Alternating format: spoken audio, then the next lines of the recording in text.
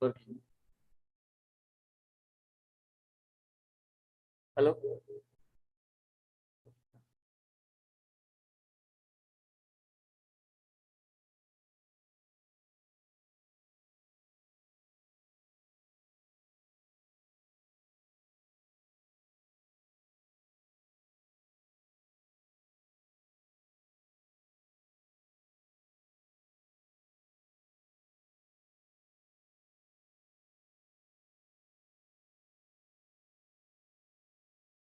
Playing here only. Hello?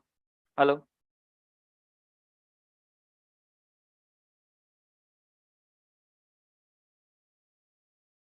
Hello? Hello?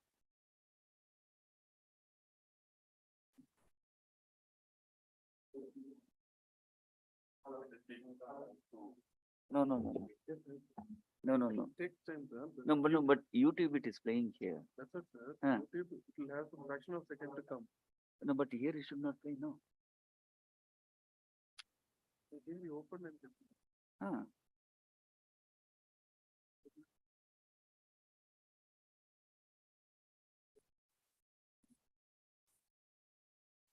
I put Hmm. live, no, it's playing here. Huh. Echo from here. No, no, no, not echo, yeah. This is again coming back here only, no. No, no, sir. This video, Huh. delay. I know that, but it should not come in this machine, no. YouTube is open now. Sir. Then should I close now? Yeah, Here you should YouTube. close. That's what Okay. Where you open the picture? No, but that is not required, no. Not the or in that machine. Third party, someone is watching it will be fine for them. Yeah, yeah.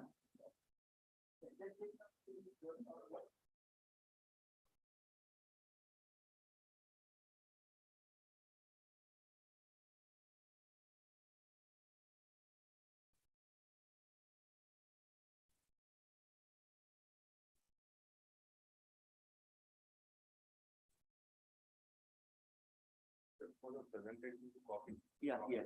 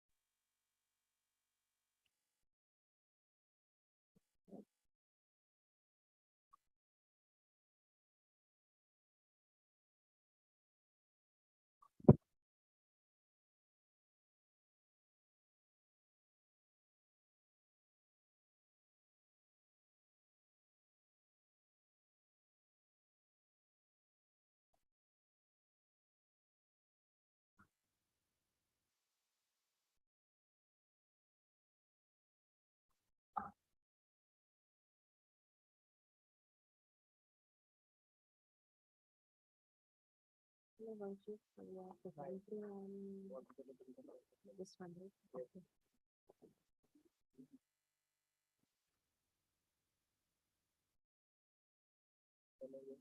The first one. This one.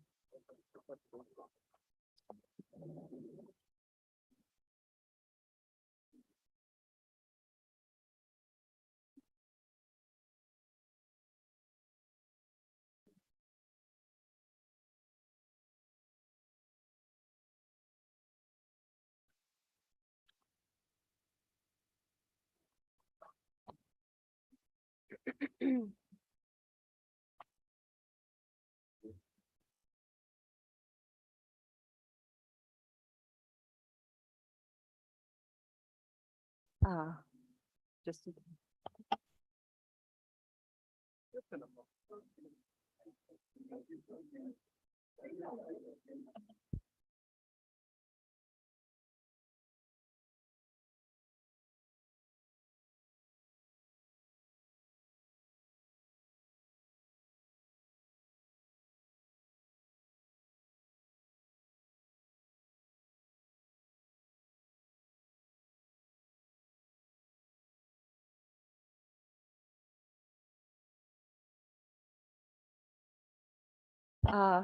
Morning, everybody, and welcome to the second day of this very interesting conference on cities on the move, inclusive mobilities in South Asia.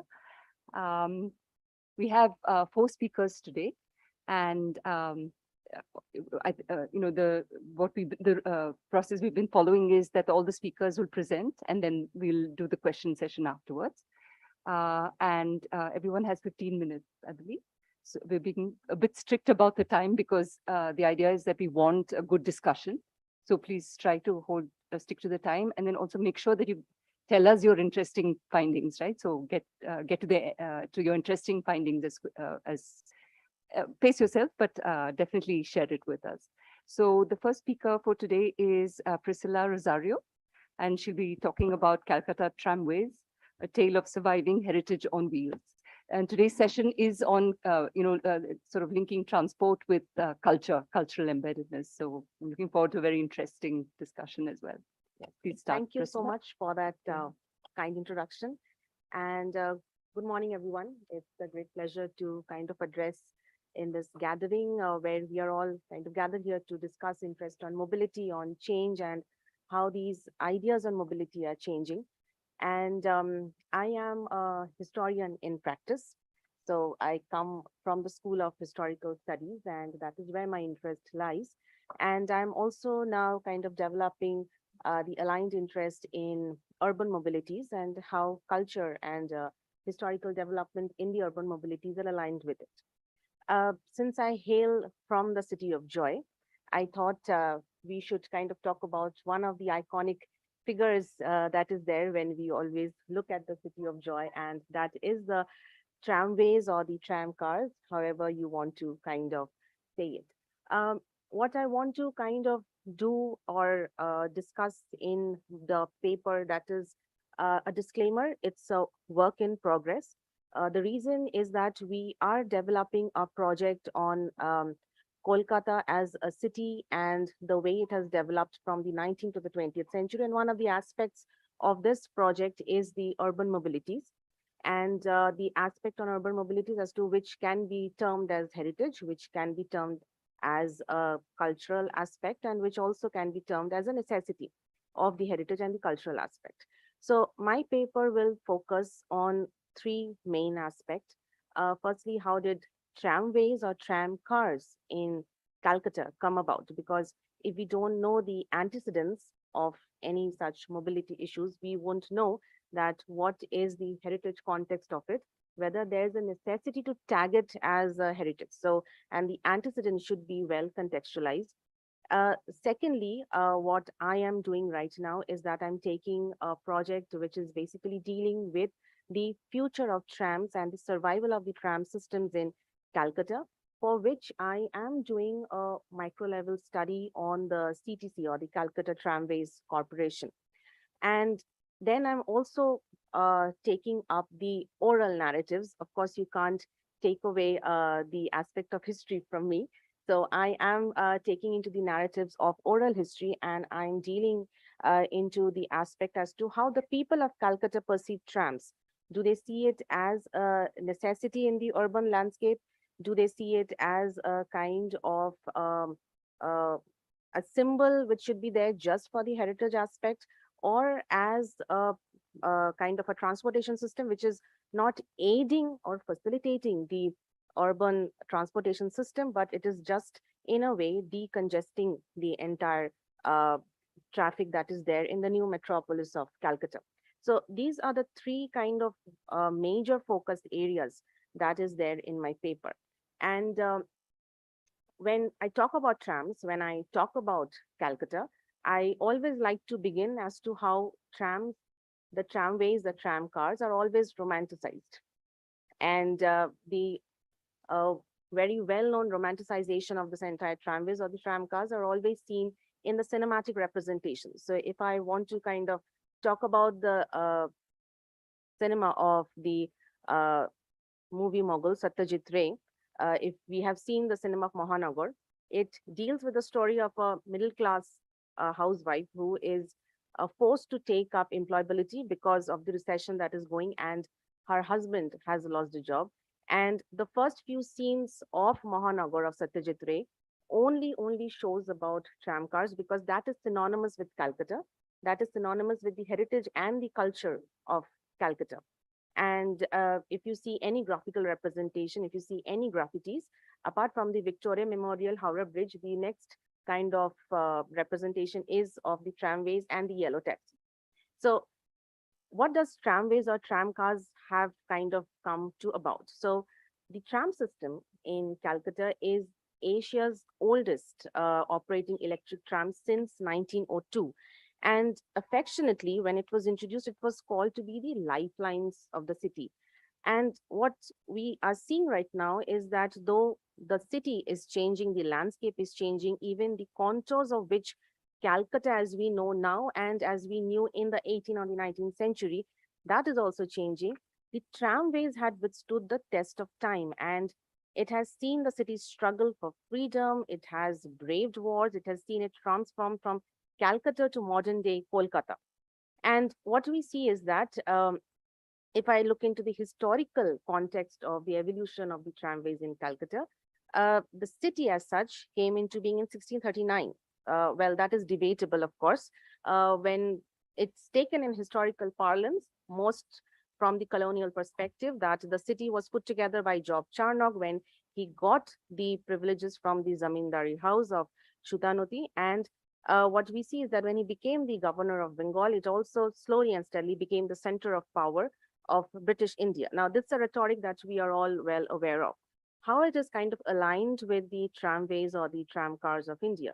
By the end of the 18th century, when the East India Company had taken complete monopoly over our country, now the term country again is very diabolical. In the 18th century, we knew that as a country of the feelings of nationality or so on and so forth. The capital of British India was Calcutta. And in the 19th and the 20th century, we still use the term Calcutta. Kolkata is a very recent phenomenon. And if we are hailing from Calcutta, we still use the very anglicized term of Calcutta. So I will be using the term Calcutta through my presentation. So what we see is that when East India Company had taken the complete monopoly over the regions of Calcutta, what it was, of course, doing, one of the main initiatives was to take the economy, to kind of take the lot of economic advantages of our country. And that's why what we see is that tramways was also introduced in the British capital so that it could kind of connect the cities with the harbors. And what we see is that a sprawling city like Calcutta with its huge population and slowly the emerging traffic system, the tramways were the first kind of initiatives in the locomotive industry, which played an important part in bringing about mobility of the people. Going into the phases of origin of the tramways or the tram cars, the first maiden journey that the tramways or the tram cars made was from Shialda to Armenian Ghat. And since then, from the 19th century onward, it has gone through vast modernization and it still rolls down the tracks of Calcutta. And we see that trade and commerce flourished at a fast pace because of the tramways.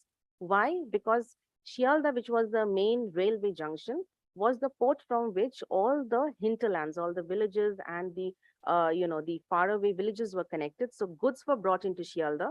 From Shialda, the goods were carried to Armenian Ghat via the tramways or the tram cars. So it did not only serve as a social mobility aspect, it also served as an aspect for economic mobility. So that was the main purpose of the tramways during the British rule. And we see that, if I have to tell you that the merchandise had to be unloaded at Armenian Ghat and then they were carried in bullock carts to the Howrah station and from there to rest of India. And slowly when the British were, of course, spreading their wings in different parts of our country, we see it was also introduced in Delhi, in the regions of Bombay, in the regions of Madras, in the regions of Nashik and even Kanpur. But slowly and steadily after we gained our independence, all of the other metropolises stopped tramways or the tram cars. It was only in Calcutta that it kind of remained in existence. And we see after the end of the British rule, the Calcutta Tramways Company was founded and it was then taken over by the government of India. And then from government of India, it was transported to the West Bengal government. And in the modern days, what we see is that they have initiated a mass transit system which aims to kind of bring about effectivities in the transport system.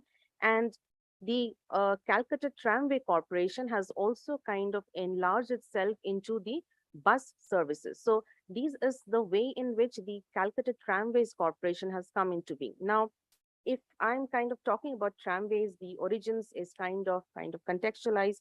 How does the trams and the tramways right now they are functioning? So the Calcutta Tramway Corporation Limited was formed and registered in London in 1880, to be very specific, on 22nd December. So that is how old that corporation is. And of course, though we kind of cry about colonization, we also cannot kind of look beyond that, the gifts of colonization that has been given to us. Of course, there's the pros and cons to it. And the Calcutta Tramways Corporation was founded by Lord Curzon, who wanted to ensure a better public transport for Indians, to create an efficient way of transporting goods from the ports and the dockyards to their respective destination. And then it was Lord Ripon who saw that the entire corporation was completed, the entire structure was kind of completed. And after the first few years of its functioning, the company had grown to own 166 tram cars that was not run on any engine, but in the beginning it was run by horses. That's why it's also known as sometimes tram jatra or tramways. So first it was the horses, and then when the technologies of the engine came about, then it became the indigenous version. And then when electricity was introduced, it became the electric version. So there's also the development of to how this mobility was kind of changing.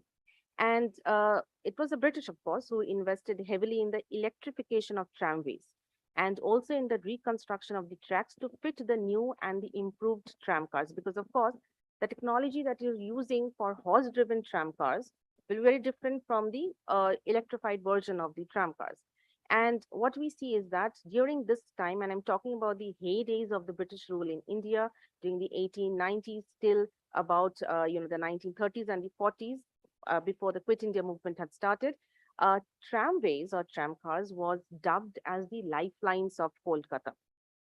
And we see after independence, of course, the CTC, the Calcutta Tramways Corporation, it switched hands from the British to the West Bengal government.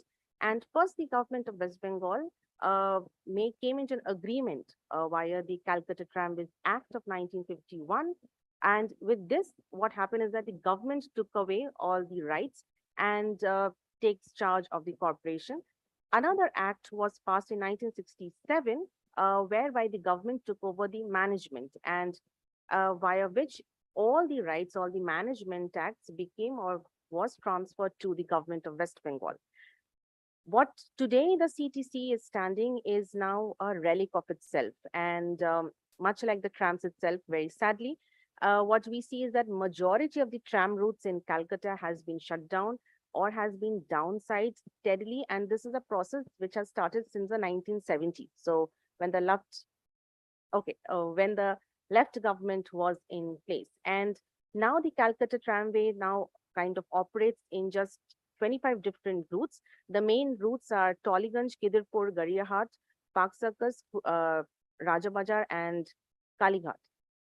Since I have 3 minutes more, what I will do is that I will give the glimpse into the two other aspects that is there. The organization of the CTC, I'm not going because of course it's a government driven organization and we know the hierarchies that are there in a government driven organization. The interesting part is that when I was interviewing the employees and I was interviewing the public of Calcutta as to what you see as the future of the tramways. Now for the employees, of course, it's their bread and butter. They do not want to let go of it.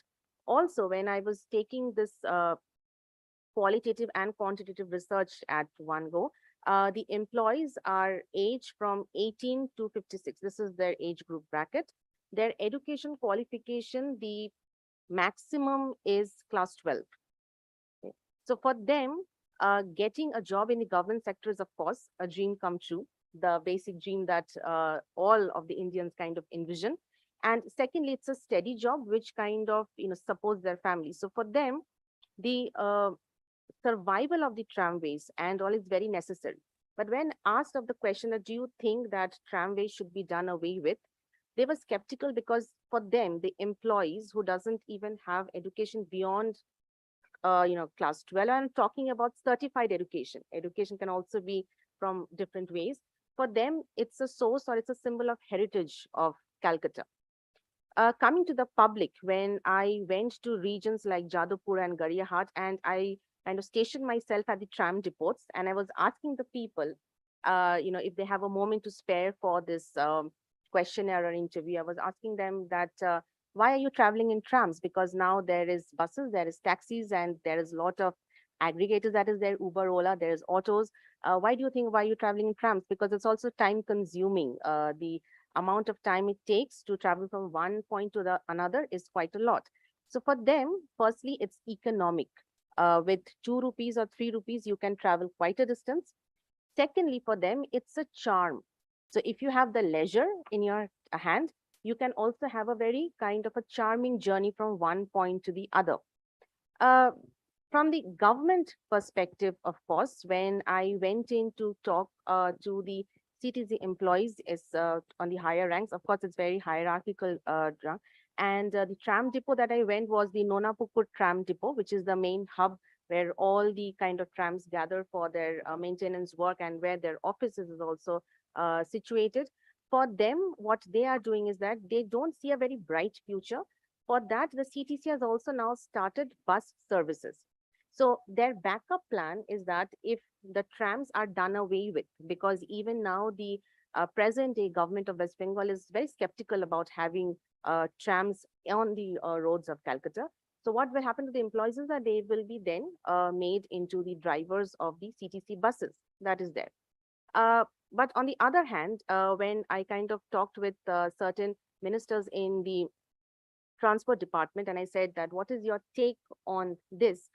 Because interestingly, if you look into the recent developments of tramways, there are certain kind of museums that is made for trams. There certain trams are changed into a library. So the trams are traveling from one way to another. You can get onto trams and you can read the books and you can get off. All right. And some of the trams are also made as restaurant.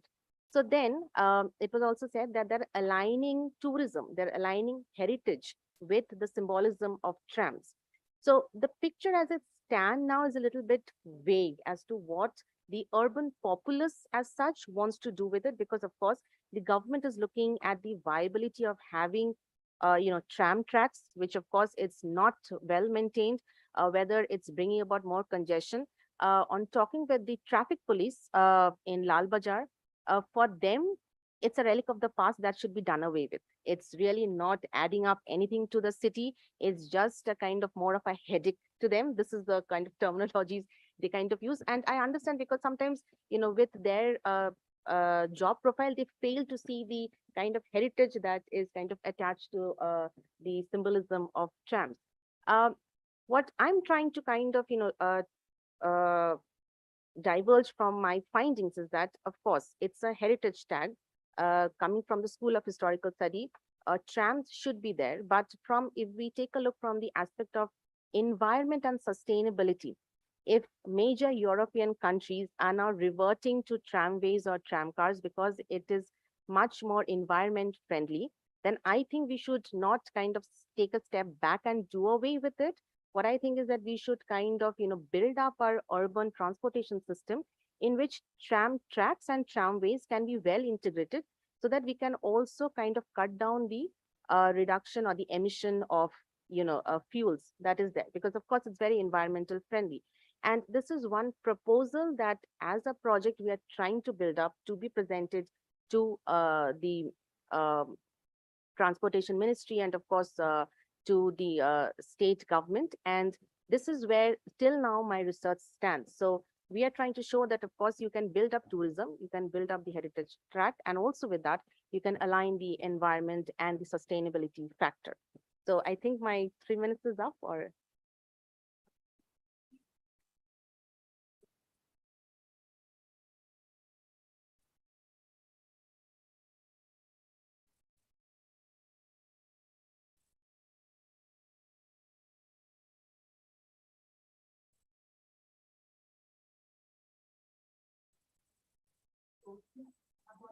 Okay, so yes, all right. So aligned to this, one interesting aspect which I wanted to kind of talk about is that the CTC also has a well-drafted policy on replacing trams. So it kind of shows that, you know, it's a work in motion that, and what is their policy is that they will phase it out slowly and steadily, and they will bring in. So of course, the corporation can't be done away with because there's a lot of people who is already employed. It's the structure which is already put in the transportation system. The government has an agenda towards it. So then the phasing out of the trams will of course be aligned to making it into an heritage symbol. So the tram depot can become a museum. Part of it is already a museum. Some trams can be stationed in iconic places like the Calcutta Maidan or in front of Victoria Memorial or somewhere near the Howrah Bridge like that. And it can also be, you know, become a kind of an icon of the city. And then in place of the tramways or the tram cars, in those routes or in those routes, buses will be introduced. So the question that came to my mind when I was looking at this policy is that what is the time period that you're looking for this policy to be implemented? If you have the policy in mind, so it means that you're already thinking about phasing it out slowly and steadily. So according to the CTC and the director of the CTC, they are taking a look into the next 10 to 15 years. That is how they're thinking that the policy will be kind of slowly put into place. And of course, what we see, the employees on the other hand are very skeptical to do away with it. They want to preserve it. They think that it is a kind of a symbolism that should be maintained in it. And of course, I've talked about the people. And I want to kind of, you know, end in a way that for me and for the team with which I'm working, we are still kind of aligning with as to whether trams kind of fulfill our areas of sentimentality. So whether that idea of sentimentality or the idea of practicality should be kind of incorporated when we look at these policies. So these are the two kind of buoyant areas that we are kind of taking a look right now. And now what we are doing is that we are also interviewing people who are not aligned to CTC directly, you know, people who are from the blue collar jobs or pink collar jobs, however you want to define it, from the academic circles, from people who are the diasporic community have left Calcutta, have left India for a long time. How do they perceive tramways or the tram cars? How do they see this policies of phasing out tramways or tram cars? And it is through these kind of, you know, oral narratives that the idea of sentimentality is coming to the forefront. That of course it cannot be done away with. There is a sentiment that is attached with it. That is how we kind of identify our city with.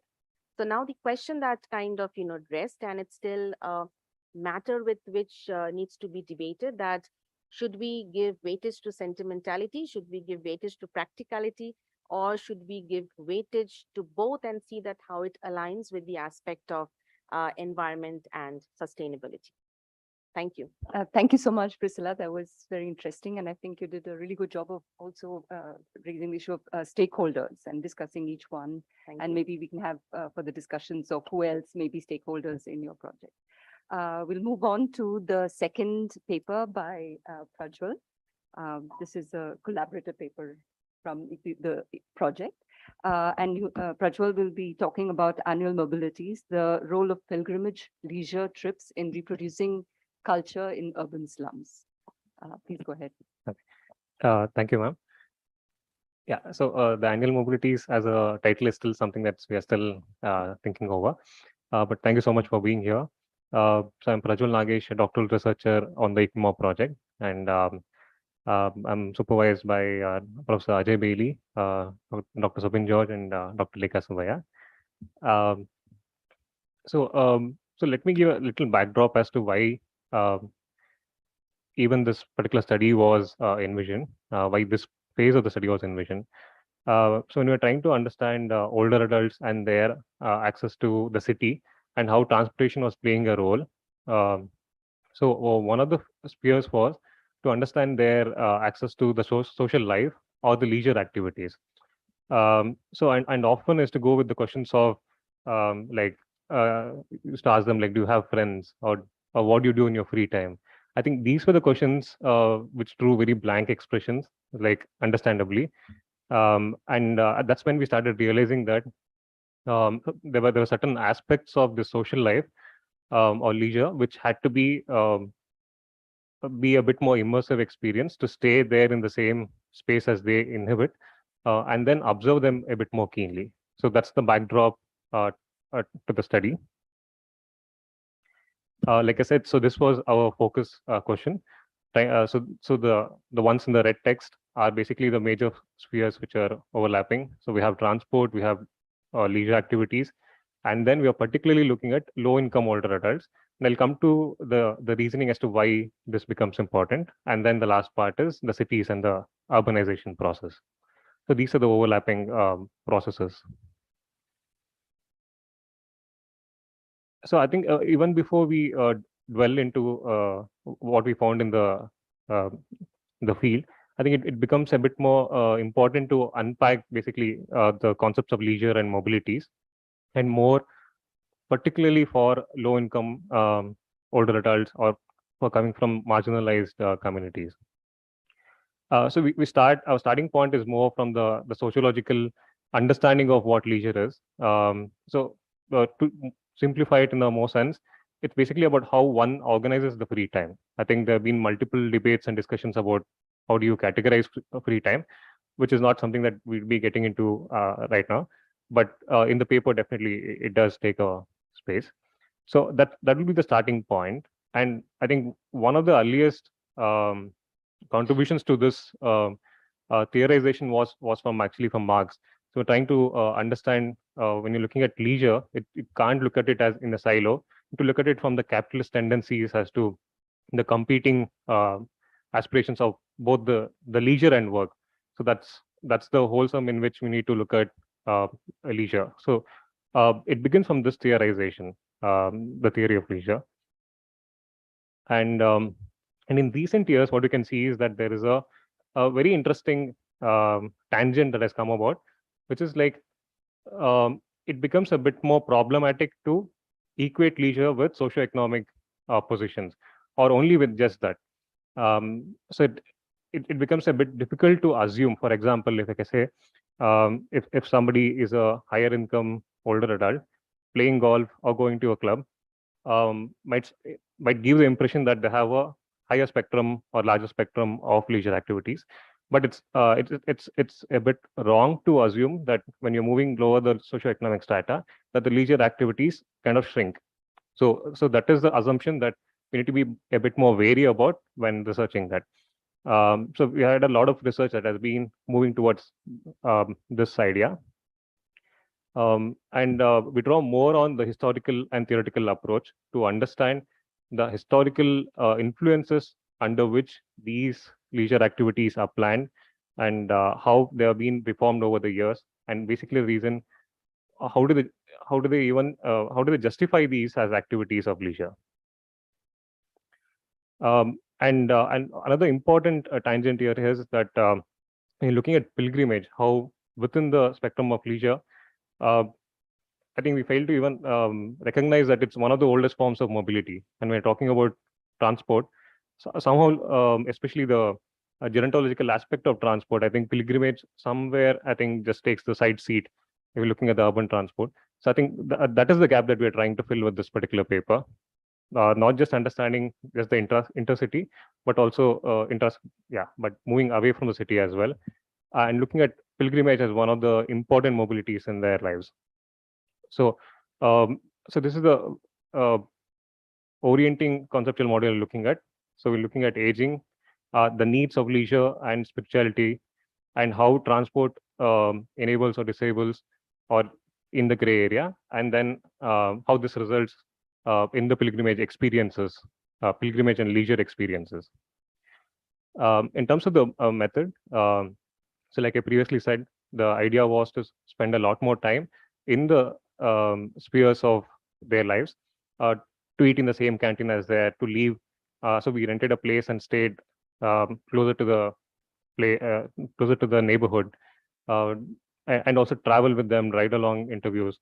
So they had, I'll come to the ride along interviews, which provides a major part of the data for this particular presentation. And then we had in-depth interviews with the older adults and the key informants. So I can come back to the research methods if you have more questions on them. Yeah, so this slide is basically to provide a glimpse about the ethnographic journey that spanned for a week. So this particular pilgrimage, I would like to, I think at different points of time, I need to probably take a bit of time to set the context. So this is a pilgrimage called the Vekkali Amma Yatre. So this happens in the month of June and July every year, and the older adults, mostly most of them, in the space, travels to the rural part of Tiruchendur to take part in this pilgrimage. So, and these are the kind of fundamentals of how to be when you're there as part of the pilgrimage. There's rituals, routines, and penance. And if you're looking at basically where does the study take place and why is it over here? So looking at Lakshman Rao Nagar, one of the parts of Ejipura. So why this particular setting becomes important is that it's a majorly a migrant settlement and an informal slum in the heart of the city. So the demography is mostly the Tamil Dalits, Tamil Christians, and the Muslims. And since the 1970s, there's been a contested infrastructure. I think for each of these infrastructures, there's a lot of contestation that took place, and then they could access these infrastructures or have them there. Like a glimpse of what the place looks like. So that there are two different types of housing, government quarters and the corporation sites, but the land rights is not with any of the inhabitants of this neighborhood. So what I'm trying to give a picture of is the daily life of older adults over here. So they've been living in this space for more than 5 decades, and it's a precarious life that life journey that they have had. One is they don't have the land rights, and even the work is definitely more informal sector. It's mostly daily wage or weekly wage work is what they have. And in terms of savings as well, it's on the lower side. Yeah. Okay, so now I get more into the aspects of this particular pilgrimage. So even though it's in a very early stage of, so we just finished the data collection and then we've been transcribing. So in terms of to tell a coherent story, I think it'd be a bit challenging. So I just picked 3 of the dominant themes which are emerging from this particular pilgrimage trip. So first, the first theme would like to focus on is the design of the trip itself. There's a lot of planning that goes on by the older adults who take a longer time to even prepare for these journeys. So there's a conscious plan to decide on the routes of these. So the major idea is to go to the Vekkali Amma temple. So which is, yeah. So this is the idol over here. So this is the primary destination where everybody wants to go. On the alongside, there is also a lot of space and freedom to decide on the other places that they can go because they have a week-long trip that's been planned. So so that is where I think so many of the older adults they chalk out the kind of places they want to visit, the temples, the memorials, and the historical sites. When we are talking to them, it's like the entire year's social life is what they would like to spend, or it's like it's the entire leisure is kind of packed into this one trip is what usually they believe that they're trying to do. And if you're looking at the transport arrangements as well, on the outside, it seems a bit more informal, not arranged. But when trying to understand from their perspective, so their opinions was that there's a lot of planning that goes into these arrangements of transportations. For example, there are 2 buses which are actually booked. So one bus to cross Hosur so that you can avoid state taxes. And then there's another bus that takes the pilgrimage from there on. So it's remarkable in terms of the 1,600 kilometers are meticulously planned. So even a single detour, everybody understands. And another important part in this designing of the route is many of the older adults, like I said, are migrants from Tamil Nadu. They moved from a few decades ago. So the design of the route is made in such a way that all of them can revisit their villages. So the bus at almost every point tries and covers all the major native spaces of the older adults living in LR Nagar. So the route is planned in such a way.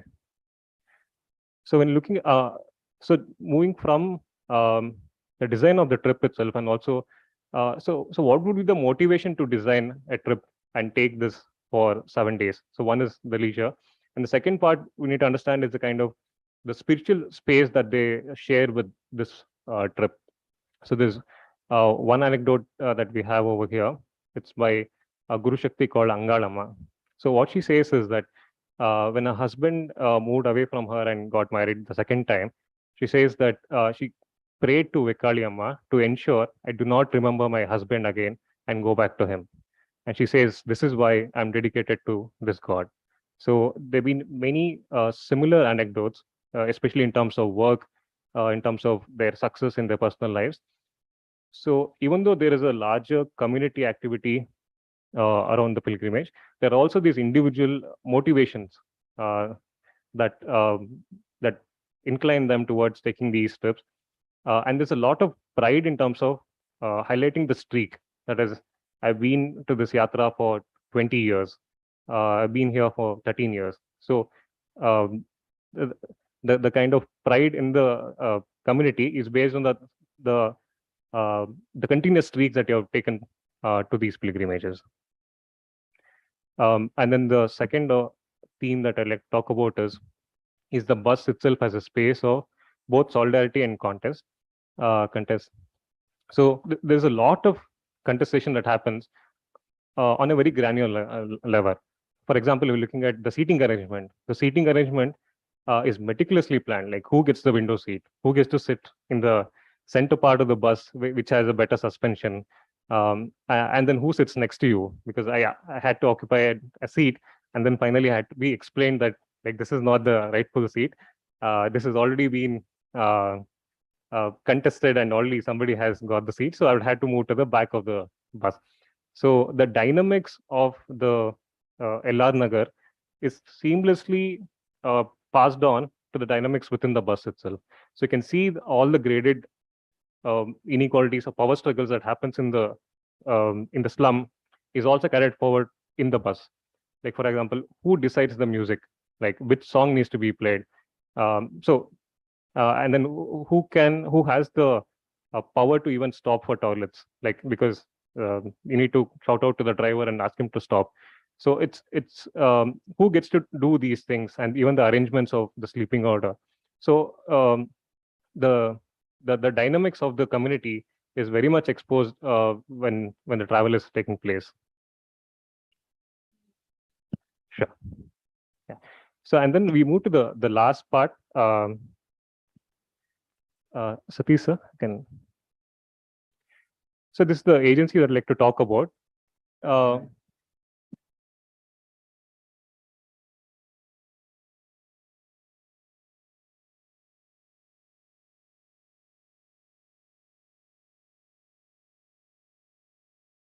So we can pause it. Okay, it's a longer video. So basically, the aspect of possession is also a major part in the cultural belief. So all of these happen within the bus itself. So there's one more.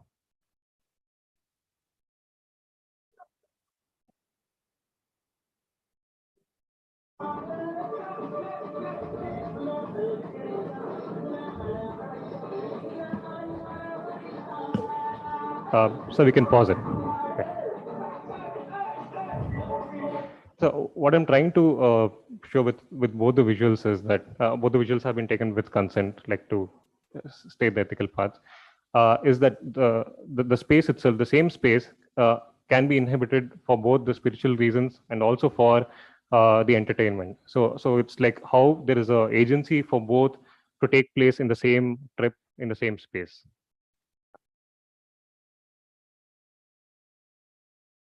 Yeah. So to conclude, so this was a conversation with one of the activists who's also a resident in the neighborhood. So like we said in the beginning, in the theoretical part, to understand the historicity of the trip itself. So when we were talking to him, so what he really nudged me to think about is to look at the Vikali Amma Yatra as a cultural symbol for subalterns. So, like for example, we have seen the Shabrimala Yatra, which has been taken mostly by men. So this is seen as a cultural revolt against the Shabrimala, that the woman of menstruating age can also go and be spiritually capture the spiritual space. So that is the cultural revolt in which both the Om Shakti Yatra and the Vekaliyamma Yatra have originated, and that is the lens that we need to take while looking at this. So how it fills the spiritual needs of the subaltern. Yeah. So I would like to conclude, like I said, about looking at the historical and the structural perspective in which these trips are taken up, and particularly how the bus is more a metaphorical space for both the aspirations and also their devotion and entertainment. And I think most importantly, when we zoom out, there are two spaces where we are trying to contribute with this paper. One is the gerontology transport and the transport geographies, to explain that transport in later age is not merely getting a bus or moving spaces. It is also about the kind of longer trips that they can take, and also the kind of planning that goes behind each of these trips. So this was one exercise that we gave with an example of the pilgrimage trip. Yeah, so I can take more questions on this. Thank you so much for the. Thank you, Prajwal. That is really interesting. And I think one of the many processes that the papers discuss, and one that we have actually need to think about is also that they are migrants, right? And how that contributes to marginalization, what it means to go back. So I was just trying to think through, and you talked about urbanization and where they fit in. So we can think about that as well.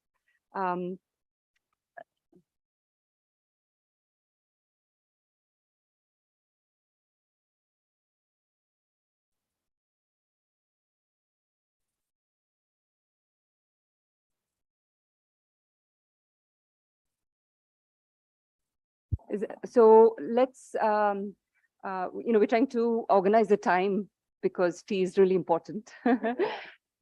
Not as important as your papers, but the discussion also. I think we'd like to really get into the paper. So maybe Ajay suggested that we will discuss these two papers now, take a break for tea, and then we will hold the other two papers. So the other two presenters can sort of relax for a little while. And I'm opening the floor for questions. Who would like to ask questions for Priscilla, and or should we take one at a time, or?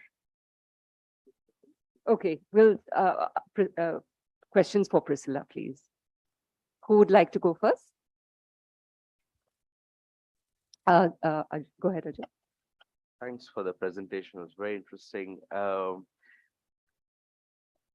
In a way, I'm also thinking there are two elements to it, right? The one is this whole kind of romanticization of that heritage. The other is the commercialization of that heritage.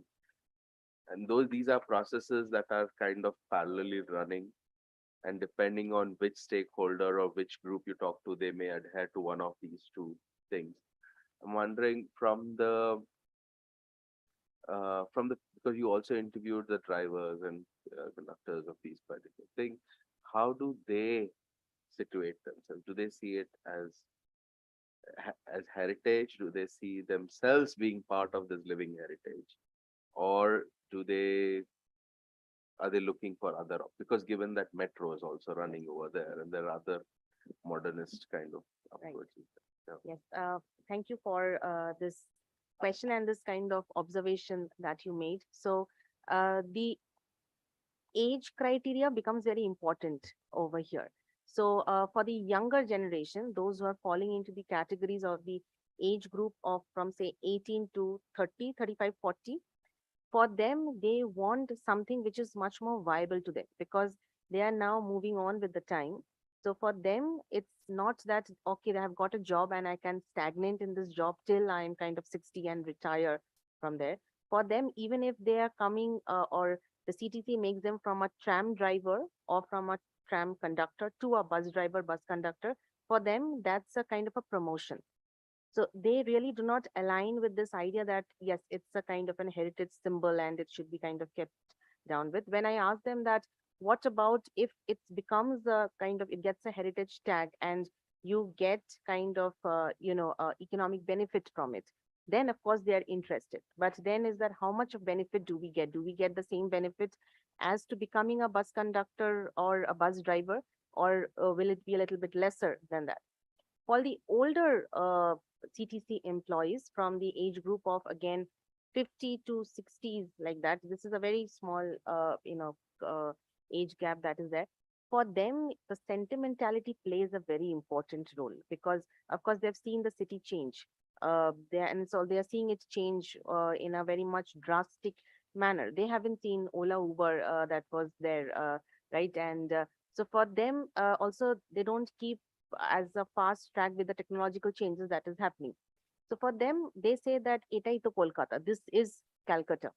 This is what kind of, identifies us with. If you are doing away with every tradition, then where does your identity lie? So for them, the question of identity is very important, because this is also what is happening with the younger generation. Our identities are much more cosmopolitan. We kind of align our identities with a lot of issues. We do not want to keep it very straight jacketed.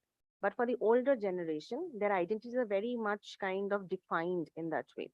So the heritage aspect, as per your observation and your question, is much more stronger in the older CTC employees.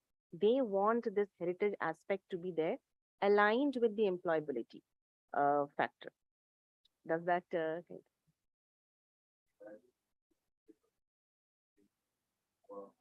okay, sure.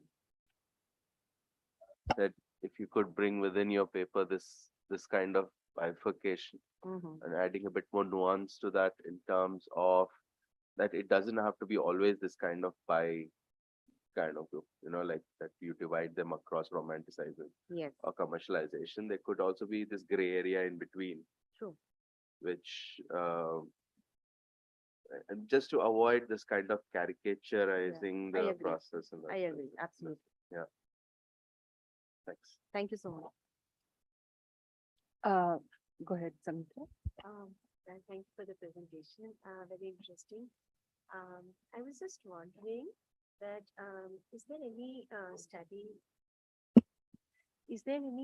study or observations about, how the older adults feel in Kolkata when the routes are decreasing and they still, particularly probably North Kolkata and places like that. So, how do they perceive this decreasing routes that they have?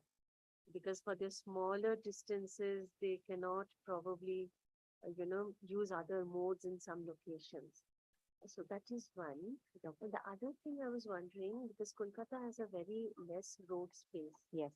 So when we are thinking of a sustainable urban transport and integrating the tramways, into the transport system, so any idea on how it can be done, considering it has a very, very, Limited, yeah. limited resource, quite less than Yes. other cities. True.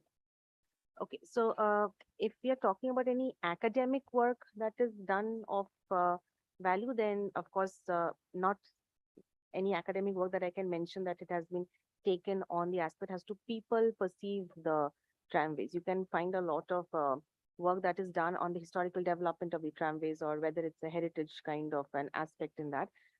This is one of the reason why I kind of started aligning, or started delving into this area. And when you're talking about the region of North Calcutta as per se, again, the people who now use trams, again, they come from a specific economic background. That kind of division is there. So people from middle class or upper middle class, they rarely go to the trams. It's people from the lower middle class, and if the people from the lower middle class, they kind of use the trams in that way. For the North Calcutta people, again, it's a sign of more of a sentiment. It's because in South Calcutta, there is no tramways, there is no tram tracks. It's mostly kind of stops with the region of Goriahat and a little bit of Jadupur. If that is the connotation of geographical urban space of Calcutta in the southern perspective. So for the northern side, of course, it's a viable mode of transportation. The kind of range of people that I have interviewed with, people who come from the northern perspective of Calcutta. Again, they come from a background. For them, short distance travels is very important for the tram. They do not look for long distance travel. So for like 2 stops or 3 stops, it's okay. I can take up the tram and I just can go down.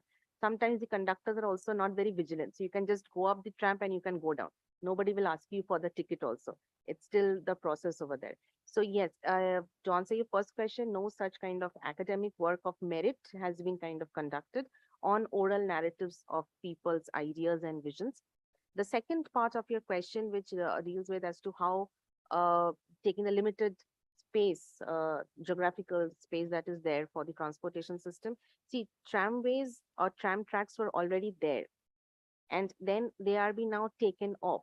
So if uh, you can have a kind of a well sustainable plan in action whereby the tram tracks can be aligned with the bus routes and the taxi routes and so on. It can be well aligned. I mean, you do not have to kind of, it doesn't have to kind of take away the space of the other. Because what happens is that still now, if you visit Calcutta and if you see the trams are coming, the traffic kind of stops for a while.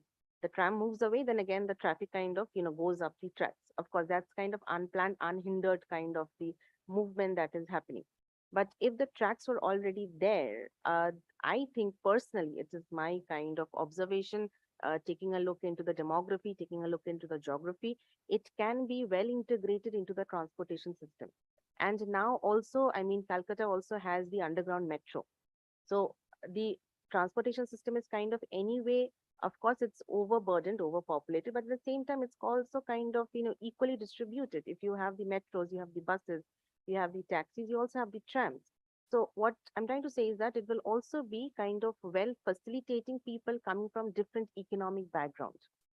So in that way, personally, what I think, taking a look into the fieldwork that I've done till now, it can be well integrated, taking the space constraint that is still there.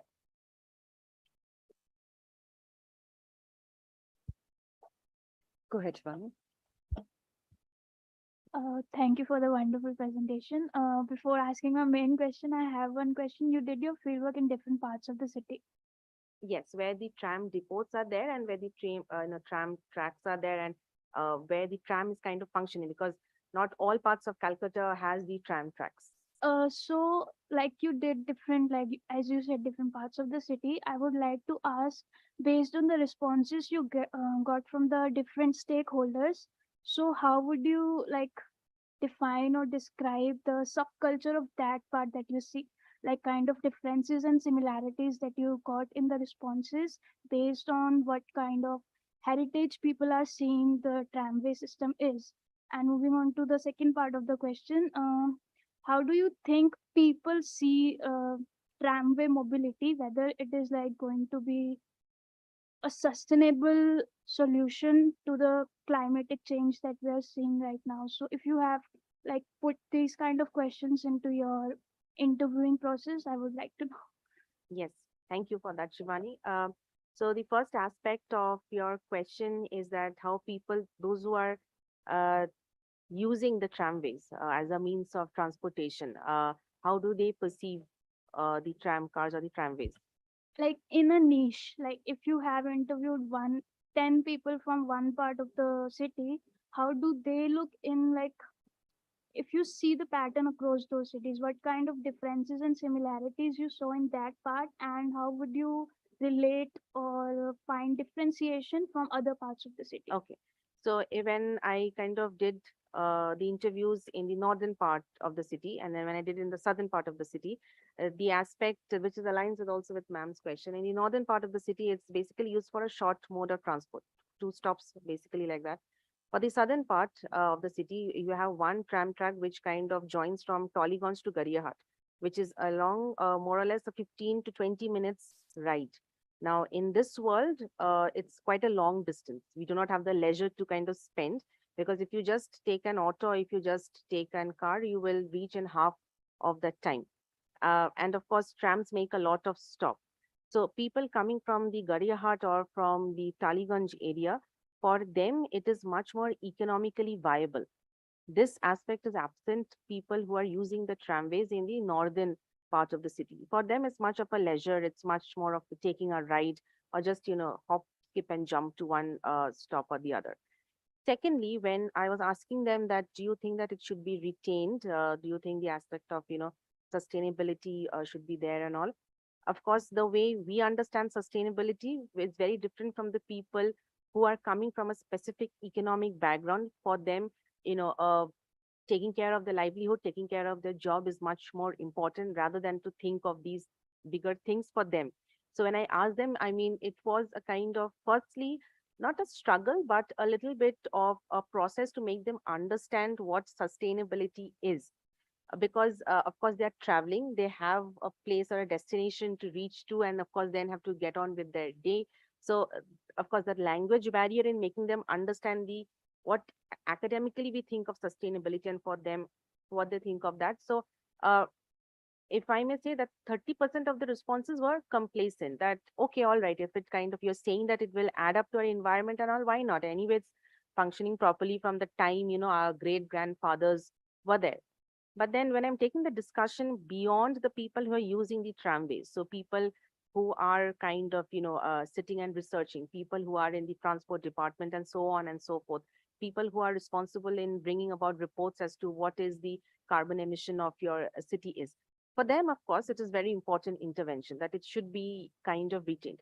So you see, it depends on the kind of perspective, it depends on the kind of, identities that you kind of follow. So in that way, people who are actually using the trams, they do not kind of align much with them, these ideas. So when I ask them also the question that if not trams, then what? So for them, I mean, these people are very practical, those who are in the daily kind of usage. They say, if not tram, then of course, the government will give something else to facilitate our transport system. So something will be there. Life kind of, goes on. We will find a kind of means. So what I'm trying to tell you, Shivani, is that I mean, there is a point beyond which they do not think. Maybe what we are kind of deliberating over here, that kind of horizon, I think that gap is still there to reach that horizon. Thank you. Okay, there's no other pressing question. I'll switch to Prajwal for now. Questions for Prajwal, please. Go, Prajwal. Sorry? Okay, okay. All right. Tea is getting further.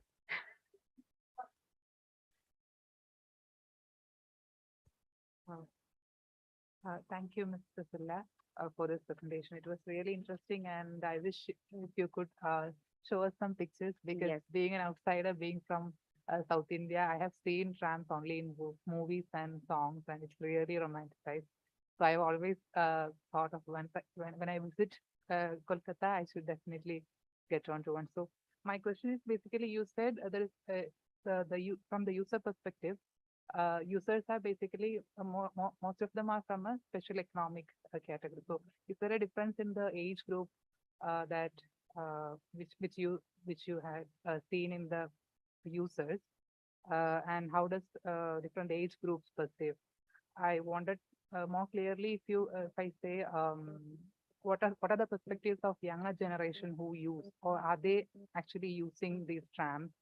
Second question is basically, do we have any already existing tourism initiatives based on preserving considering the heritage value of this thing? You said there is one of the depot has been converted to a museum. So Yes. are there any other initiatives? Are they planning to do anything further? And do you think if there are any possibilities to do? Of course, it's from a people perception that you have studied. Yeah. Also, do the tourists who visit Kolkata, do they consider this as a very important? I mean, they foreign tourists, or tourists from other places, not them. Thank you. Okay. Thank you, Fatima, for that three perspectives of the question. So the first aspect as to what are the kind of age groups that are there. The younger generation, of course, they do not take trams because they think that it's a very slow moving kind of a thing. We do not have time. It's basically people who belong from the age group to say uh, 40, 50, 60, so on and so forth, they take the trams. If at all people are going in, they are coming, suppose they work in certain factories and so then the younger population comes in who are in their 20s.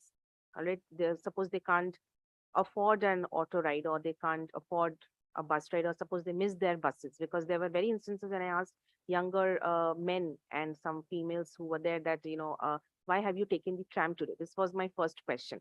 So very practically, they said, I missed my bus or I did not get the lift that I was supposed to get.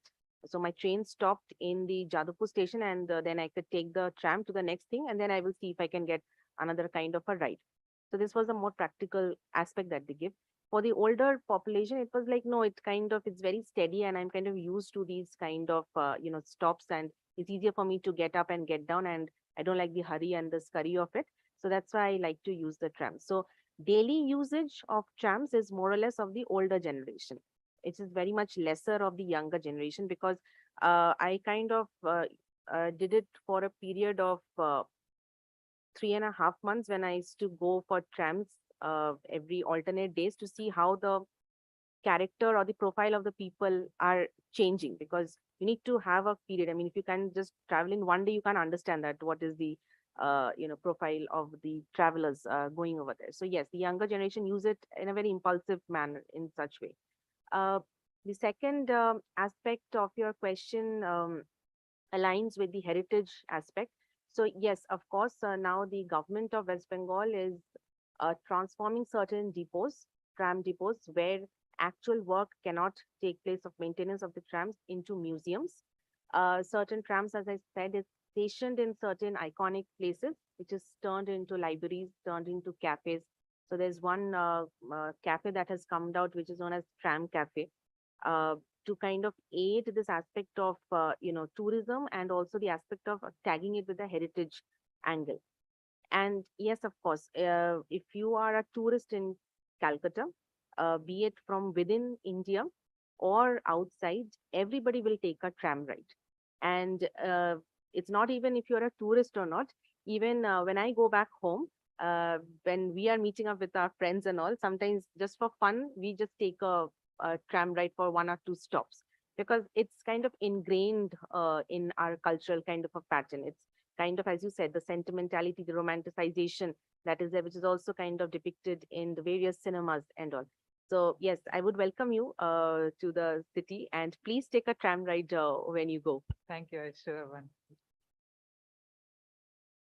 Yeah, I think when you are responding to Fatima's second questions, most of my questions have been answered. But just I was wondering, like, that there is a group of people and a stakeholder who are uh, in support of the tram that should be, no, besides being the heritage as well as it also acts as the poor people's mode of Yes, transportation. yes, So on the other hand, there is a huge pressure on the government that the trams are sometimes also blamed to slow down the speed yes, of the yes, traffic, yes. as we were also Yes, that mentioning that. was also Yeah. again for the traffic. So officer. I was just wondering how the government's dilemma of putting into it under the heritage sections or to modernize it to make it more as per the requirement of the young generation's aspects in modern days. Yeah. So as far as the study stands now, the government is trying to align it with more on the heritage line. They're trying to kind of, make it, I mean, the entire process of having the transport system as such, put a stop to it and just aligning on the heritage line. So that is how the policies are now being kind of framework or, made up like that because there's a huge pressure that is especially coming from the traffic police stations that, it's kind of not aiding the traffic set anyway. So that is why this realignment of this entire thing because CTC already has the bus depot with in their hands. So the transition of the employees from the trams to the buses will be smooth. It won't be a problem. Stopping the transport totally will be a phasing out process. That's why I said that, they have a policy in place. The CPC also has a policy in place. Taken from the government perspective, of course, the idea is very strong that we should do away with it. But to kind of, bring in the pool of tourists with the heritage tag in it, we should kind of design it in such a way that maybe it kind of runs on only 1 or 2 tracks for the tourist purpose, for the heritage purpose. So it's kind of, those scales are going much more over there, but it's still in process.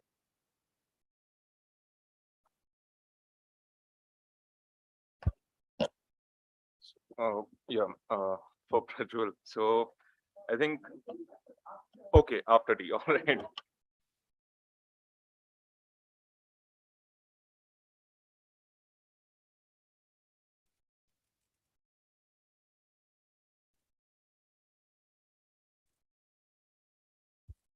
Okay, I think it's a very interesting paper which you have presented, Prajwal, and I think we do see travel as leisure because we generally go out for long drives. It is associated with that aspect as well.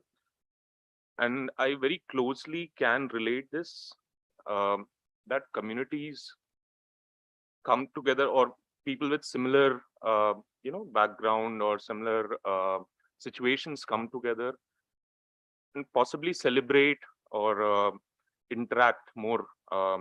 One fine example is, which I have seen in Bombay, the locals itself, people who are traveling from northern suburbs to the core of Bombay.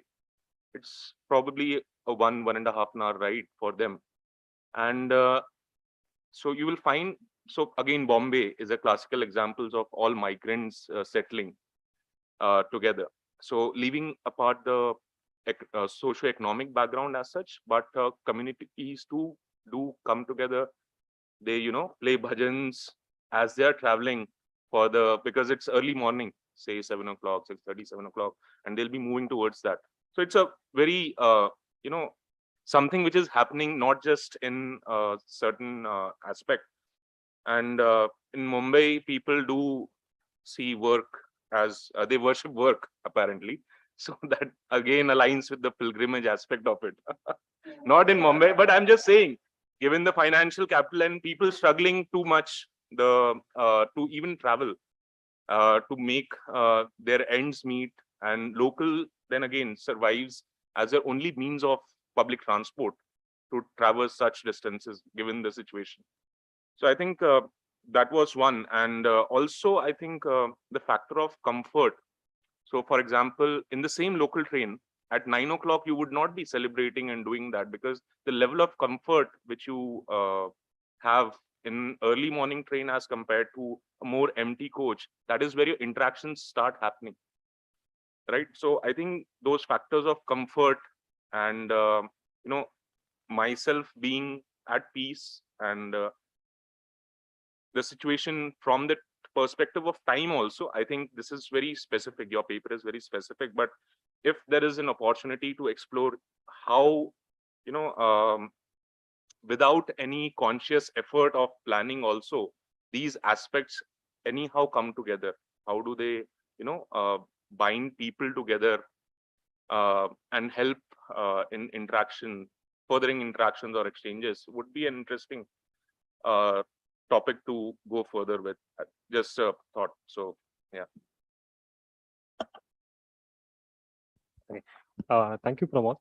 So I think it's a very interesting insight, especially like leisure and mobility. How mobility itself can be leisure is one of the things that we're trying to highlight in the thing. And also just connecting to that, there are multiple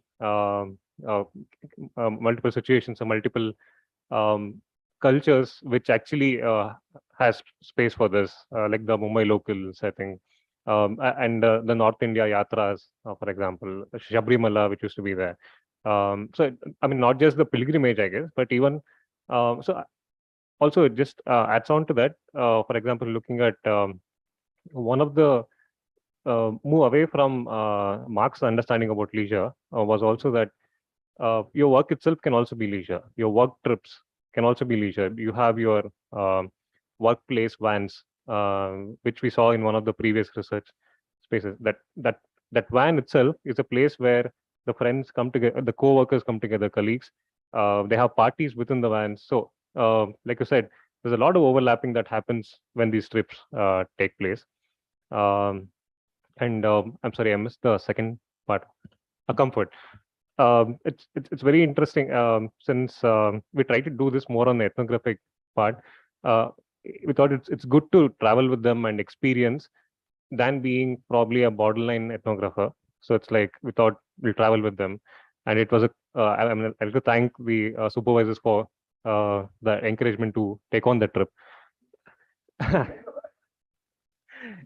uh, so I think how comfort itself is very subjective. I think for the 5 days, I think on almost every day I was on the brink of breaking down. Uh, on a honest basis, I think because it was extremely rigorous, because each of the days there used to be 15 kilometers of walking, and then and each day the bus used to travel around 250 to 300 kilometers continuous, and there's no lodging.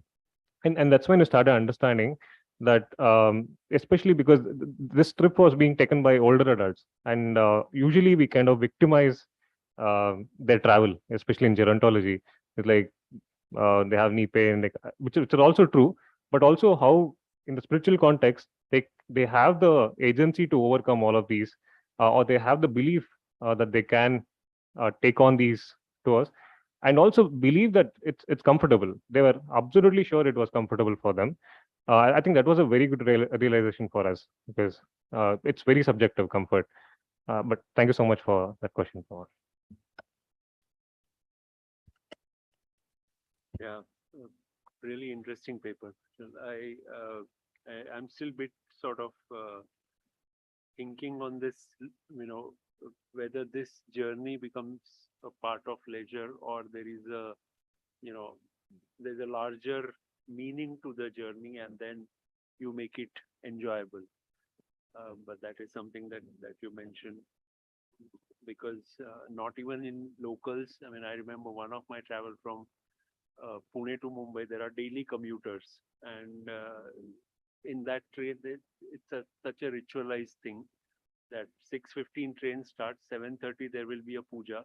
So someone, takes out God from the suitcase, puts there, and there is, whether you believe in God or not, you have to be part of that puja. Then 8 o'clock breakfast, and around 9 you start playing cards. So so I think any sort of regular movements would evolve certain kind of stylized behavior. So the meaning part that you just reflected is very important in my sense. What kind of meaning people attach to this redefine their level of comfort, and there is quite some work in psychology on this. Viktor Frankl, who studied the Second World War and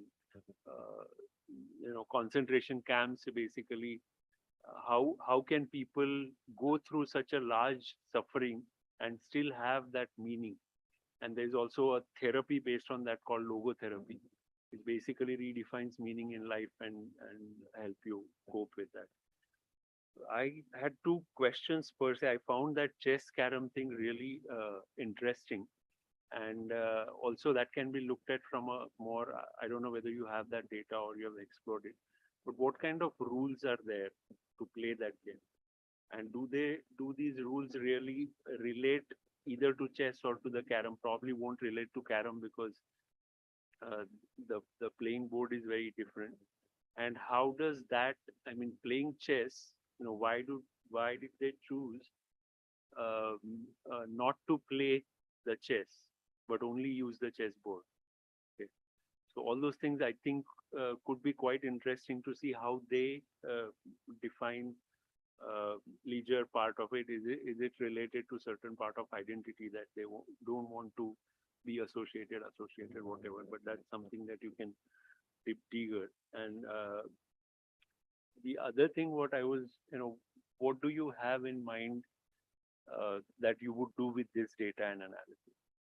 Is something be good to reflect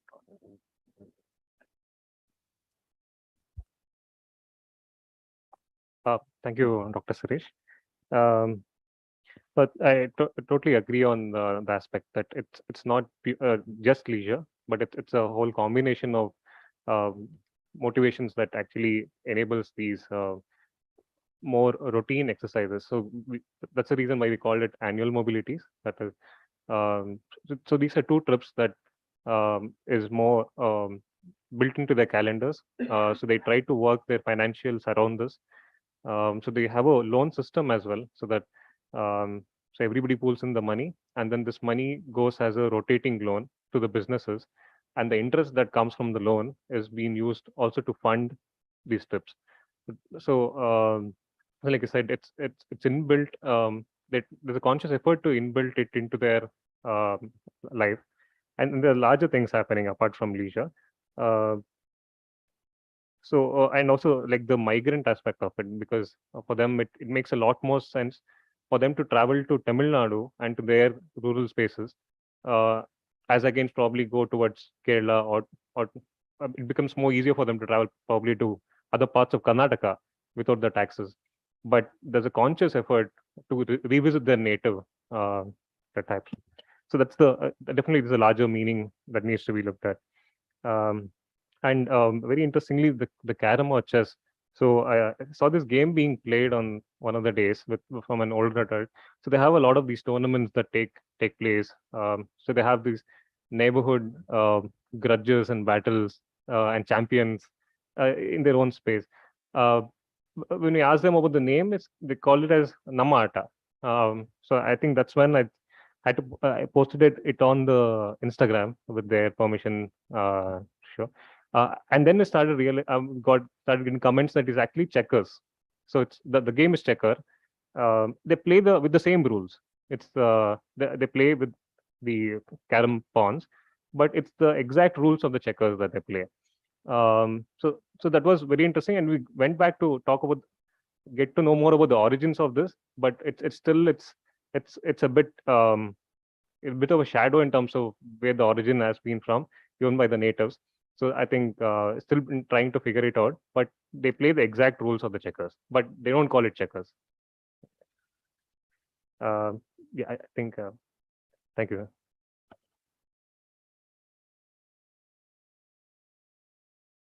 So much of a question. I think from the last two questions, it makes me also realize that maybe leisure is a construct we are imposing onto this. There is much more to it. The fact that there is identity construction or kind of reiteration of identities. I mean, why go to Tamil Nadu, right? Or why perform? I mean, to have both the religious and the entertainment. So leisure may be one smaller component of it, but what you could also look at as how socializing and preparing for the trip, right? From these loans and everything to actually doing the trip, is these mobilities itself or the pilgrimage itself is part of that social element. So the need for mobility could be or the planned mobilities actually instigate social or community building among this group, because it's a very specific set of people who go, right? So that could be another approach. And just a very small follow-up comment on that is the majority of the part, and very true for older adults, travel related to religious places is the only sort of accepted travel that is there. So if someone 60 plus would say that I want to spend money and go on a beach, would be really stigmatized. Whereas if you go to a religious space, there will be people to help you and facilitate things. So that's also an important aspect. The kind of norms restrict or kind of boundary making of what kind of mobilities are allowed in that sense. Thank you. Prajwal, thank you for this wonderful presentation. I think it's a good intervention in the aspect of caste identity, which you're talking about. One query, I just want to know that how much is the total cost of this entire pilgrimage? And because you're also aligning it with the aspect of leisure. We think of leisure in certain contexts. Of course, it has variations to it. So what is the total cost estimate of per person for this entire leisure/pilgrimage tour? Also, what does the people who do not belong to this specific community, whether it's caste community or however you want to specify it, outside this community kind of look at this leisure come pilgrimage tour? What are their ideas in it in that way? Yeah, I'll take Yes, all the yes, three. absolutely. I totally agree with Ajay's observation. I think that's something that we've also been discussing. Like the concept of leisure itself. I think try to look more into their voice than as imposing a helicopter term like leisure to say how do they define it. I think that's something that will definitely do it in terms of getting the tick descriptions from there. Um, and Dr. Shirish was mentioning, I think it's also interesting as to how there's for example, example of beach over there. So there are 2 to 3 temples which are being chosen, which are next to the beach, and there is a very nice experience about identifying these temples in different geographies. That there's a temple in the forest, there is a temple on the hill, and there is one on the beach. So like I said, I think probably also it's a conscious effort to subvert these norms, or also try to navigate these norms and also incorporate them. So that's a definite angle we'll look into. Dr. Priscilla, thank you for the question. In terms of the cost, it's very specific, 3,400. Any change of even 50 rupees is strictly questioned because it has to be matching with the budget. The cost and expenses should match. And even a single detour is frowned upon because that's a diesel and then all comes back there. In terms of outside the community, it's a more organized system than I believed when we went into it. Thought it's more ad hoc, that it happens like they plan, they go. But there are temple agents in different parts. For example, Bangalore has around 580 Om Shakti temples, and all 580 temples needs to have an agent certificate. And the agent certificate, agent is in turn connected to the temple. So they can organize these trips. So without an agent, without a temple, it's difficult to get access to the Male and get an appointment and visit the temple. So it's a more organized system. If somebody is not part of this community, there is a conscious effort to get a temple, get a piece of land, get a temple, get the agency, and then make these trips if they're very much interested in them. So that's how the other communities look into it.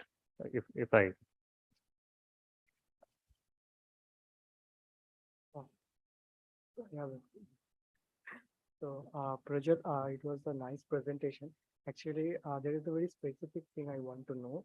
That is, as last you said that if you do not belong to the community, then there is a conscious effort that you have to get a agent and to arrange the trip on your own. So I'm asking because you have done an ethnographic work. So how did you, if you can share your experience to get into the, how did you get into the trip with this particular community? This is a very community specific trip. So so many of us, we are also while we are doing ethnography, participant observation or the in-depth interview is fine. These are very common works, but while you are going beyond that, you are going into a trip with this particular community. So I think it takes little leap from that thing. So that is what I want to know from you. And another it's just I didn't get it actually, because while you were presenting that this cultural agency part you were talking, so that I noticed that there is one thing that the ladies raised, so some colloquial term was also there. So, but actually, I didn't get the connection there. Actually, maybe I have missed it. So, if you can explain a little bit about it also. Prajwal, one sec, we'll also take Professor Musle's question. Can you unmute yourself? Yes, go ahead and ask your question. Thank you. First of all, let me thank the presenters for their very nice presentation and insightful discussion as well. My first one would be something like an observation actually regarding the annual mobilities. I'll be commenting on annual rather than culture issue or the adult mobilities or senior adult mobilities. I would like to compare the annual mobility thing with what is happening in Bangladesh in big cities like Dhaka, Chittagong, and other cities. Annual mobility takes place during the Eid festivals. And this is some kind of, I should say, the great outflux.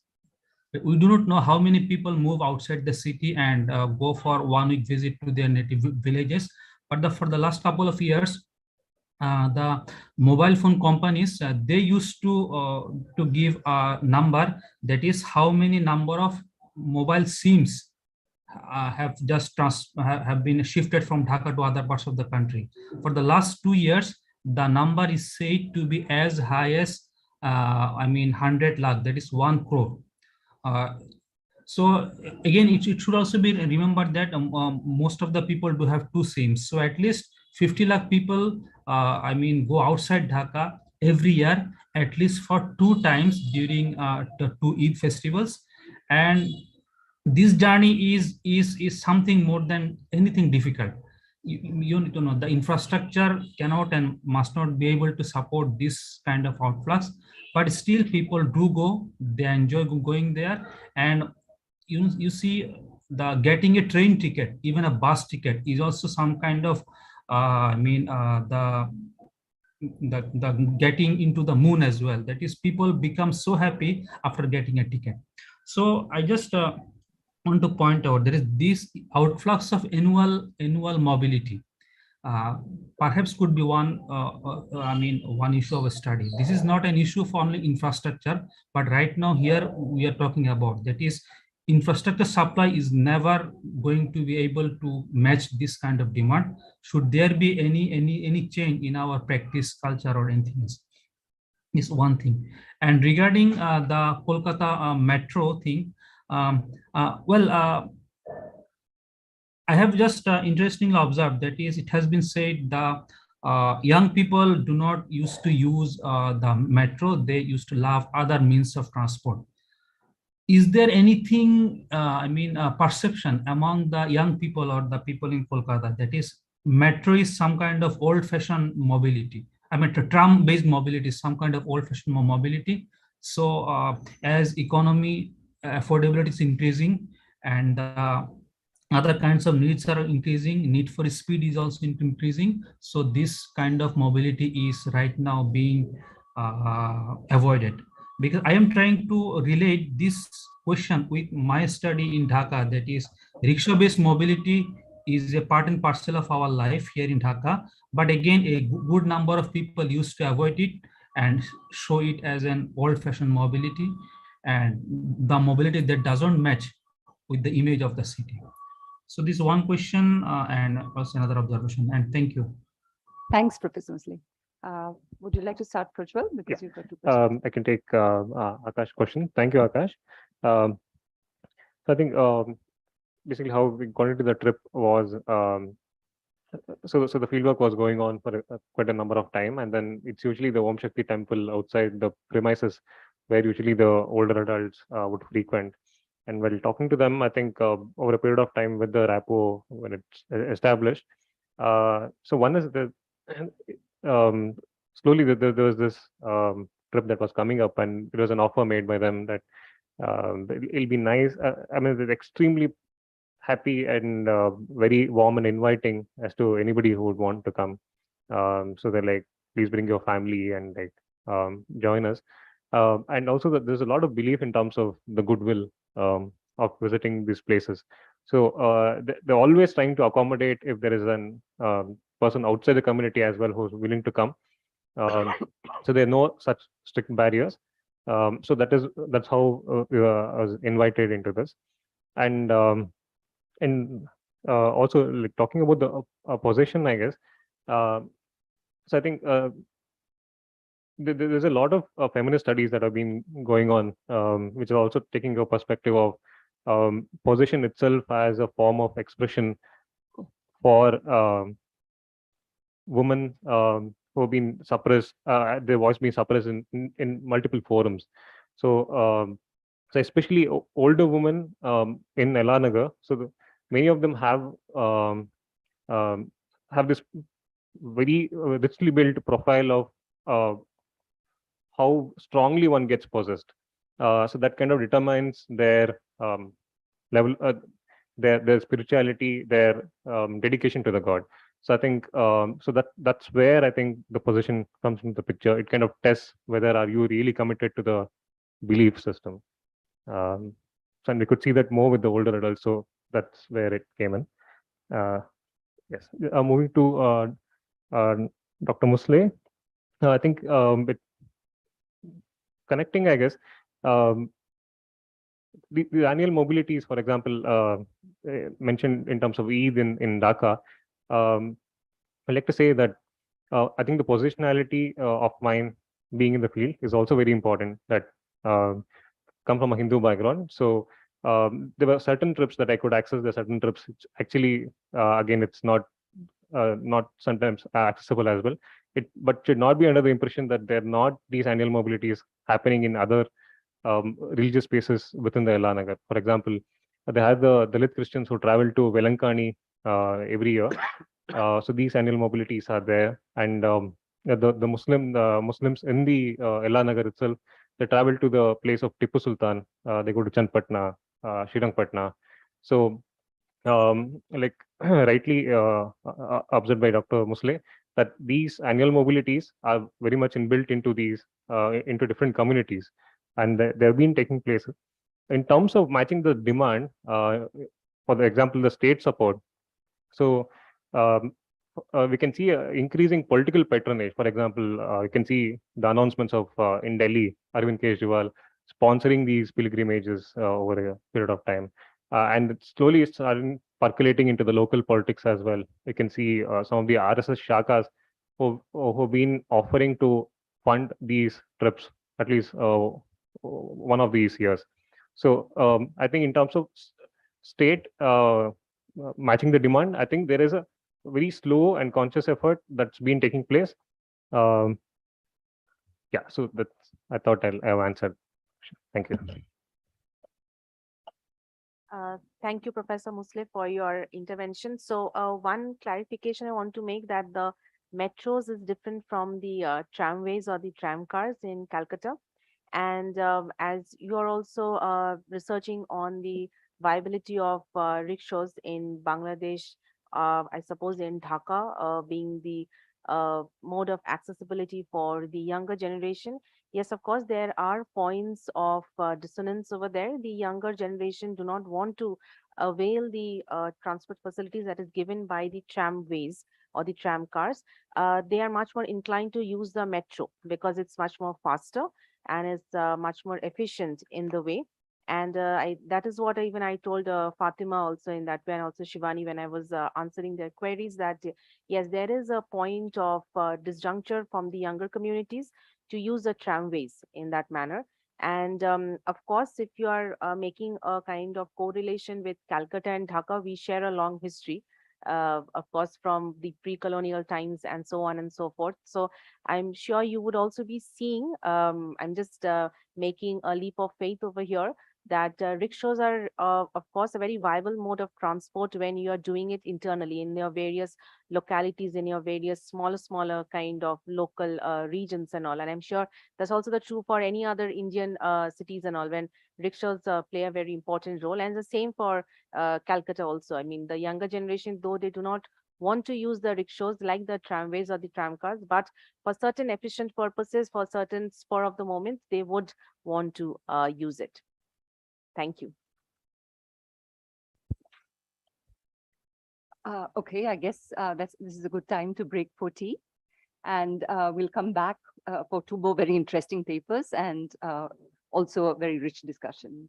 Okay, so let's take about 10 minutes. I'm sure it'll lead to 15, but let's try to come back as quickly as possible because we've got a nice flow and momentum going. So this will be good. Thank you to both the presenters. Yeah.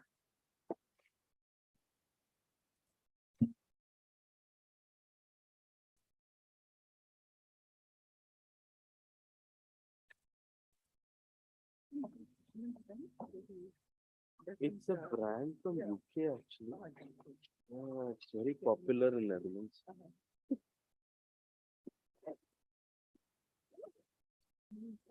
Yeah, always carry mint. You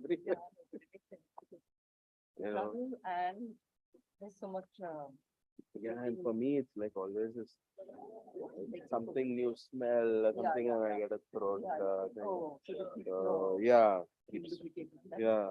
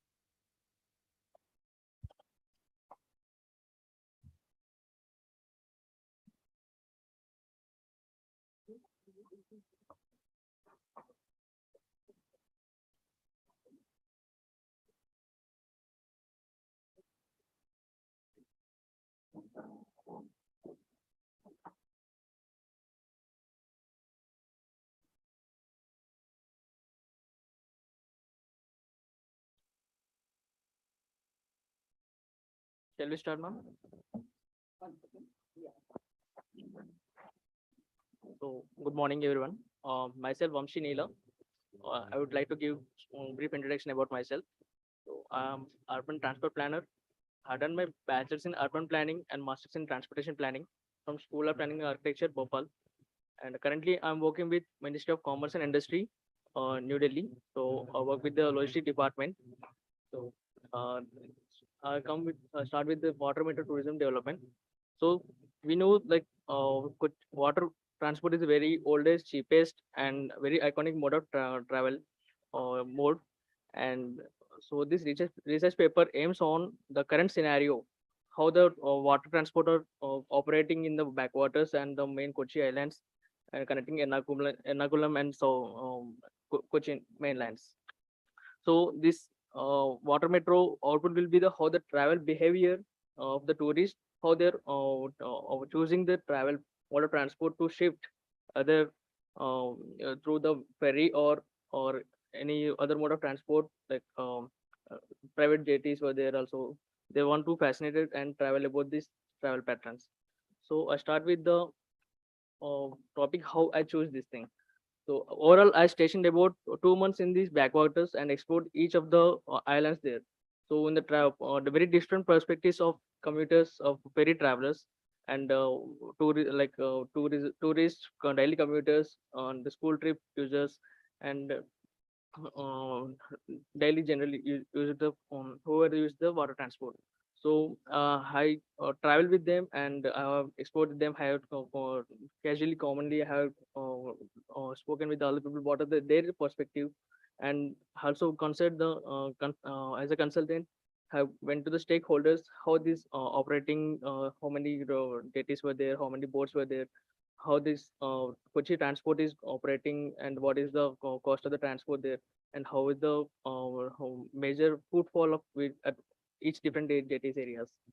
So my topic selection, like I have gone to like inland water body, like this is the only iconic area, like only Kochi had this backwaters operational areas.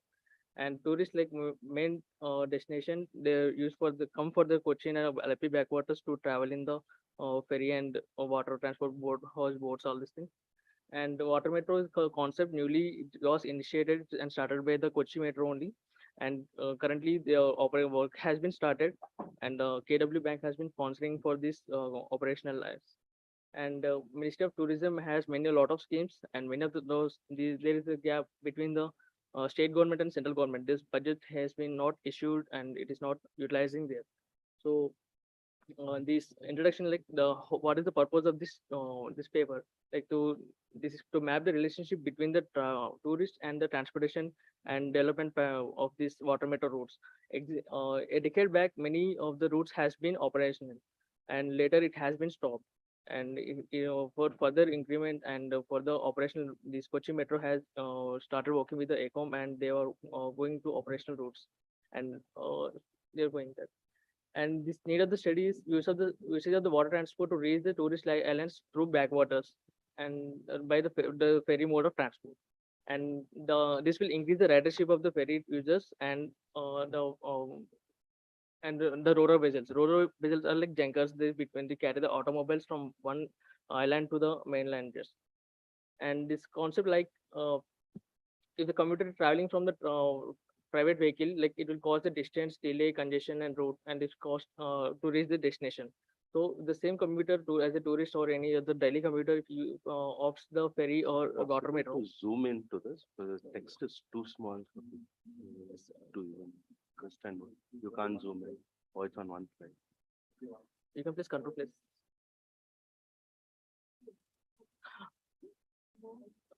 Or I will come. I will. It's a pity you put all that text there, but we can't read anything. That's no.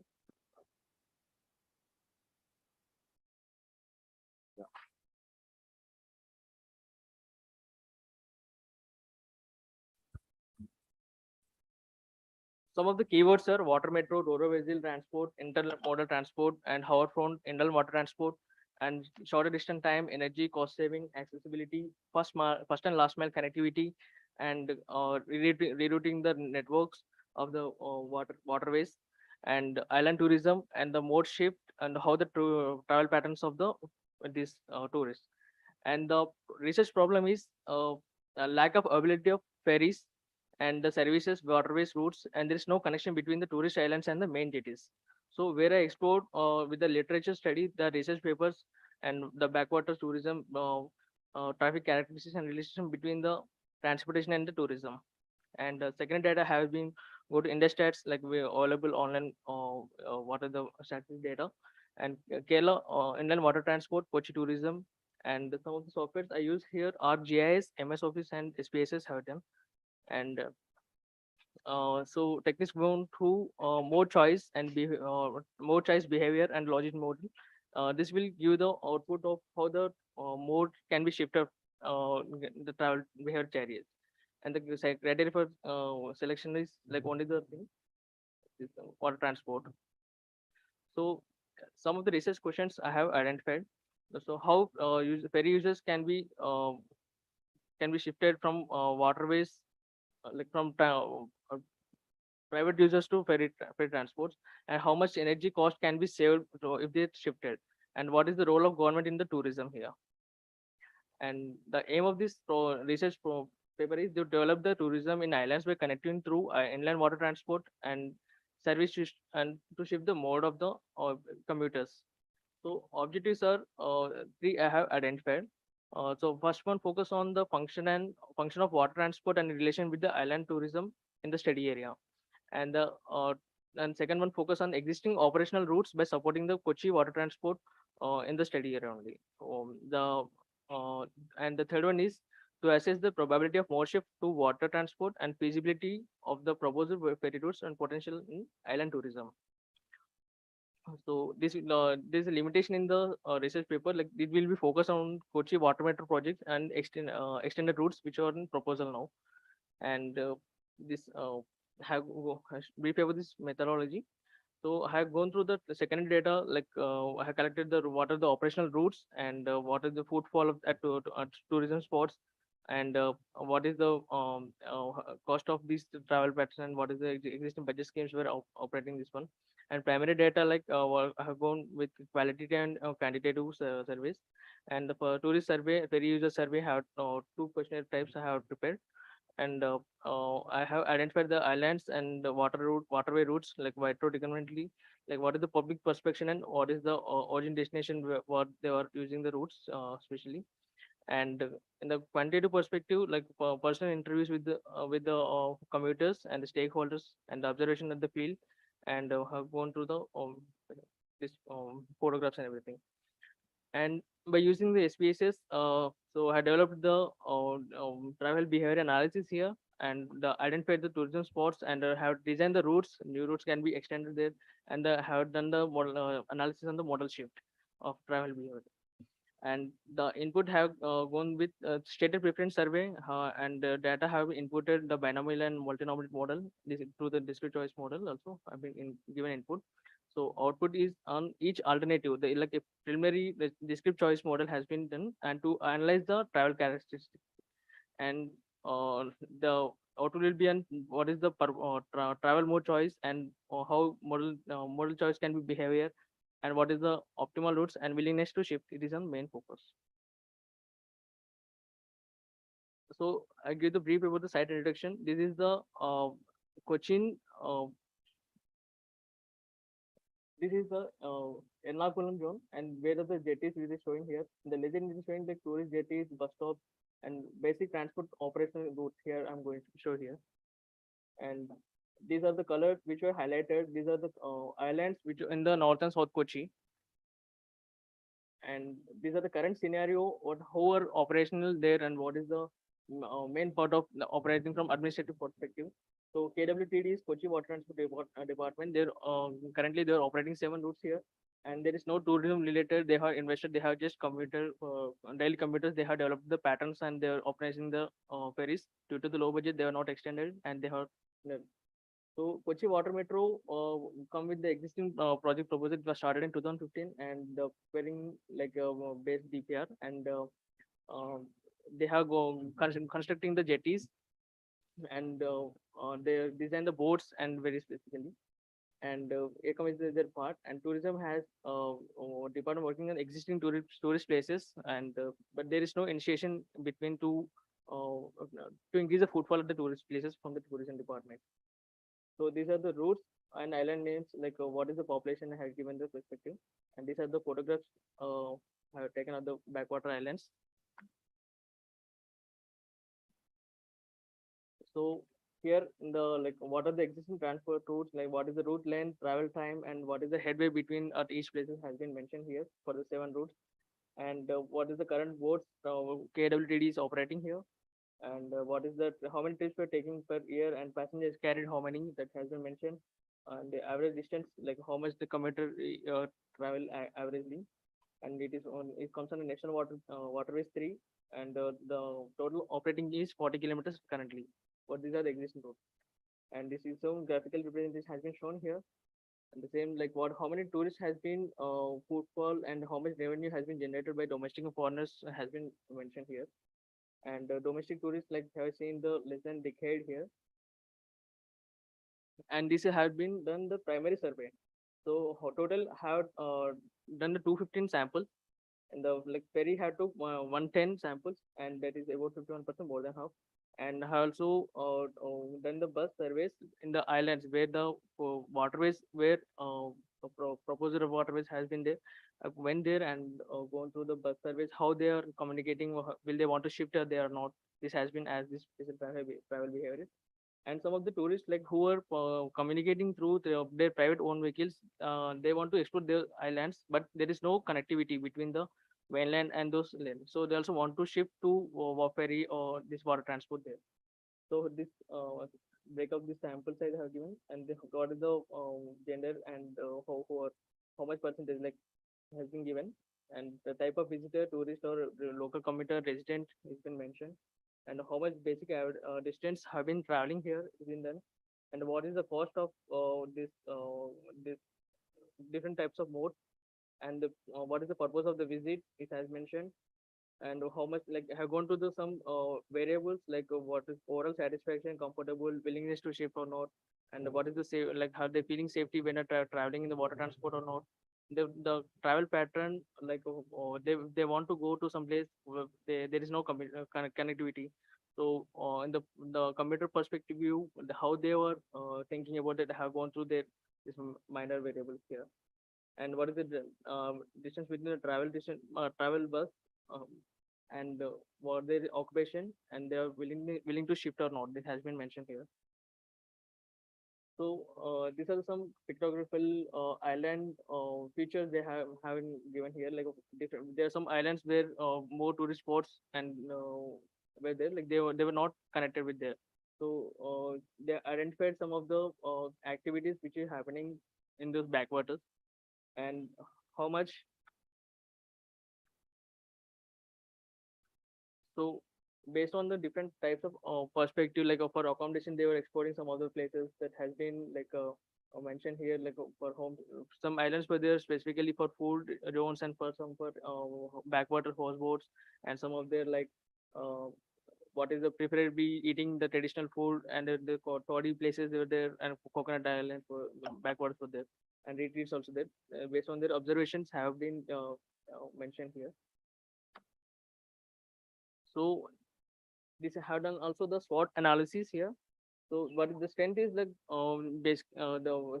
scenic beauty of the backwaters obviously is there, and the had the very pollution free and celebrates climate there, and the advantage pilgrim and water sport activities also then these are the strengths. This attract the tourists to come there over there, and resorts and private tourist operators also they were working on it for establishing their own private. So, so weakness is inadequacy of transfer facilities and negligible of ferry and road links to the rural islands with the backwaters of the North Kochi Islands there, and lack of adequate infrastructure places at important tourist places, and opportunity like concept of holding the gaining like popular in India. So many of the tourists will first destination they want to go to south like it is Kerala, can they explore more backwaters, beaches and the mountains. So there is a more footfall, and uh, promote of wider tourism for nature lovers there who want to have good exposure all around the state, and some trade like tremendous trend leading to the collapse civic communities in leading tourist destinations sometimes will happen. And so coming to the next administrative part, so there is local government support to the objective of this research is to integrate the operational institutions for development of tourism in the site that like to have to provide the better decision, so to increase the this tourism and the ferry travel transport, and in establishing tourism infrastructure like it involves more tourists can feel safely there to commute there, and so this will be in different stages like planning, identification, consultation, collaboration, and the final the objectives will be go on based on consultant stakeholders perspective views. So here come the objective one analysis I'm showing here. I have done the stated preference survey, this primary data, and the binomial to the binomial logic model and multinomial logic model have inputted there. To the discrete choice model, I have this done the model formulation. These observed variables are because, what are the origin destination patterns? These are the have been input, and model variables have focused on here like what are the like how much convinced they're feeling when they're traveling, and how much safety they're feeling when they're using this ferry, and how much comfort, service, and waiting is one thing I observed there. When there is no connectivity, I have waited for about 2 to 4 hours between in the island to communicate through the ferry only. So how much time I'm also paying for my waiting time, so I have also included for that.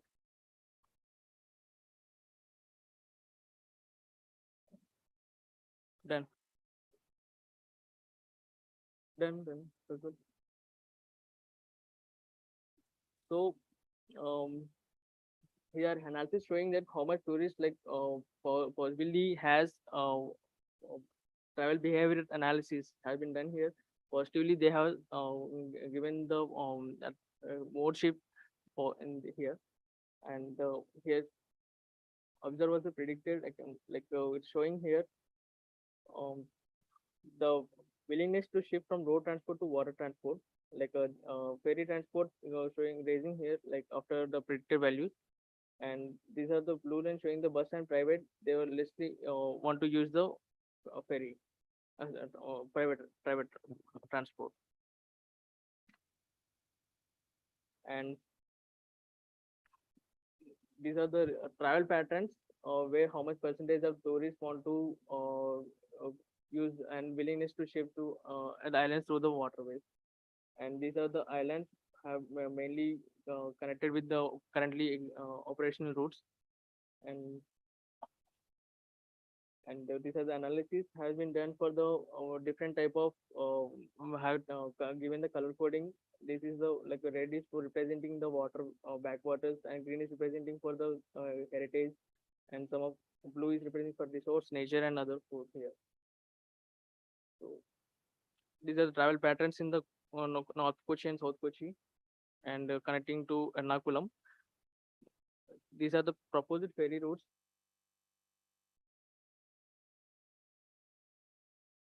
So these are the proposed ferry routes which I'm showing here in the different colors, and these are the water metro routes which has been proposed right now.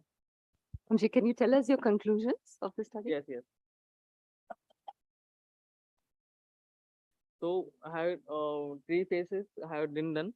So first, in the first phase, like to shift the tourist travel mode and to divert the tourists into mainlands, and to develop the island tourism where the economic can also can be developed, the employment generation can also be done there.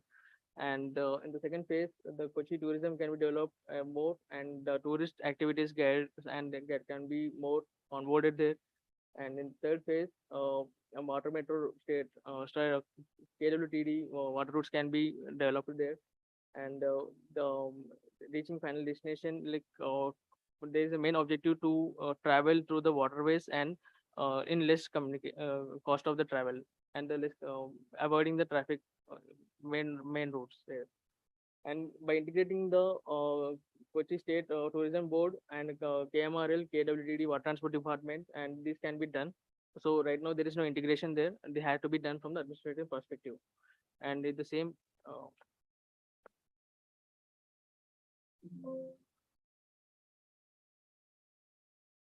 So this model applied on the research, like it provides the relevant development in island tourism which will done. And the tourism, the scope can be increased by the island by diverting tourists from Port Kochi, like existing Kochi islands were there, like regularly they will go there. So by increasing this travel patterns, the tourists can be shifted from existing footfall to new identified footfall, and they can explore the new islands there. This can be done, and the transport can be also increase between the this water metro and Kochi Water Transport Department. This can be, this is my output will come there. Thanks for this thing. Okay, I think we'll let Deepika also present the same as the earlier session, so that I'm sure she's in a state of anticipation. So let her finish. We can spare her, and then we can have a discussion about both papers. Please go ahead, Deepika.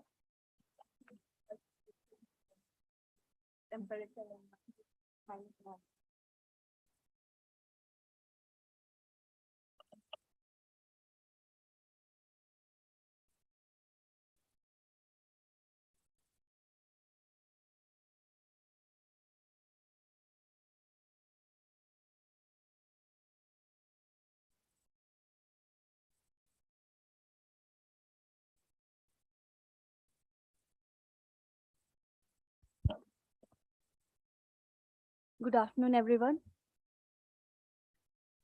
I'm Deepika Elizabeth Lakra, and I teach at a college in Orissa, the Sambalpur University. I teach literature to my students, and particularly this paper, my idea was to actually explore like the history in terms of in cinematic representation, because there was a point of time when I was actually into the research line. I was doing my MPhils. My first project was to trace the history of Oriya film, and I had to, face many obstacles, which was first the archives. The lack of archives was my first concern when I was collecting data archives for to read into to create a narrative of history of Odia cinemas. Now, interestingly, because Bengal and Orissa, we share a lot of cultural history, as well as in terms of cinema. And there has been a very close collaboration for the very first film that was produced in 1936. Also marks the time when Orissa was identified or declared as an independent state on the basis of its language identity. Now, for Orissa alone, language has become it's very particular. So all the identity has been traced to language, the ethnicity of the people. Now, this particular paper, which I am going to explore, I have taken two films. One is an adaptation from Godavarish Mahapatra's short story, Malgudi Ra Sogada, which means Malgudi's bullock cart. It was written in the year 1955, which was later adapted into a cinematic form under the production of NFTC in the year 2001. Now, most part of my paper is going to be focused on this particular story, the story of Magudi. Now, the film itself has a lot of narration going on, okay, alongside the story that the Maguni, that Govardhanish has written. Now, it points out at two things. One is Malgudi as a microcosm of the Indians, the natives, how the British policy, the colonial policy of bringing modern transportation in different provinces, its colonial provinces, has affected the natives. Now, it has not just economically affected them, but it has also brought in a lot of cultural influences in the people. It is shared. For the cultural part, I'll show certain glimpse where the natives, the Indians, have kind of, have shown their drawness. They show that they are drawing towards, this modern transport system, like railways for that matter. Ms. Priscilla very beautifully explained that, in Bengal cinema, trams and trains, they have been romanticized. But in Oriya cinema, it has not been romanticized in that manner. It has always been associated with a kind of something or someone that has taken away to some different place, to a distant land. That also kind of points out towards the migration, the migration of laborers who were taken to tea gardens, okay, in Assam. Now, to talk further, I first want to show you certain clips from a film. Please bear with me, they are just short clips, but would actually, I'll be able to explain more on the lines of the policy and how it has affected the natives there.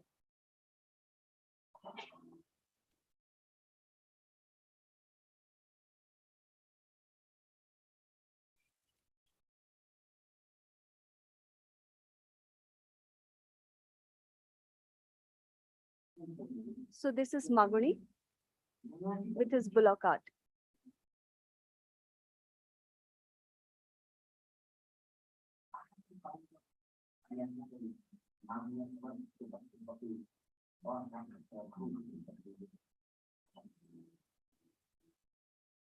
So here the narrator is explaining that, the motor bus, is like a monster. As Mahatma Gandhi himself has stated that it's a gigantic evil. And in a lot of literature also, this train or a motor bus has been described as an evil and a monster which consumes, There have been stories. One such story in Odia is uh, Luhara Danava, which means iron monster. And it narrates the story of these four friends who happened to walk on the tracks of the railway, because that time there was no scheduling, like the people are not aware of the train schedules, and train used to, run late or at the scheduled hours. So one of the friend does mention, there's a train coming. I can feel it on the rails. But the others refuse to, accept that there is a train approaching. And while they were walking, they just are in the middle of a bridge and the train hits them.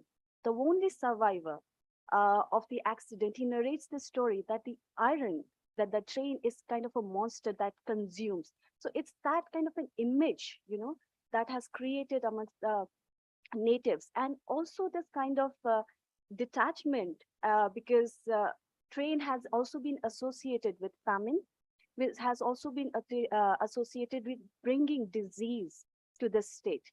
So the Orissa famine, one reason because the exploitative nature of the government policy while laying down tracks.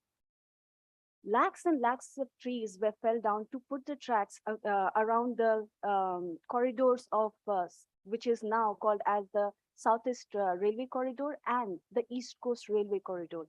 Now, this was just before the 1966 famine, the Nong Kadurvikya, which is mentioned in referred in as Oria in Oria, that just before that there had been plans, and Sir Dalhousie himself had put down a policy to state that he wants to get a reconstruction of the lines for passengers also, because on a certain event that occurred just a moment, in a event in Calcutta where thousands of pilgrims who were being transported from Calcutta to Orissa for pilgrimage in 1820, around 27, the boat actually capsized. And there were a lot of newspaper articles criticizing that the railway is purely for the European benefits, for the economic benefits, and not for the Indian public. Now, these kind of things were associated. Now, coming to the famine part. Now, this film, Maguniro Sogoroi, it has this motif of this vehicle, the train, the bus, the motor bus, constantly, like there's the through and throughout. And it depicts Maguni, the protagonist of the story, how he has suffered under the name of modernization, under like trains definitely has brought in the idea of time-saving mode of transportation. And it also has brought that sense amongst the Indians that, traveling by train or motor bus is a train, you save your time. But alongside, it has also hampered on the local economy of the people like the local native, the rural people who still continue to adapt to the transportation by means of bicycle or by the means of a bullock cart. And in Odia cinema, even till the colors, till 1975, where color films, were developed, we still see the motifs of bullock cart is kind of a revolt in a sense from the filmmakers, that they are opposing that colonial policy of exploitative nature when they have brought this transportation facilities to in this state. Now, moving on to, there's another film that I would want to discuss about is Jajabaro. Now, when I'm talking about the kind of culture that is being shared, okay, there's a very interesting thing that happened. I would want you to listen to the song first. I'll also translate it for you. It's a lingua franca. It's a mix of Hindi. It's a mix of the local Koraput language, the language used by the people of Koraput, and also a bit of the Nagpuri language. Now, this kind of the language also shows the kind of that migration that has happened due to the labor force, the exchange. people moving for work to Assam and people coming from other state to work for cotton plantations also in Orissa. Now this film is Jajabaro. The name Jajabaro, we all understand that it's kind of that nomadic life. Now the film does not talk anything about industrialization or transportation, but there is one sequence in the film where the protagonist is he's romancing his her lover, and in the background there's this beautiful this folk song which is being sung, and which kind of points out that by 1900 by 1920 57, 55, 57, BNR, which is the Bombay Nagpur rail, was laid, and the East Coast Railway formation was already done. It was established during that time. So this kind of marks that the region, which is from the from Bombay, Koraput, Sambalpur to Howrah, connects, and that song exactly points out to that transportation which is happening for the tea garden of the indigenous people.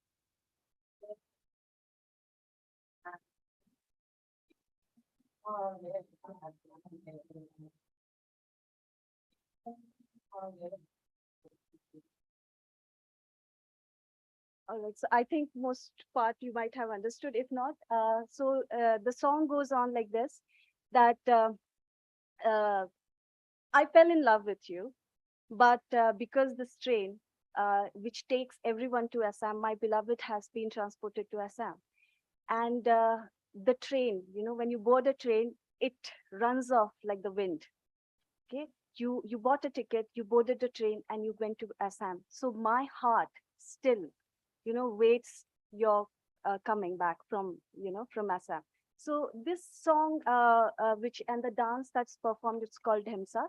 It comes from Kalahandi Koraput district, and it's a mix of language. It's not the proper language of the Kondho people or the people coming from Koraput. It's a mix. It's a mix of Hindi, Assamese, slightly Assamese Nagpuri, and also of Oriya.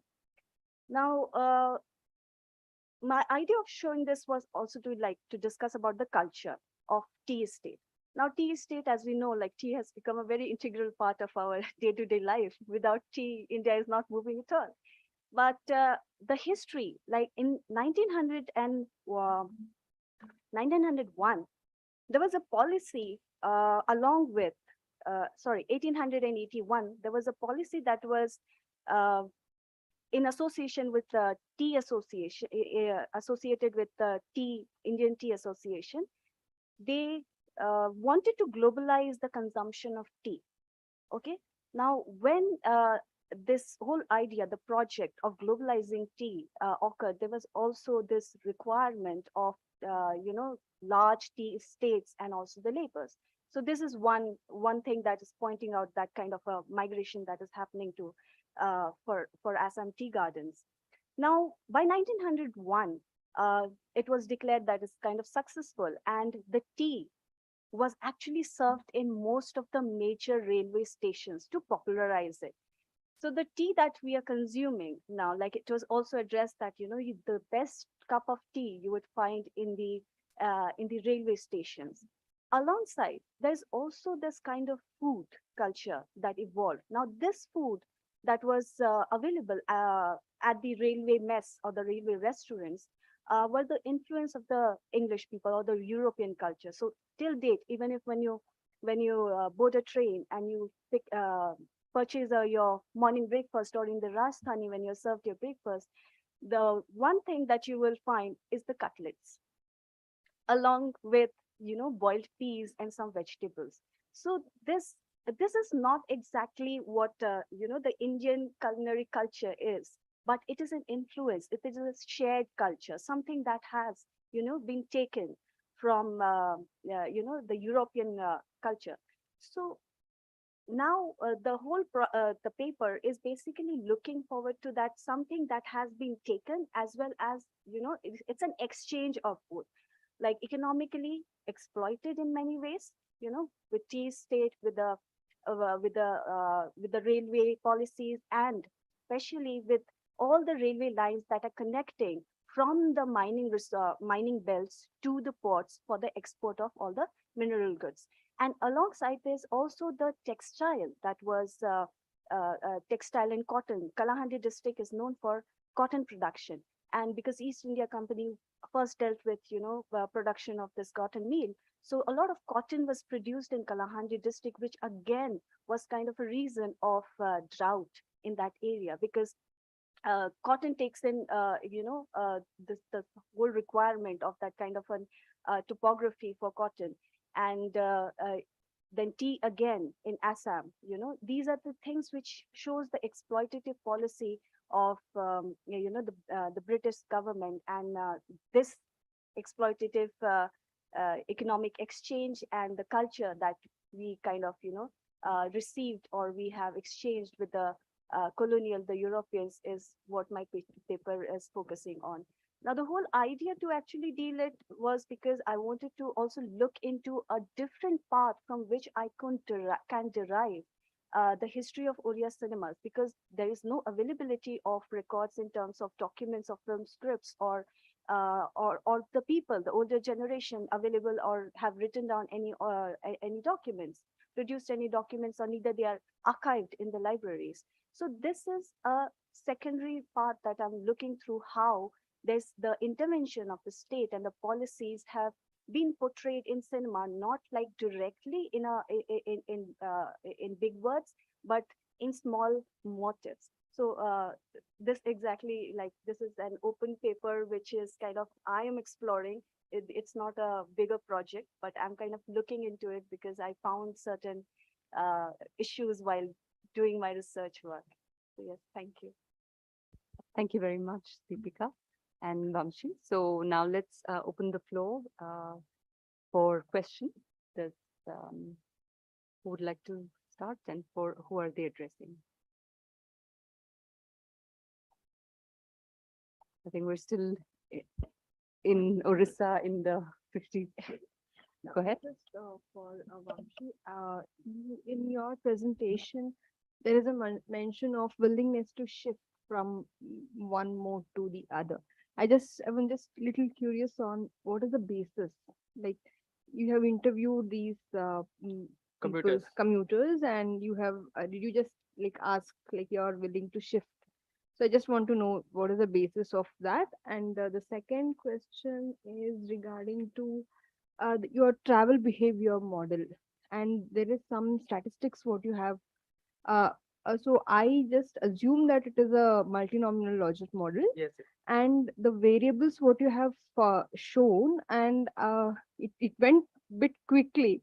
So I just wanted to, is there any, I just want to know what are the variables which are actually affecting your modal choice. I saw gender, and because I am not able to find the significance level of these variables. So what are the variables which affects your travel behavior? Yes. So for the first question, like I went to the questionnaire one, that like we have gone to the commuters based on the different commuters like daily commuters, tourists, and or visitors of the local islands.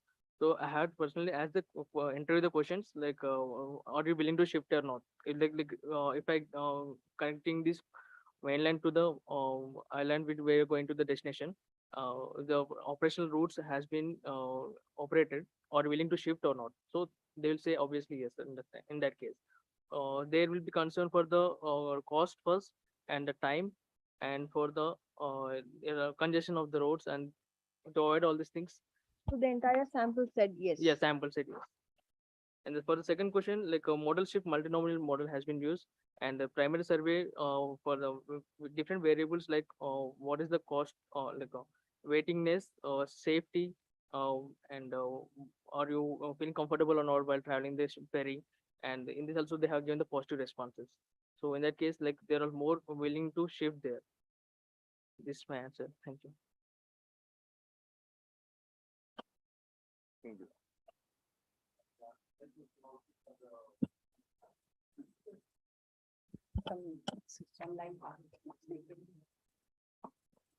Thank you, Mr. Vamshi, for vividly portraying your observations.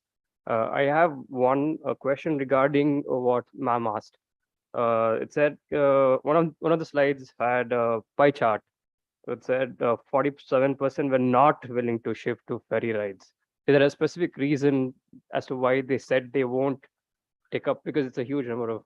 So in some certain specific roads, like it will be more tough to go on through the water channels there.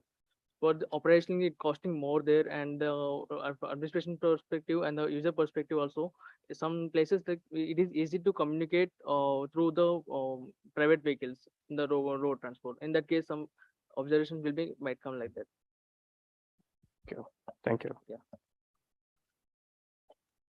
I would like to ask, in your primary survey, you have mentioned about the visitors data. How have you differentiated between tourist and a visitor? So this will be can be identified easily. So if you're gone through any islands, we can if a new person coming to the new place, by the observation we can see how they're seeing we can identify them.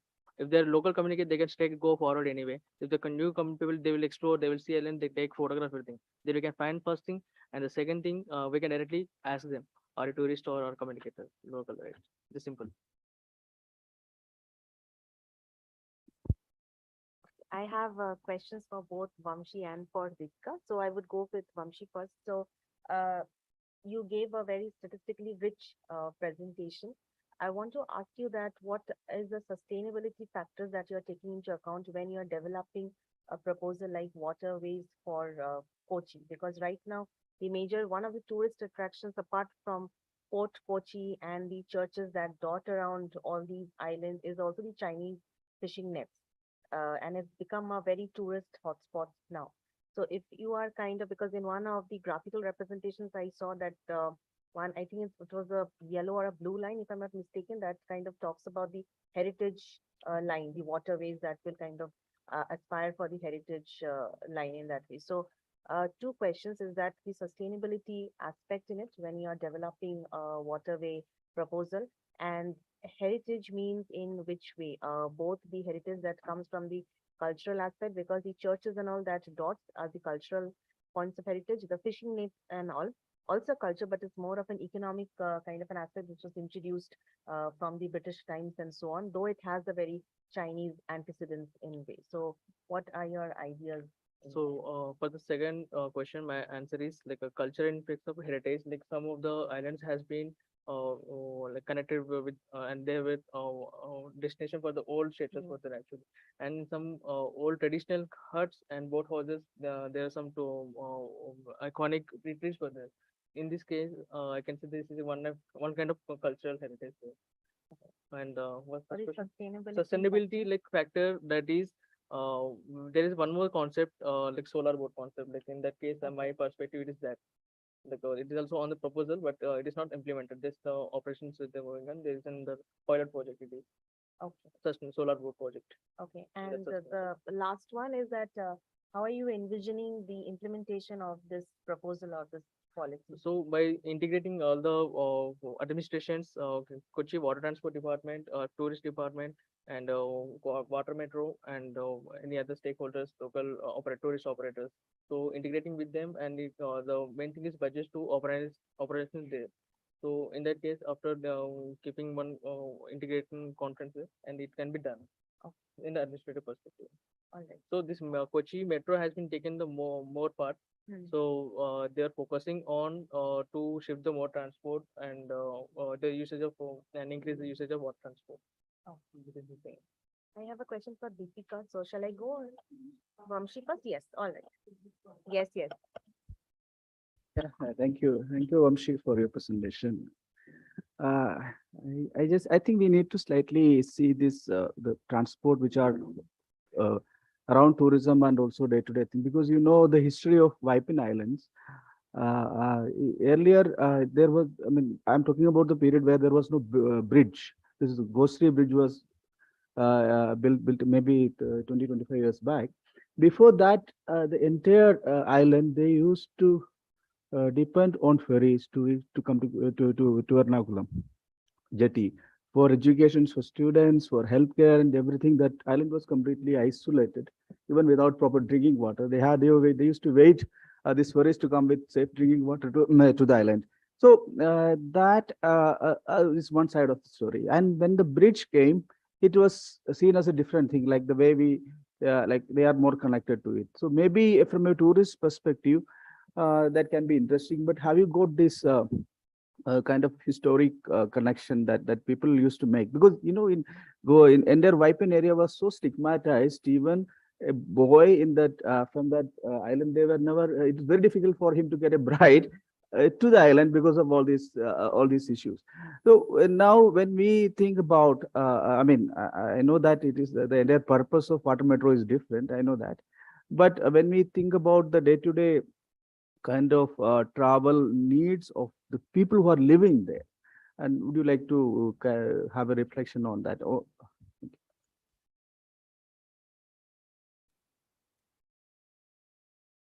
When I explore this island, Vipin, so mainly have seen the commuters and also tourists. Like the existing the footfall were moreover in Vipin Island and the Kochi. So their Jangar boat is there where they are fascinated to take their own private vehicle on the jetty, and they want to shift to one island to other land through the waterway and using the Roro bunker platform. So there the distance between the two islands has been saving the cost, time, energy, and everything. So bridge also connecting there, with this more congestion is more there. So in this short distance connectivity, Jankars are operating there. A small observation had there.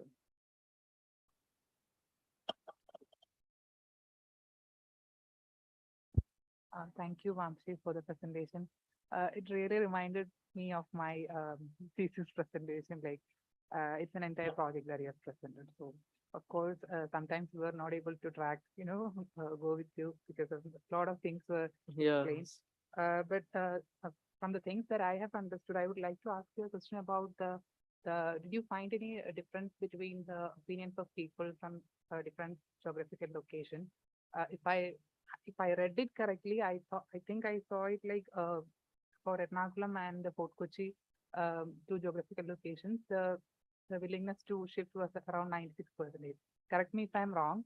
So do you think it's any reason because can you tell me any reason because of that difference in based on their? So in Kochi, in the north side, like many of the people tourists like they doesn't have much time. So if I as a traveler, if I go to the Kerala state, there is 2-3 places. One is first they will go to Alapi. People might know about this Kochi, about those, and they want to city explore. They will come city and they will go to only the Fort Kochi. So only the source they want to travel between the Wellington Island and they want to reach the Ernakulam and Fort Kochi. They use the water transport there, which is currently operation by the Kochi Water Transport Department. So there will be more willingness to shift, and if they want to communicate through the bus, it will take about 45 minutes from Ernakulam to come Fort Kochi. So that is a more willingness shift they were there. In some other islands, there is no connectivity, but they were more frequently want to use. They also want to go to explore the Chinese fishing nets in the South Kochi, and there are some seasonal. There will be happenings will be there like a Binale like that. So in that time also, it is also more like proposed there and So you're saying it's just associated with the number of tourists that yes. visit. So how did you categorize these different places based on what? I mean, how actually I wanted to ask, how did you stratify? Categorize the islands. Yeah, stratify Like, your sample to these islands. What's the basis of that? So when I was exploring the islands, I knew the islands where some places were there for food places were there. Some islands were there to communicate for the retreats, and some islands were there to explore the traditional toddy hor, boat houses, all these things, and some other islands were there connecting this South Kochi and North Kochi. There is some seasonal. There will be some happenings will be there in that area. So for that, based on they want, it is categorized and it has been distributed.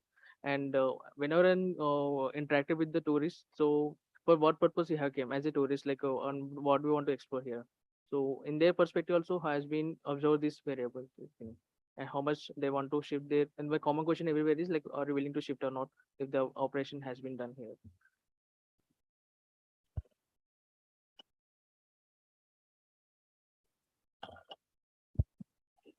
Thank you, Vamshi. Very interesting presentation. If I'm understood it right, so they're both the private and the public players. So if you had any interactions with them, so I think we're trying to match the demand and supply and trying to understand the route changes. So how has been the perception between, has it been similar? Has it been different from for-profit and not-for-profit players? And what has been their reception towards some kind of research or data that you're planning to produce? So your question on cost? How willing they are to change these routes? They're very similar in terms of private and public, or is somebody more rigid than the other? So more than 60 to 70%, as my personal observation, they're willing to shift there to the shift the mode from private vehicles to the water ferries there. I think like the private operators of the ferries and the public operators of the ferries. Private operators, they will operate only in the two more footfall where is happening the Marine Drive and Ernakulam and the Fort Kochi Vipe. In these places, they will explore these places. Remaining, which were not connected, that is the main about this research proposal, like the two connectivity and increase the routes and the frequency headway of the ferries. That is my future proposal here, with integrating and making operational.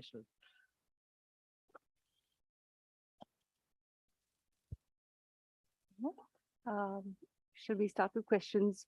Your question for Deepika? Deepika, that was a wonderful presentation on a narrative which is not spoken much about the Oriya film industry and its development. So I have one observation and two questions. The first observation is that when you talked about the gastronomical intervention of the railways, that is very kind of colonialized in its matter. So even not in the breakfast, you also have special lunch and dinner that is kind of very colonialized in the way of railway mutton curry. I'm sure you have heard of it. So the gastronomical intervention in the railways from the colonial times is kind of very strongly indulged, and you will find a lot of material in that in the archives that is there in Calcutta, if that is of interest to you, just as an aid to it. The second question, I mean, coming to the question part, since you're dealing with Oriya cinema, I want to kind of ask you, what is the time period that you are kind of looking at? Which exactly is the time period on the development of Oriya cinema from this period to that period? Do you have any kind of a timeline in place? And the second question is that we always know that political narratives, economic narratives, they kind of influence or define the storylines of cinema. So of the various, I mean, you will have certain cinemas which are taken as case studies for this evolution of Oriya cinema and all. So do you find any kind of well-defined political narratives or very well-defined economic narratives that are embedded in the cinematic representations of the Oriya film industry in the time period that you're looking? These are my two questions to you. Yeah, thank you, Priscilla. Um, well, the time period that I am actually focused in is the early, which is 1936 when the first film was produced. And it goes up to the super cyclone, which actually destroyed like the backbone of everything, the economy and also the film industry. After that, there was a complete downfall of the cinema industry in terms of story, in terms of creativity, and also in terms of like, yes, there are producers, a good number of big budget films are being produced, but there's a lack of story, which would concern about the state, about the society, about many aspects like caste, economy, culture, like, and also adapting a lot of literatures to in cinematic forms. Now, starting from 1936 up till 1997, um, this is the time when there are films which are based on the kind of society that existed in Orissa, the feudals, the capitalist society, the one that was based on building up their own economy, like the personal economy, and how their association with the working class. So that was one. And the other thing that was that pictures is the family system, the kind of nuclear family that gradually came up in the cities. Because India, we have the joint family pattern, joint family pattern. But when you look at this Oriya cinema, what clear the interesting thing in that is they pictured the nuclear families there and the value systems that that are associated. So a lot of values, moralities, the exchange of power, which that is portrayed. Now that's most of the commercial films. Now when you look at more of art or the feature film, they are focused on discussing on political issues. For example, there is one which is by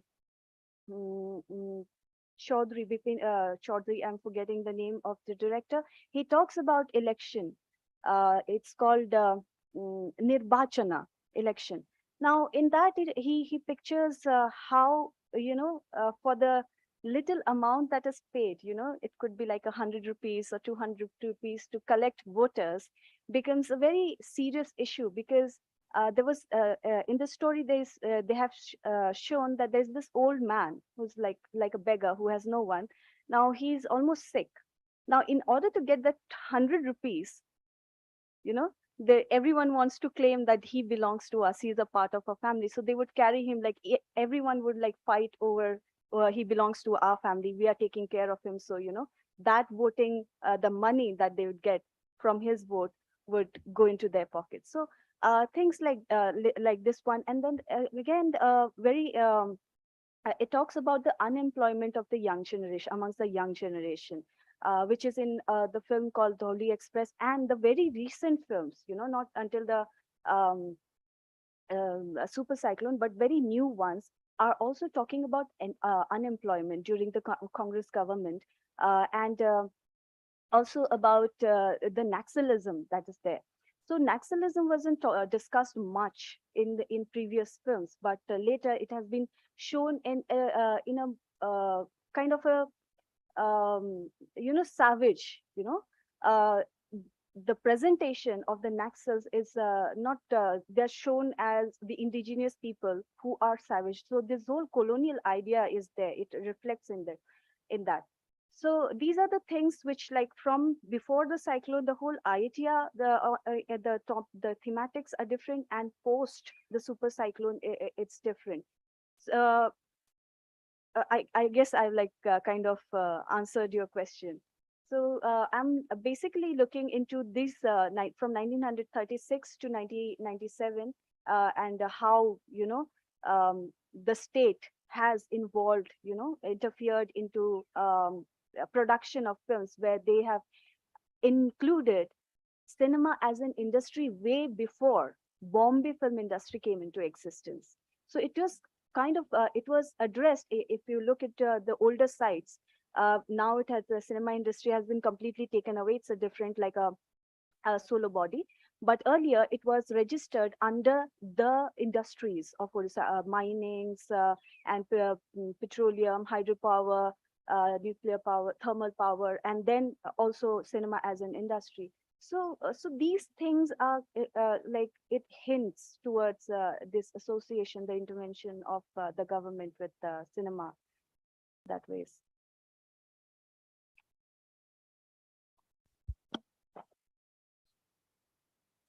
Uh, Hi Deepika. Actually, your presentation was very provoking for me at least, because while I was listening, it reminded me of certain other films also, like which have tried to depict their times, like as you said, economic growth and the dilemma between this economic growth and the cultural transmission. So I would just suggest, I won't suggest actually, because I have a few observations, like if you can see whether you can incorporate it next. Because first thing is that like this while you what I understood from your presentation is that you are trying to read this dilemma between this economic growth and the cultural transmission through the cinema, like especially Oriya cinema, and specifically in the colonial context you are trying to understand. So I have a few suggestions, because this dilemma in the colonial context between the cultural transmission and economic growth, I believe that it is a multidimensional phenomena, because I would if you are specifically trying to read through cinema, then I would suggest you that you other than the cinemas you have depicted here, I would suggest that you, because it reminded of a very this movie called Ajantrik by Hrithik Ghatak. So it depicts like as you had written here, like while this modern times, how Chaplin is trying to portray the relationship between man and machine, because there is this cultural transmission and economic growth, it is multidimensional. That is why I see the Ajantrik, I have completely a different perception of the man and machine relationship.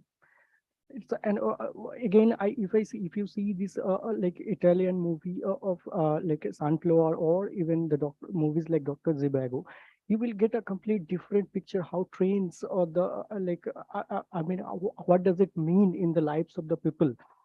And also again, if I to talk about in the Indian context also, you are talking about the 1866 Bengal Odisha famine, then 1850s, I believe here are people from history, they will know better, but I think it is from 1850s, 60s, 40s, 50s, while this colonial government started to chop down the forests to make the railway tracks and all those. And this is the time period when there was a vehement indigenous movement, because they were cutting down the forest.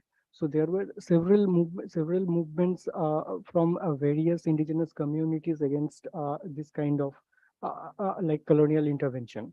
So I think these are all the things that can, if you include all these things in your study, it will be more compact, because cultural transmission and economic growth, it is always colliding. Again, it is going hand in hand. And again, I will say that, if you see Ajantrik, you can see that economic crisis is always there, but at the same time, how the man is attached to his car, it gives the complete different perception about how man-machine relationship actually grows, because it's not possible in today's world to think again to the, to go back again to, a non-machinized. And world, because it's not possible, because modernization has already like going have already gone too much ahead. So this is the kind of like perception, I mean feeling I got while I was like listening to your presentation. That is Yeah, thank you. Well, like I mentioned, like in Oriya cinemas or in Oriya literature, uh, transportation has not been romanticized much, or there is, it hasn't like modern transportation, it comes to motor bus or, trains. It has not been romanticized as it would be in other literatures or cinema. Uh, like in the beginning itself, I mentioned that this modern transport system has always been portrayed as something which is taking away a part of their life. It could be in terms of their livelihood. It could be in terms of the people, their folks, their family members who have, migrated and gone away to some other place or have met with that accident. Okay, so it has actually like I'm looking into um, like they want like that kind of modern, modernization has to happen because that was the policy of the colonial government. But at the same time, it is also kind of it's that dilemma of the natives, that whether to get that associated with that modern transport system. Again, there's another layer of to it is the caste system. Okay, with railways there was also this whole concept of caste, which again, if you one wants to dwell into it, it becomes a very broad discussion. So I have like eliminated that part for the time being. I'm just talking about how just in Oriya cinema, I'm not making a comparative reading with Ajantrik in that sense. Because yes, Ritik Ghatak does show that how the protagonist in his car, in his motor car, he takes all the indigenous people from the periphery of the lower Bengal to the center to work. Okay, so he has this close association. But here I'm talking about the traditional means of transport, how it kind of projects a small way of being rebelling towards the government policy. Okay, in a way that it is taking away a part of your livelihood. So it's a kind of a rebel. So these motives of bullock carts, it's constantly being shown, like not just in films from I'll talk about films from 1950 or 1960 or till 55 75 till 90. In fact, I had another clip to show you, but I didn't because it kind of shows the aspiration post-independent era, that because I have that economic stability now, so I would, from my bullock cart, will maybe get into a bicycle, and from a bicycle then into a motor vehicle. So there is one clip I didn't get into that discussion because I wanted to focus on how that relationship with of the natives have been with their traditional transport system, and with the coming of the modern transport system. And your second part of the question, can you please you suggested the something. question was not there. It just was a an suggestion, I observation. think. Yeah. Yeah. So I was just saying that, like, I mean, this dilemma with the cultural transmission and economic growth, that is always, I mean, it is always there. So I was just like, I just had the observation, like, if you like, I mean, look at the different dimensions of, like, I mean, your presentation has a very perception that, I mean, it's true what you were saying. It's not, I mean, I'm not saying that it's not true, that like while this modernization regarding the transport is happening, like it is taking the toll out of the indigenous people actually. So also the native people. But at the same time, while like the things are going on, things are moving, like the same transportation and all, like it is being associated very much with the lives of these indigenous people, and not only the indigenous, the natives also. And after the independence, like the for the people, I mean, these people of independent India also. So I was just like saying like this perspective can also be looked out, because while you are talking about the dilemma, it is not only that I mean, this exploitation is happening, but at the same time, like if you, while you fast clip you shown like that a motor vehicle was going and all those naked children, they are running behind, yeah, chasing behind that actually. And also I remember that's very famous clip of that Pather Panchali movie. So while the siblings are saying ki, okay, let's go, train is coming to, we'll see the train. So how that particular clip, how the train is being portrayed, okay, it is very different while you were saying like that Lohado Danava, like or something. Yeah, yeah. So that's what I was saying. If I I mean, may come in, so I guess what Deepika was trying to say is that I guess is there also in the literary intervention as to how people coming from a selective caste, if I may use the term selective Yes, caste, yes, it's who okay. doesn't have the privilege to also kind of see the railways, they kind of perceive it as taking away their livelihood. The reason there's a difference between the narratives from the regions of Orissa and Calcutta, though in the colonial times, we all formed part of the same presidency. So Bengal, as we know now, during the British parlance, it was Bengal, Bihar, Assam, and Orissa together. However, since Bengal, with its epicenter in Calcutta, was the British capital of the entire Raj, it was given much more predominance or preeminence than the other underlying regions. So in that way, Orissa was always kind of put to the back burner. It was the development that always came to Calcutta first. Even if you see the regions of Assam during the colonial period, it's the same. The narratives are same. So even if railways are introduced, it's first in Calcutta, then in Orissa, much later. Only when the east-west railway corridor was introduced, then Orissa is also being kind of put into the narratives of railway as a mode of transportation. Now, in that way also, all the other developments in the form of education, in the form of new policies, in the form of new economic intervention, all came to Calcutta first.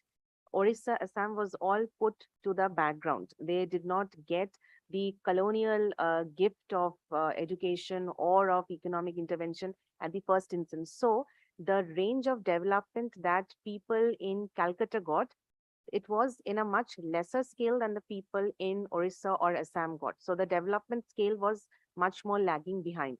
In that way, the perception that Ray has shown in Pather Panchali as to how the villages in Bengal were welcoming railways, how they were, kind of ecstatic to see railway, even the sound of the railways. And it is not in Ray, it is in Bankim Chandra and other literary works also. But when you go to the tribal belts of Assam and Orissa, because they were underdeveloped in that colonial parlance also, it was alien to them. And in another context, the way they, saw the British Raj. So for the literati, for the intelligentsia in Calcutta, because they got the gift of Western education, the class of intelligentsia developed first in Bengal, in Calcutta. In Orissa, colonial intervention in education was much late. So it was more of the population who were belong to the laborer class. So the way you see your authority is also very different. We were seeing the authority that yes, they are benefiting us. They are like a godlike creature who's giving us new infrastructure. They are giving us new educational means. But for the tribal belts of Orissa and Assam, what was happening is that they were not getting anything out of the Raj, but they were being exploited. Their land was taken away. They were also being exploited as the laborer group. And over there also, there was caste, gender-based kind of discrimination. So for them, the British Raj was an alien kind of a figure, which was only there to exploit. That is why that terminology of looking at the locomotives, which was a British intervention in Orissa, was taken up as an iron monster, because the Raj was looked upon as a monstrous being, not as somebody we are benefiting from. So, you talked about the historical contextualization of the railways from the time from 1860s, it was kind of introduced. So in that, we also have to see and contextualize as to how the British Raj was seen by different sections of the population, how their different contextualization, because of the way what you're getting out of it will also change your view or your perspective towards the Raj. That is why the people of, Orissa, of the Bengal presidency did not see in the same limelight as the people of Bengal saw. So that is why the difference in the narratives, that is why the difference in the cinematic representation. I think that is kind of also aligns with the crux of what the literally genres are there in Exactly, Orissa. exactly. Yes, there is also one film which is produced by Mrinal Sen, which is called Mati Ramonisa, where the protagonist, he chases the train. When he sees the train, he is singing a song. He's coming back from a fair, and the moment he hears the sound of the whistle of the train, he runs towards the track and then he chases it, with the joy. So now we have a director, film director, Mrinal Sen, who's from Bengal. So the whole idea now changes. This is what exactly like. So I didn't include that because that's kind of it is a different approach or a different kind of relation that is built by people of two different place, like by Bengal people and from the Odisha side. So that's why I did not include that, because I was as she mentioned that the experiences are different from in both the states, although it belongs to the same presidency.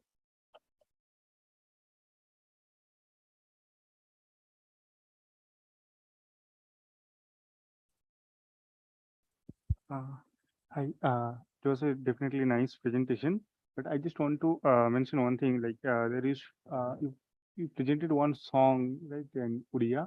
I mean, is this Odia song or like it's some? I did mention that it's a lingua franca. It's a mix of language. It is part Koraputia, which is the language of the Koraput people. A little bit of Hindi, a little bit of Nagpuri, which is again also known as the Sadri language. Sadri itself is again a lingua franca. And a little bit of, you'll find a little bit of Bengali or Assamese. So there's a mix of language, and it's a folk song. And usually a lot of folk songs are, mix of languages. Similarly, in Nagpuri language also, there are a lot of songs associated with trains, which is usually sung in a festive season. So I pointed out at this particular song because it did talk about, buying a ticket, boarding on the train, and the train is taking you to Assam. So that's why I picked up that part of the song. Okay. So like there is another famous Bengali song. This is Cholmini Assam Jabo, but there is a different like between these two songs. Whatever I have understand from that language, I mean, so it is those who left there. They are singing this song and they are telling the railway is taking their person to somewhere else. But like this Cholmini Assam Jabo is someone who already went to Assam and they are explaining their situation in tea gardens in Assam. So that's what I. It's kind of a later day thing. Like now, if you're talking about this song Chalnoni Assam, Yeah, okay, Chalmini Assam Jabo. Chalnoni Assam Jawi, which means Noni is basically No, you no, address it to Chalmini. it. Yeah, it basically addressed to a girl.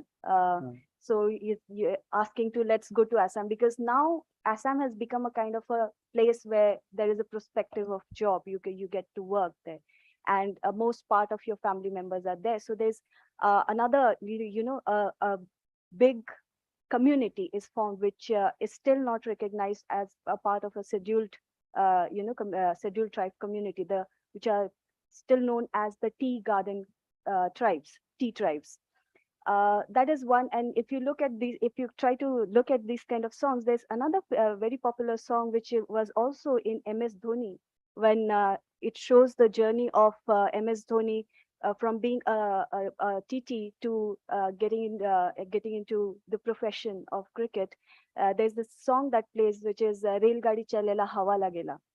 Very popular song, which means that, if you sit in a train, you get that breeze, because it goes in that fast. So it talks about that speed at which, this rapid modernization is happening. These are the kind of songs. There are like various folk songs that is coming, and the later day songs when post independent time. I'm talking about when India is already independent. There's development and a lot of things. I think the songs have completely changed.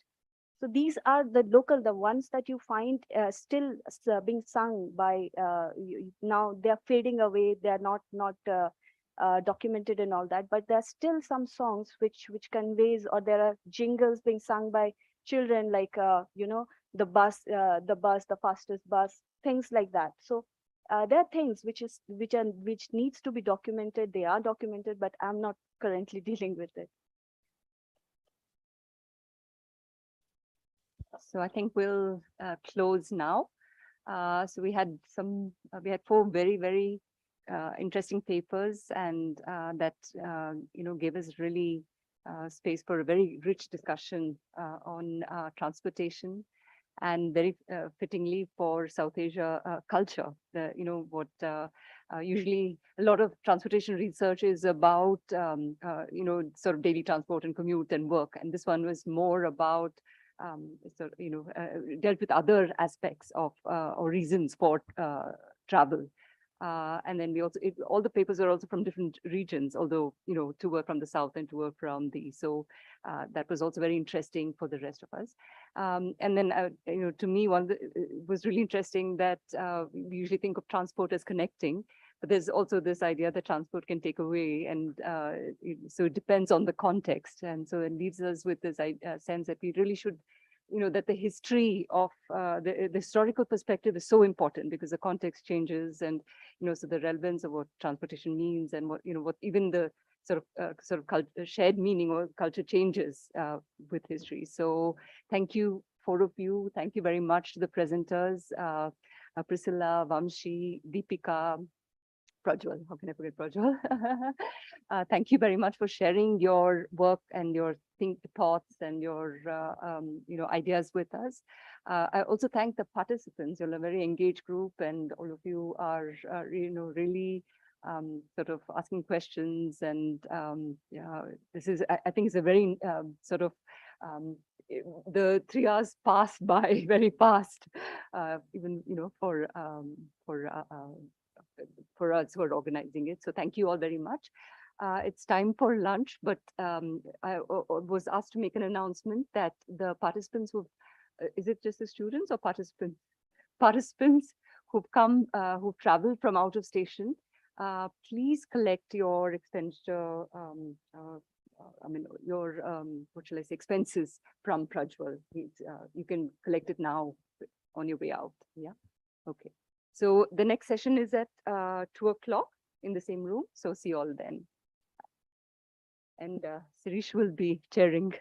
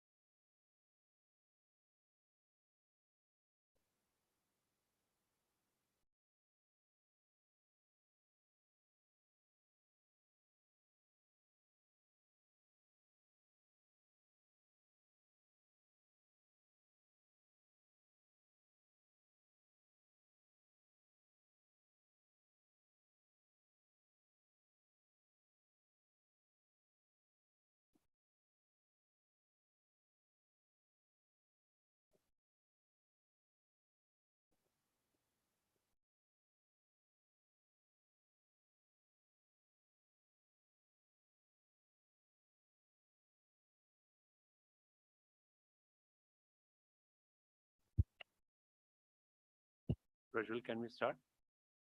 Yeah. Okay, great.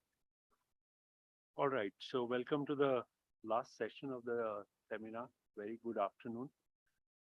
We have 1.5 hours, 3 presenters, and slightly drowsy participant. So I'm sure the presenters would, do their best to make sure that their points are well, conveyed. So it's a session on barriers and enablers to urban transport. Though the session is on barriers and many other previous sessions, we have been seeing in 2 days that there have been a lot of sort of intersections with culture, with, earlier sessions also we spoke about some barriers and enablers. So without making further delay, I would invite Pramod Rajendran from GIZ India to make a presentation.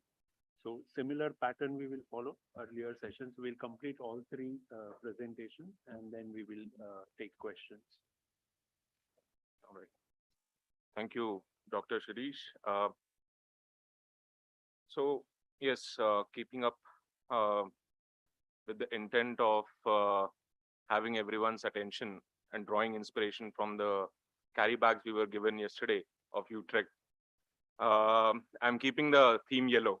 So, and yes, we are in a post-lunch session. So you would also realize that the topic which is mentioned within the abstract is not the same as what is there on the screen, right? I thought I tweaked this a bit more further yesterday. I thought it is important to give the context as to what is the current, what was the scenario prior to COVID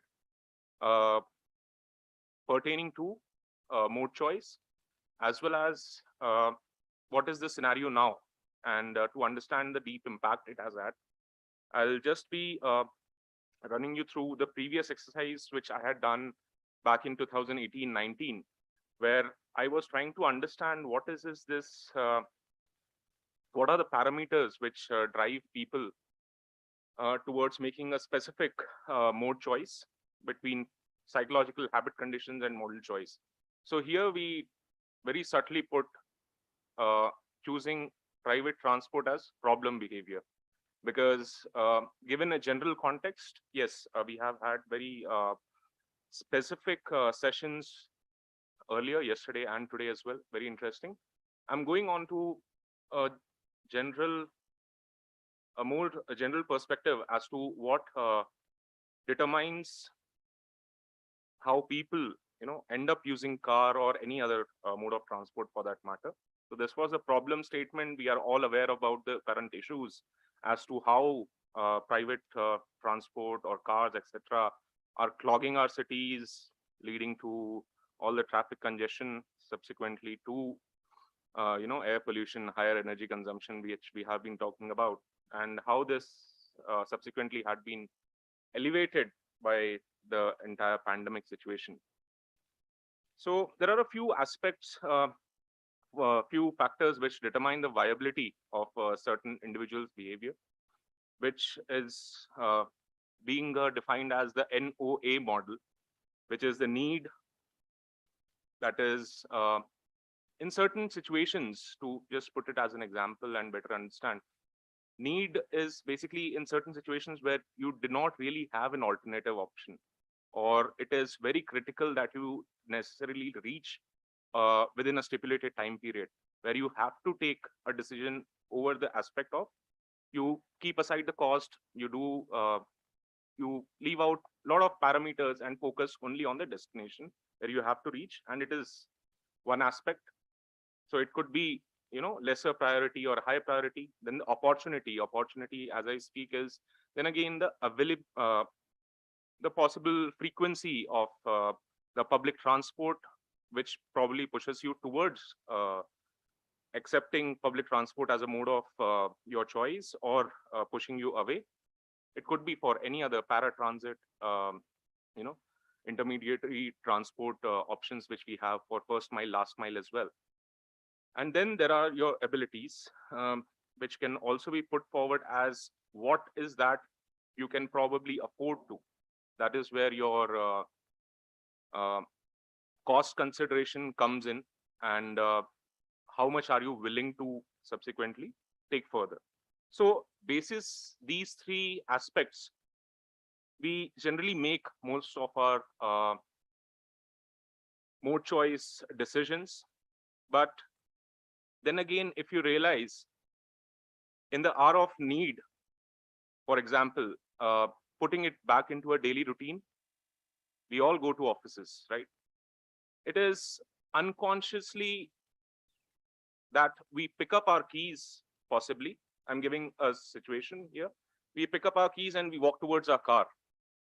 Only till the moment that I find it difficult that I have not placed the key in the same place where I kept it yesterday, am I nudged or pushed to thinking about alternative measures. Those alternative measures do exist, but we tend to overlook them because we have already built a habit of choosing private transport over public or multi-leg transport, to say so. So even in that case, with all the information which is available to me, for example, it is as good as that, today I don't really have to struggle to figure out which bus comes. I just open up a Google app. ICT is playing a very important role in enabling. Even if you see, probably it affects Uber's model, but Uber still gives you public, transport information. It is doing that, but it knows that you are looking into their app for certain reasons. Let me also. So the information also becomes meaningless when you are in a habit. So it is more of a, it's not an event, but a process when we are talking about how to well prepare or change this perception of choosing probably public transport or a more sustainable mode of transport, I would suggest. So basis the research which done by Prochaska and De Clemente, they have divided into 5 stages. So wherein we are also talking about pre-contemplation, they are talking about that the duration of a certain activity could possibly vary, but the activities stand unvarying, that you have to complete a particular activity to go further. So pre-contemplation, as you can see, where you are unaware about what you are doing or you keep aside, it is as good as any other problem behavior, for example, smoking or any kind of an addictive this thing which you already have. It is a similar situation. And it is also important to understand the negative aspects, how it is impacting you. Then we move on to the contemplation stage. That is where you are considering, you are still in the transitory phase, but you're still considering behavior change prospects. And then the preparation, that is, you have committed at a certain level that you would, in near future, would change and want to change and have learned some valuable lessons from your previous events. So some things have led you to take this decision. Subsequently, then is your action, that is, when you start implementing what you have committed to. And then comes the difficult part, is maintenance of that particular habit, right? Because you tend to otherwise fall back. Now falling back in terms of any other habits such as smoking, etc., one could understand, but how does one fall back to going back to making a decision where you only take a private car possibly? So these are the attitudes which the participants associate with driving. So here I have taken, so the survey group is from 4 institutes, masters, PhD students, as well as bachelors. So these campuses are slightly distant from your city, etc., from the city center, and are in metropolitan. So Hyderabad, Mumbai, Chennai, and Bhopal are the 4 cities, of which 260 to 300 students were taken survey of. So there are still people who are driving, as I mentioned, not by choice, but rather out of necessity because of non-availability of this thing. So people are then again, show that people are aware about these issues related to environment and also worried about global warming. They know the negative impacts, but yet believe that the threat level is less when weighed with your societal issues. So societal issues are a factor for me to decide. Climate change would probably not kill me than the mocking of my friends or my neighbor is the perception which is being built over here. And that is an honest response. So cost and convenience seem to have higher rank as compared to your other climate change issues. And then, as I mentioned, ICT can help, alter the attitude again. We are already seeing more inclination towards shared mobility or smart apps, which are giving integrated services. Then comes, this is something very unique, which is being put forward over here, is that you have a social symbol indicator,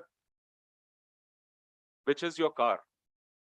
If given an exercise, for example, as I speak to you, you start imagining there is one sports person and an old guy, probably dressed in a mundu and a t-shirt, and a sports star who is, in a flashy jacket. And I give you two options. You have to match them with the kind of car which I tell you next. One is a Tata Sumo and one is a swanky red Volvo sports car. You have already linked them, right? The answer is there with you. So this is how we, as a society, have started taking this into consideration. So why car? So in a word, if one had to put it, these are the statistics where 22% stated as a need, right? Rather than anything else. Second comes safety and third is class. Then again, do you know about the problems? Yes, majority of them do. But still, we overlook that problem when we say, but if you were given a choice that you are getting a car, for example, what would you prefer? I'm still not going for an economy. If you have to buy a car, for example.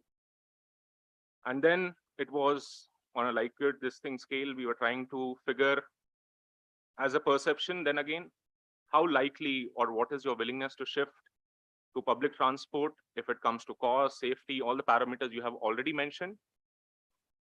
So 47% are neutral. Maybe, maybe not. They do not want to commit still because they still think that I'll be judged upon this answer probably.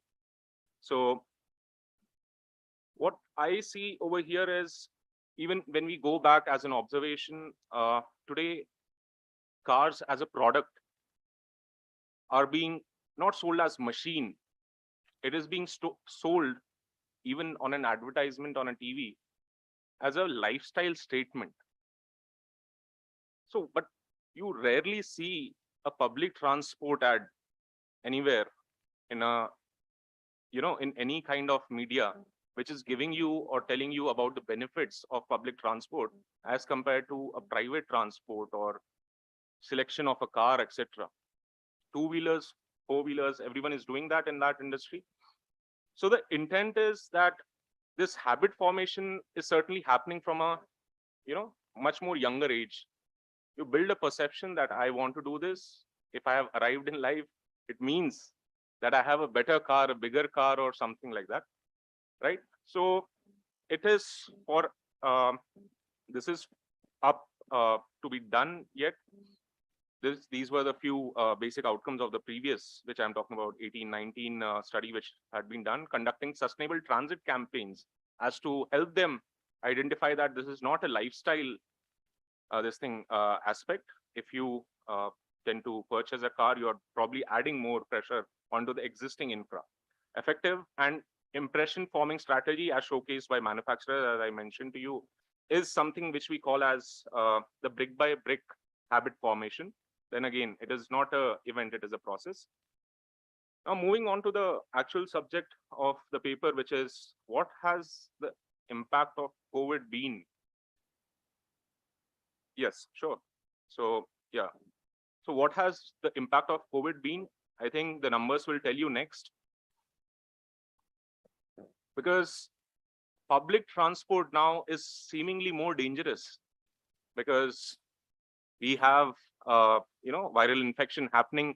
We are trying to avoid public spaces. It is difficult to maintain social distancing and various other norms. And this is one study which was done for 5 weeks from July to August 2020, wherein just post lockdown, this is basis the baseline, there was 39% decrease in the visit to your retail and recreation, your positive and 45% decrease into your open spaces or public spaces. Only essentials had a marginal increase, right? And then again, usage of public transport declined by 34% again. And your workplace transits or travels also decreased by 31%. The only thing which was still being made was certainly residential as compared to baseline, because you're moving around, you're probably coming back. This was then again, so luckily I have been able to keep that same set of, because those were students who have now graduated. Okay, so that transition period was also good, because while they were making into 2020, what they were already using prior to that is now coming back. This is a survey wherein you have 37.5% using two-wheelers. Okay, and then again, private. And what would be that you would be using probably? So the categories are differing then again, because the answers were, mix of objective as well as subjective answers. So what mode of travel would you prefer post COVID-19 is a cell phone car, right? Out of those 260, I think. So this is basically the idea of this particular research or survey, primary survey. I would suggest that the kind of impression which is already there is, going more towards a negative spiral, keeping black swan events such as the COVID itself. And how do we, further have strategies? How do we come up now going further, initiate research in that direction to understand what other factors is or can we consider as strategies to bring back our mode share to public transport, because we know that is going to be a much more sustainable thing. And but I don't blame just this. There are a few, I think I have already covered, this is just the starting to say so. There are a few more things which I would leave you with, is if you see in the past a decade and a half or so, the price of a specific hatchback also, if you take hatchback, a model of a car, would probably not have increased in tandem with the price escalation you have had in the property rates. So your affordability aspect has increased as a consumer. So your consumption increases. So I think that is one aspect. So yeah, that's it. Thank you. All right. Thank you very much. If you have any questions for him, you can note it down. We'll take all the questions at the end. So that was really interesting. I mean, while seeing that presentation, I remembered there was a flyer or infographic from Equimop project also on the transport area. That was like when the pandemic was really in the peak. So yes, so let's now move to the next presenter, Vijaya Lakshmi, yes, from Indian Institute of Social and Economic Change.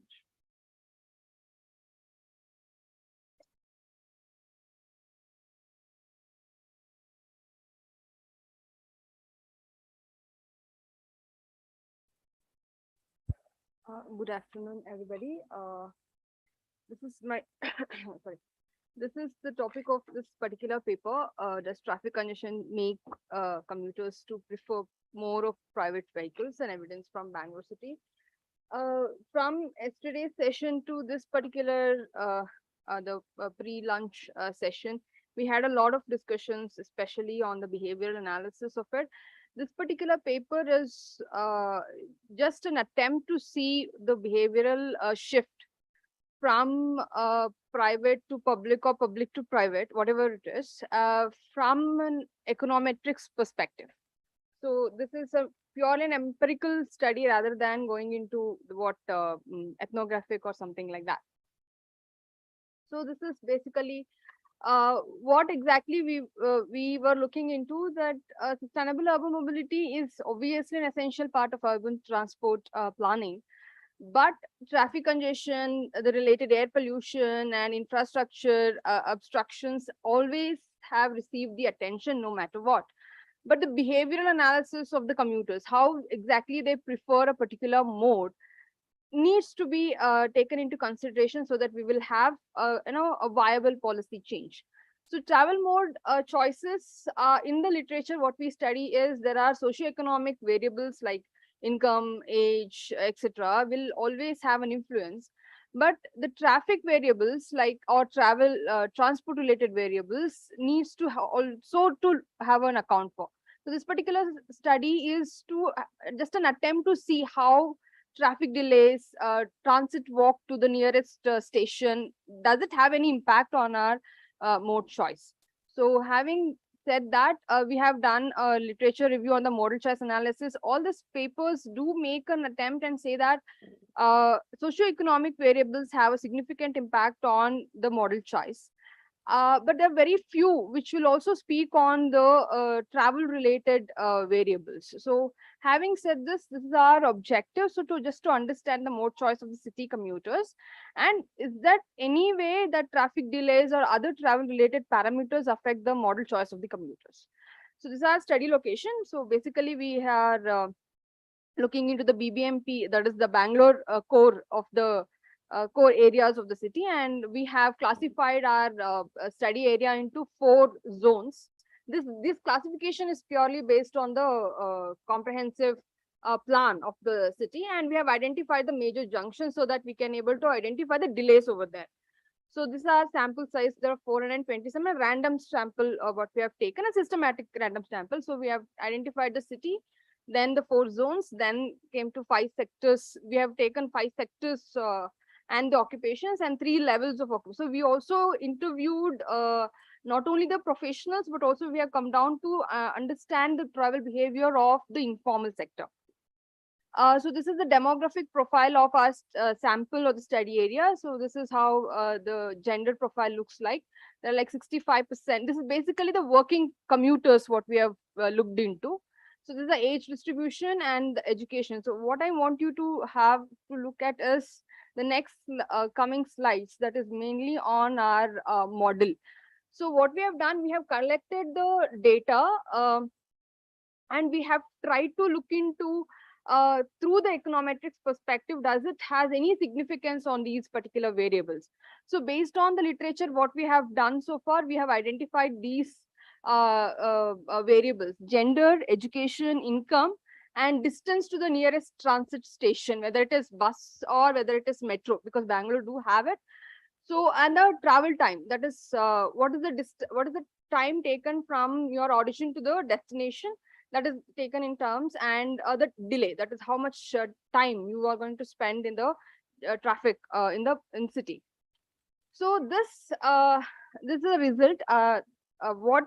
What we are going to what I want you to focus on, the highlighted part of it. So traffic delay is a significant variable. That means that does have an impact on. So what exactly multinomial logistic model does is it will classify its variables. So our base variable is public transportation basically. So if there is any way like 2-wheeler users prefer public transportation, or if there is any shift towards that.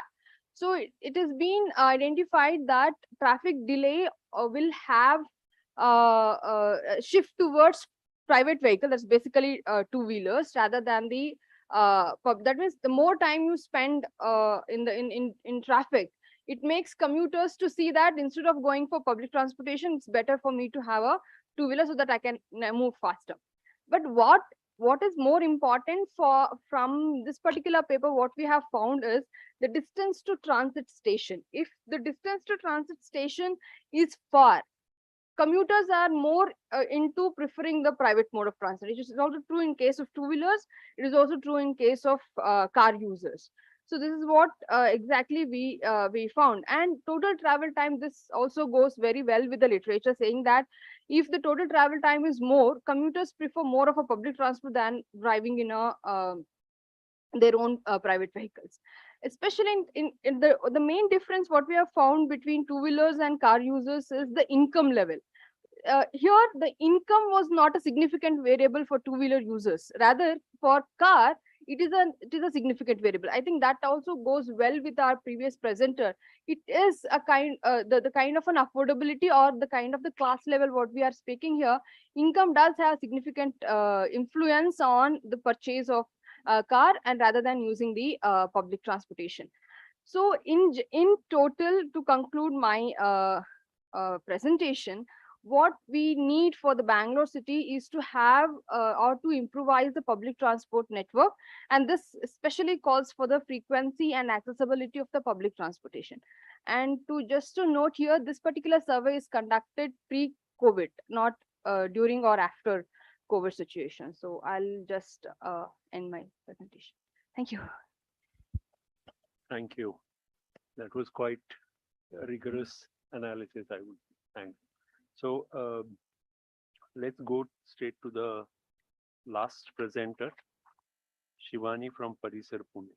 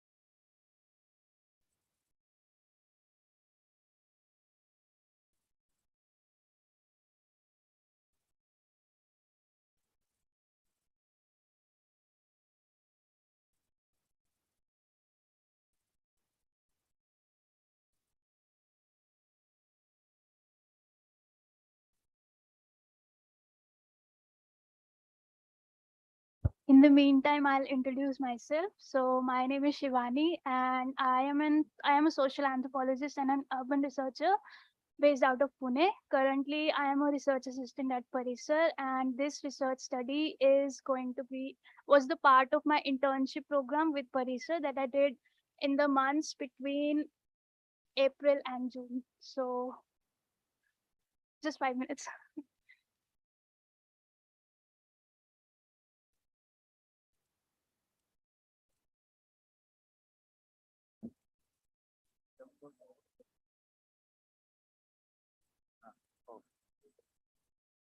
Oh, yeah, okay. Or forward it to my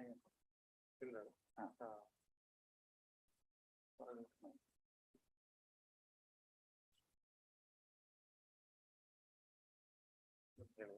it's done.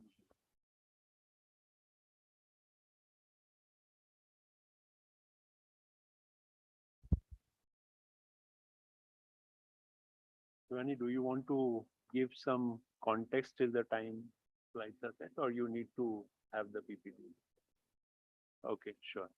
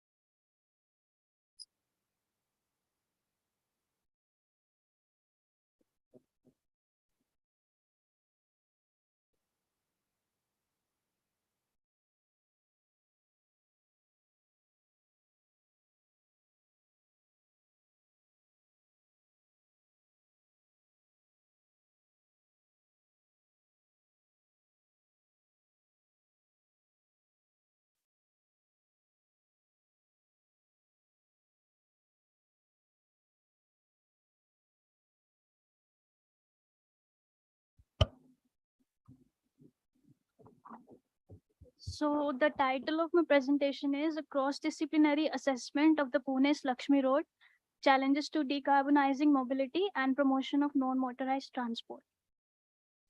So any place is a complex entity with meanings having unique socio-cultural and morphological characteristics attached to it. Its tangible, intangible elements of geography intermingling and correlating with other places.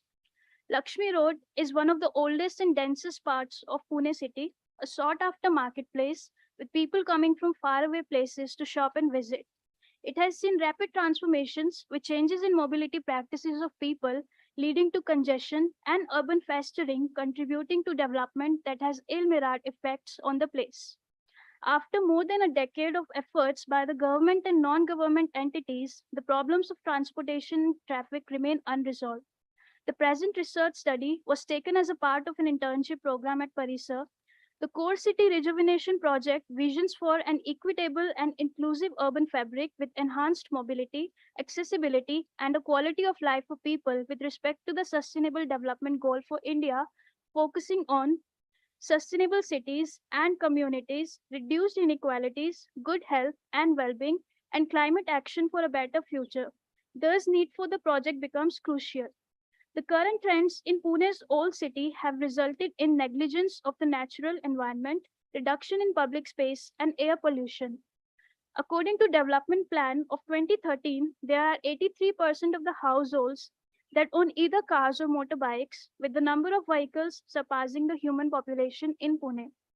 Therefore, this paper aims to understand concerns and issues pertaining to proposals for decarbonizing Lakshmi Road, promoting a non-motorized transport-friendly environment and a safer mobility experience. Since 2008, with Pune's comprehensive mobility plan, promoting sustainable and equitable modes of transportation has been the priority of the city's state to curb air pollution and traffic congestion. Later in 2010, local activist Prashant Inamdar proposed a working walking plaza for Lakshmi Road for the higher footfall of pedestrians. With Sarah Wingard's thesis on planning sustainable transportation, mainly pedestrianization of Lakshmi Road, it also contributed to the effort in bringing in a nurtured core. In the next year, revised city development plan in 2012 also suggested Lakshmi Road as a vehicle-free zone, encouraging a walking and cycling-friendly city. Over the course of the decade, a lot of people have stressed upon pedestrianizing Lakshmi Road. With this recent efforts on celebrating National Pedestrian Day on 11 December 2021. Insights from the stakeholders involving shopkeepers, street vendors, and visitors gave a push to not only revive a dying road, but COVID-19 has brought importance on bringing back the economy of the place to the fore too. Therefore, the need to study the place from a people's point of view arose. From past attempts in reviving Lakshmi Road, Parisars aim to understand mobility and transportation from an observational point of view helped a lot in shaping this research study. The study is primarily exploratory qualitative research where data is collected based on focused ethnography. I chose walking as a principal method to observe Lakshmi Road and neighboring areas. I mapped the road taking note of the physical characteristics, many other roads and crossroads connecting it, the marketplace density, etc. I prioritized the roads, chiefly Lakshmi Road, Bajirao Road, Kumthekar Road, and Tulsibagh Internal Road, important landmarks like temples and masjid, monuments like Shaniwar Wada and Vishrambagh Wada, old buildings, Bank of Maharashtra, Nana Wada, etc., various types of occupations on the street and road and marketplace itself, marking the places that amass traffic of vehicles and crowd of people. In the map here, I have marked the areas that I covered while walking, informing the major part of the field study. Throughout the process, I made use of Old City, Pet area, Purana Shahar, Lakshmi Road or Aas-Paas ki Jagah to refer to the study area while talking to people there. Over the course of my field work, I found ethnography to be a very powerful way of navigating with concepts with larger questions of space and speciality of the Lakshmi Road. It rendered me to situate and present a multivocality of people and place as they see, shape, and build around their social worlds. I collected 40 structured interviews, 10 from each stakeholder categories, shopkeepers, street vendors, auto drivers, and visitors. Using random sampling for the visitors and auto drivers and snowball sampling for some of the street vendors and shopkeepers. The data analysis stage included written field notes. The structured interviews were transcribed from the audio recordings and field notes. Data was analyzed using an inductive approach. I coded the transcripts and found the relationship between the codes and finally categorized them into themes. So this is the brief research design for my study. I can give you a few moments to go through it.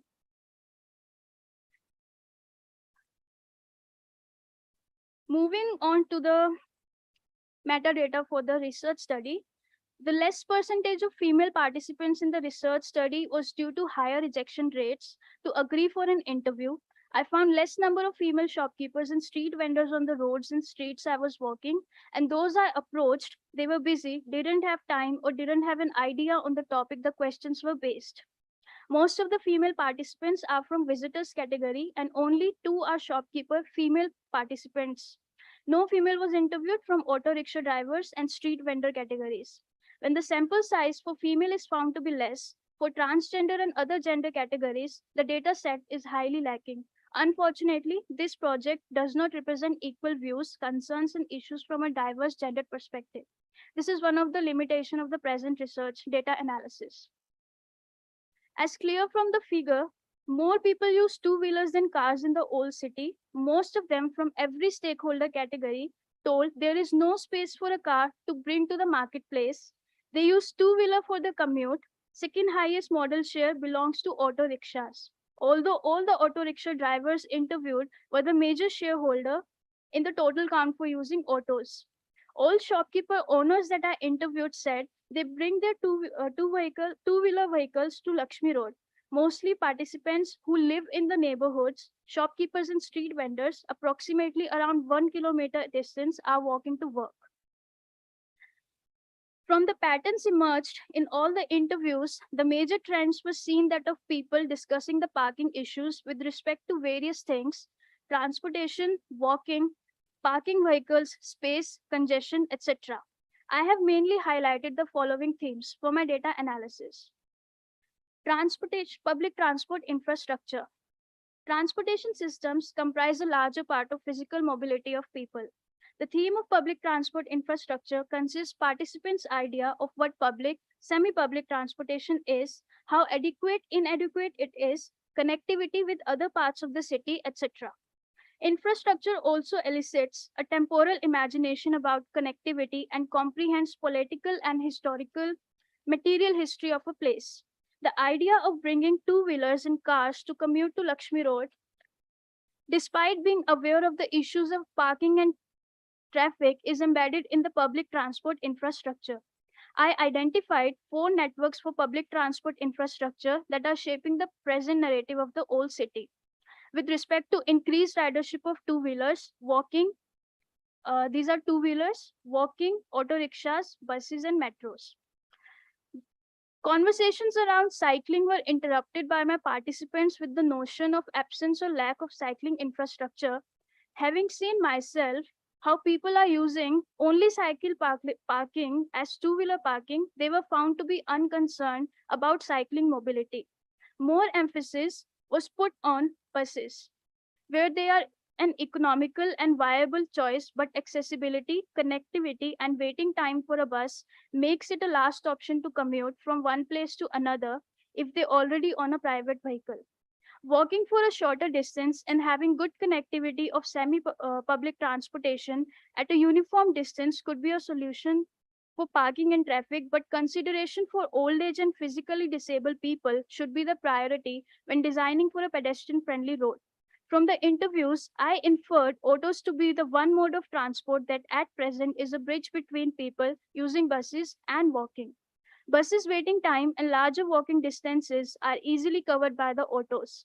On the metro, as it is a development in progress, they could not say certainly whether it will improve the mobility system in the core city. Interviews also revealed the condition of bus stops, sitting space availability, parking and traffic management, etc., thus making it important to not view pedestrianization as an only possible solution for a problem of a slowly crumbling transportation system. The second theme discusses about speciality of the road. Space inadequacy covers a larger part of Lakshmi Road. The participants I interviewed near the metro development site were hopeful of the pedestrianization of the road, but a little distance from the metro stations, the shops and street vendors showed concern saying, who will walk this much from the metro station? Major concern was also that there is nowhere we can make Lakshmi Road a part of the redevelopment campaign as there is no space. Roads are a symbol of identity, and each chowk on Lakshmi Road presents a unique sense of feeling while moving, standing, waiting, talking to people, and mostly the high and low market area spaces. Discussion of space occupied by the street vendors led to legalities and illegalities on the occupations on the street. They also talk about footpath widening and road shortening in the major road around the area, as one of them mentioned. They have widened the footpaths maybe a year ago. PMC is Pune Municipal Corporation. They provided space to vendors on the footpaths and were told to stand with their stall with their backs to the main road. But the shopkeepers protested visitors' interaction with the vendors would expand, but these vendors do not stand on the space that was sanctioned for them. You see yourself, they are standing on the road, and because the space is condensed, where there was a space for 2 buses to pass, now only 1 bus passes. According to the rule, vendors should be on the footpaths, but there is no proper enforcement, so they are standing on the road. Here, in the third theme, I have combined 2 themes together, the governance and police surveillance and habitual behaviors in making do by the people.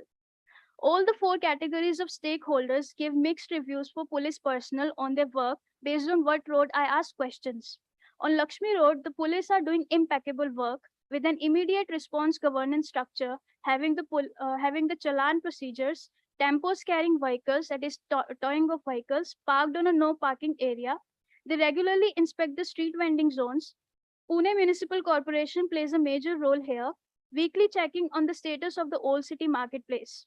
CCTV cameras are being installed on the pedestrian crossing above the traffic signals on major road intersections. People showed indecisiveness towards the development of the old city as they mentioned reasons like lack of funds, major unavailability of space, and they questioned the kind of change will bring from the development. Whether it will be a good or bad change remains undecided. After my participants told me about the good and the bad governance system, and from where I received their responses, I observed the system with respect to the parking or no parking areas. I found a heavy presence of traffic police near one of the biggest attractions for Hindu devotees, that is Dagdu Shed Halwai Mandir. On Appa Balwant Chowk, Shanipar vending zone, several of the shopkeepers and street vendors showed dissent toward the way local bodies have been working. When I asked them on the questions of development, they counted the floors of the road, broken with inconsistent footpaths in the marketplace, difficult mobility due to water clogging during rains, among other things. The governing system and processes led me to ask questions on what kind of change my participants aspire to see. But many responded with patterns forced out of practice, habitual behaviors that are embedded in the practices in everyday routine. An inconsistent governing body has led people to improvisation and making to practice where ignorance of what is in front of the eyes is an ordinary occurrence. The following figure represents a cause and impact relation of governance and habitual behaviors of the people. People's lack of trust in the governing system is one of the reasons for their hesitation to present a clearer picture on the redevelopment of the core area. Consider these 4 actors in a niche representing a microcosm of the core city. Hypothetically, about 50% populace in this niche agrees with the idea of no vehicle zone but blatantly rejects its implementation. 32.5% responded negatively for the no vehicle zone, and the remaining 12.5% agreed and said no vehicle zone will be a good initiative to start decongesting the Lakshmi Road. Contemplating all the rationales provided by the people, also it established an understanding of their hesitation for a no vehicle zone and complete pedestrianization of Lakshmi Road. Public participation here revealing the cross-disciplinary importance on decision-making and policy interventions in the city, where demands and people needs should be considered before implementation and planning. Earlier attempts also served as a predecessor to the research study, as it allowed to look at the problem from a different perspective, one involving engaging with the stakeholder in depth and asking them about the concerns, fears, and hesitation in decarbonizing Lakshmi Road. The redevelopment or rejuvenation in urban planning must consider the psychology of the place, understand why people are behaving the way they do, why some places are always chaotic and some are left empty, among other things. Equally, it becomes vital to understand how people are walking or navigating through the space, considering the other model share behavior too. Survey research could give an understanding of a demography, can give access to thoughts, opinions, and beliefs of people, but deeper understanding of the phenomena can only be understood by engaging with people on ground level, experiencing what they are experiencing, and adopting bottom to top approach.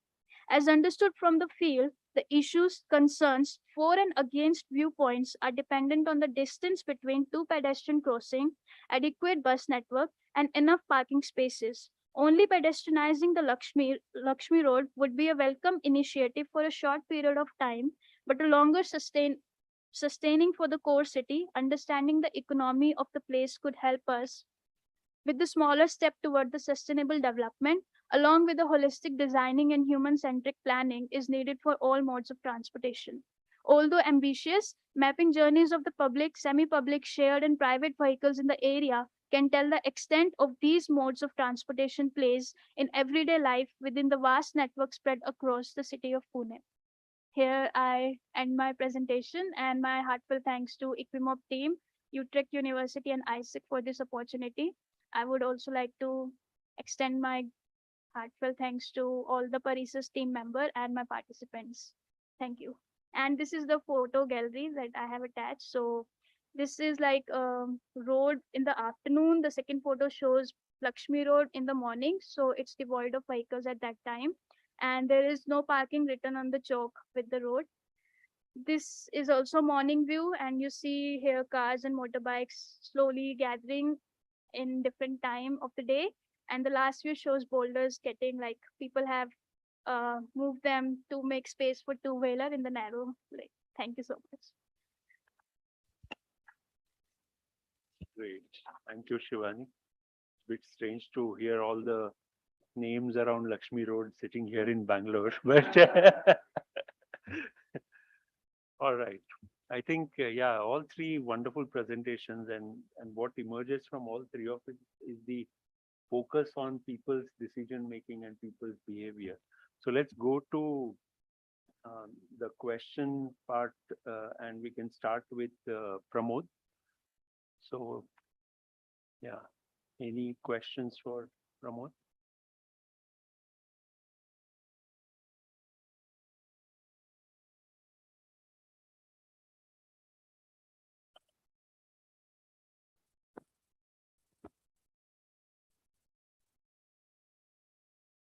Okay.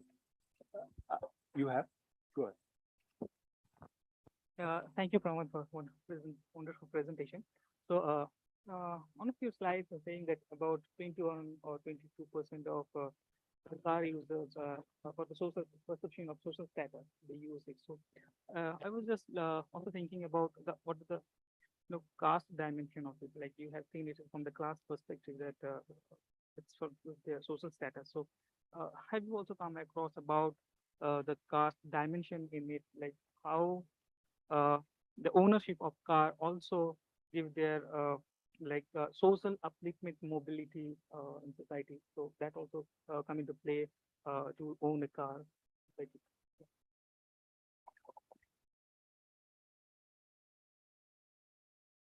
Okay, so let's collect all the question, other questions, or you want to respond one by? I think let's do that. So I think that's a very good observation. I was only looking at I never looked at from that perspective. It is, even to collect that kind of data and differentiate between the participants is difficult to do. But certainly, I did not approach it from that. But that is a very interesting viewpoint. I think yes, how you perceive, how the society perceives, and how does an individual perceive it certainly tends to change. So I think it's a valid point. One could approach this viewpoint from the other side also.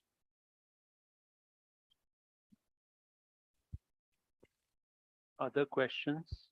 The following. Yeah, since the study was done during the COVID period, like June, July, August, or the post-lockdown situation. So I was also thinking like how the fear, like the fear of using public transport also forced them to, shift towards two-wheelers or the private car ownership.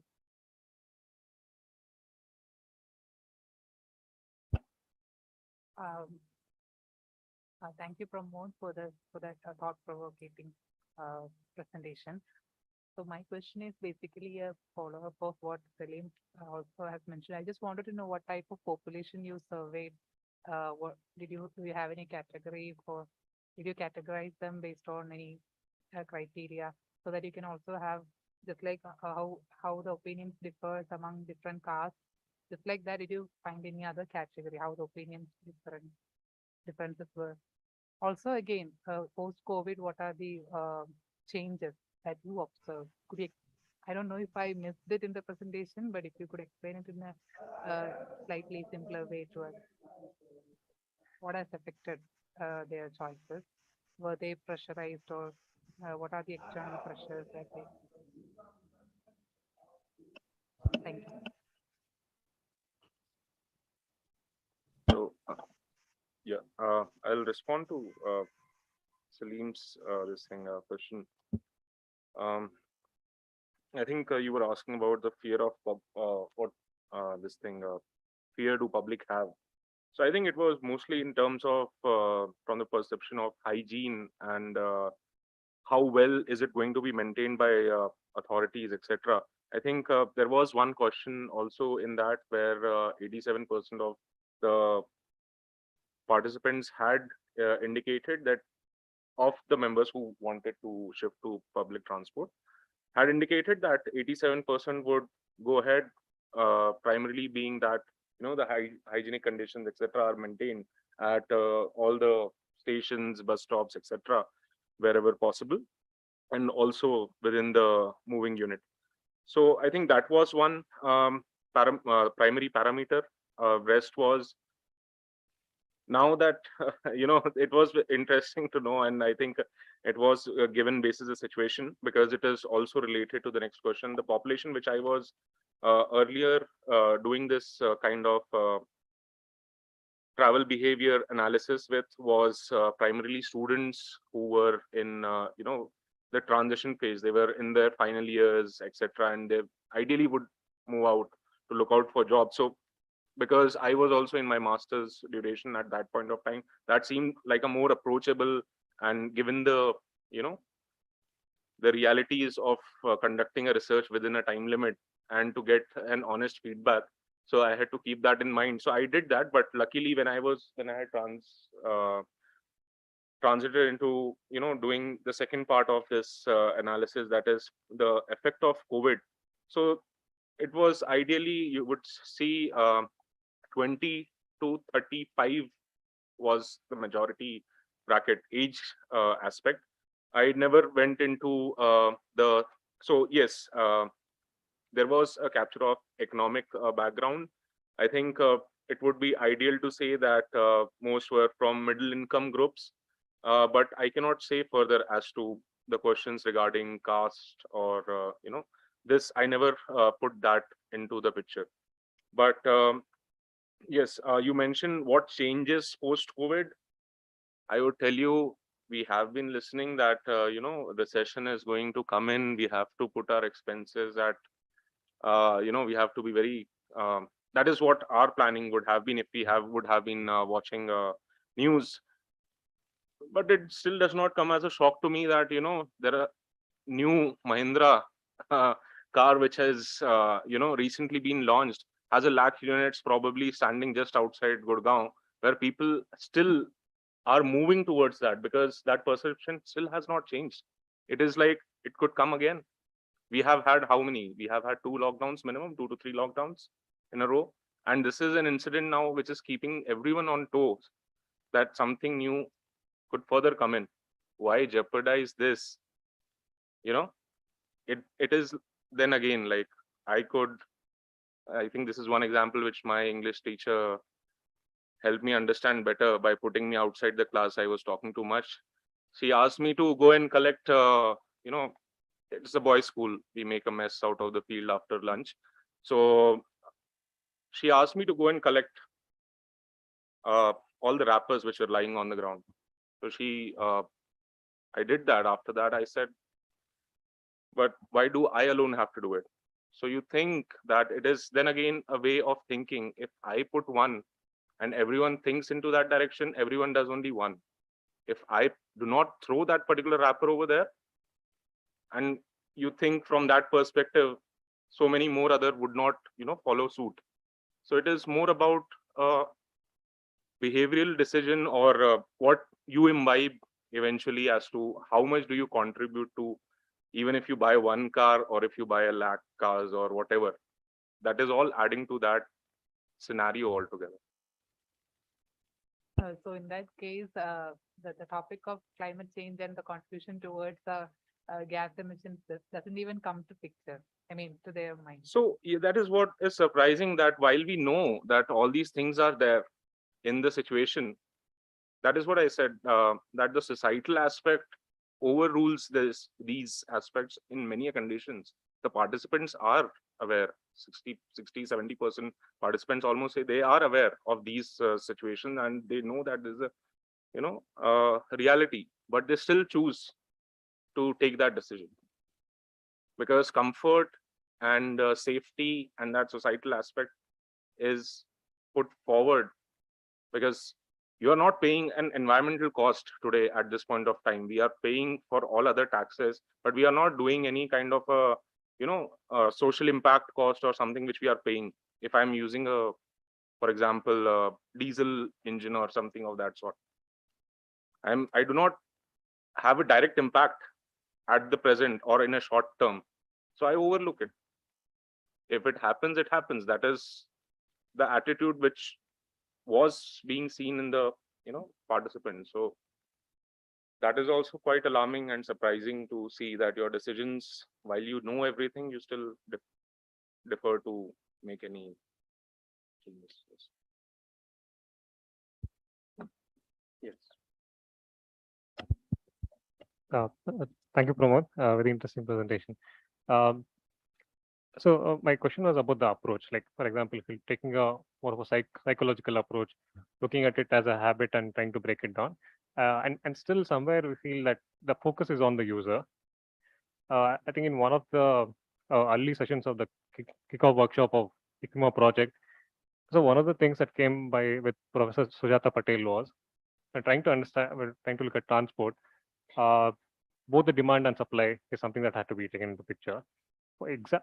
More particularly, for example, the disbursement of car loans, for example, and the social norms. For example, if somebody doesn't have a car, do they get a bride? So these factors is something are they still accounted in the psychological model of the habit that we are taking in the study? So that was something I was curious about. Yeah, so I did mention about the affordability aspect of it, right? And you have, I think, correctly pointed out, I think Professor Rao also yesterday mentioned a similar thing, right? You do certain things from the capitalistic point of view, wherein you are, pushing a lot of money into that industry. And then again, as we know, if, for example, if you would have ever taken a loan, you end up, burning holes in your pockets. Or why do you intend to take a loan? Because you cannot afford it at that point of time, but you intend to. You're making it easy, but it is then again a way of, credit lending and recovering. So you end up paying more. So I think, yes, affordability aspect I did take into factor, but not really the credit which is being given against that. And as I was mentioning, that car prices have not really jacked up.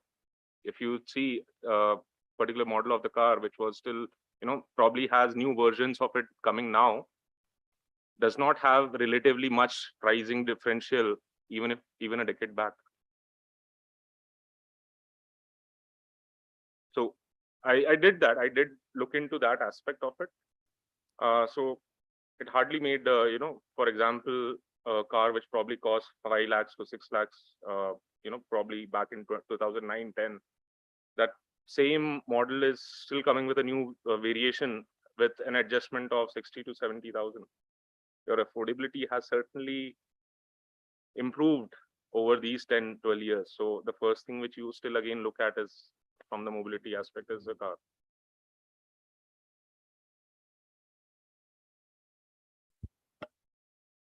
Any other question?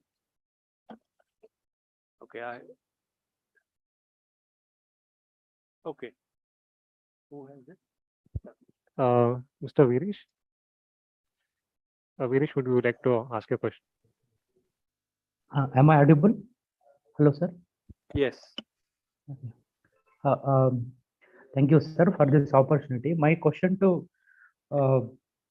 Pramod sir is that what are your what is the way forward to make the public transport more efficient and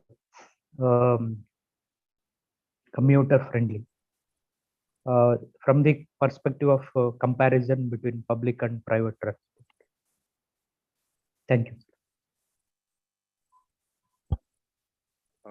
Mr. Viresh, thank you for your question. I think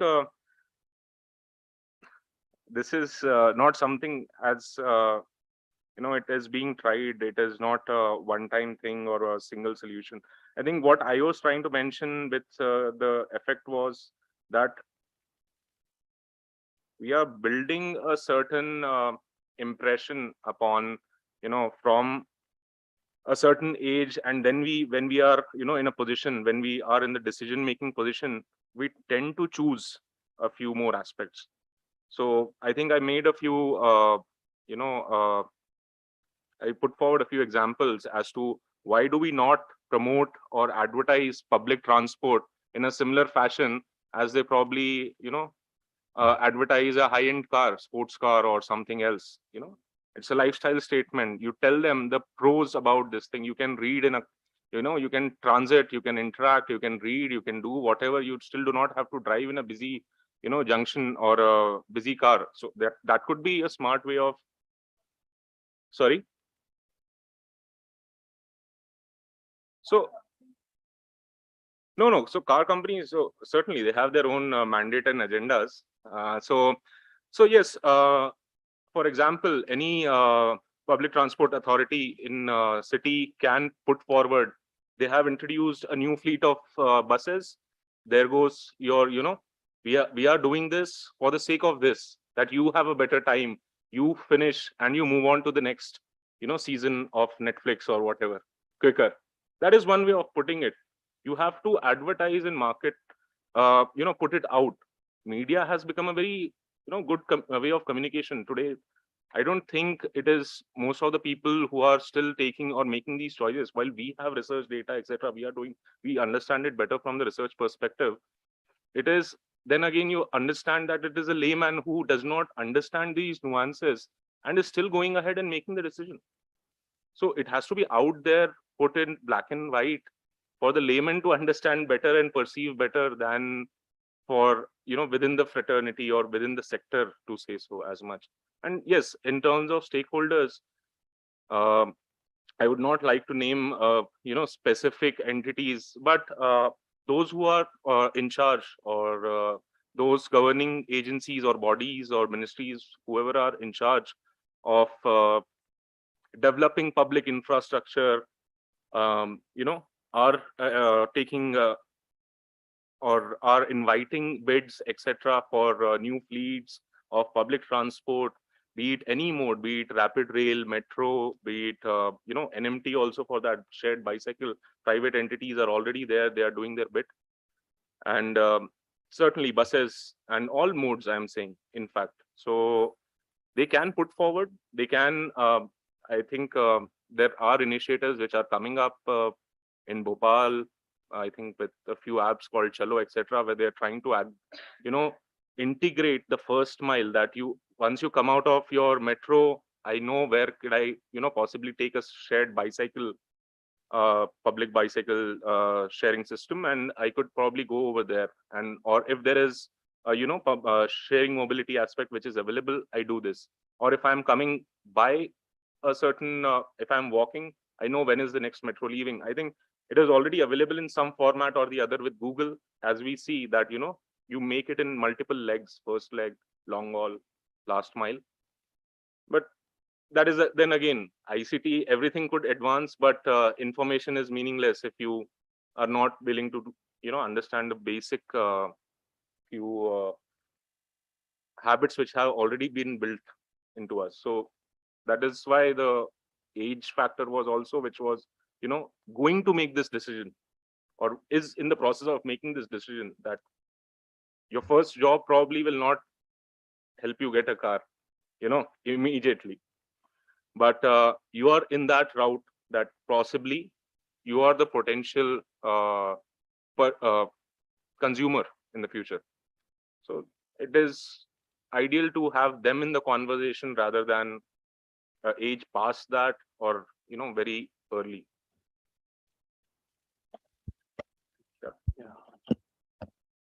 If I may add to Mr. Pramod's answers to that question, I'm a user of public transport, and I've witnessed the promotion of public transport happens only within public transport. So whoever is using it is already like exposed to promotions of public transport, but nowhere else. So a simple example, I think it was Mayor of London or someone who uses subway to travel to his work. I think that is a statement in itself that, it does not really, a developed country does not mean that you always travel in a car. It is a developed country means where even the rich can travel in the public transport without any this thing. So something similar from that.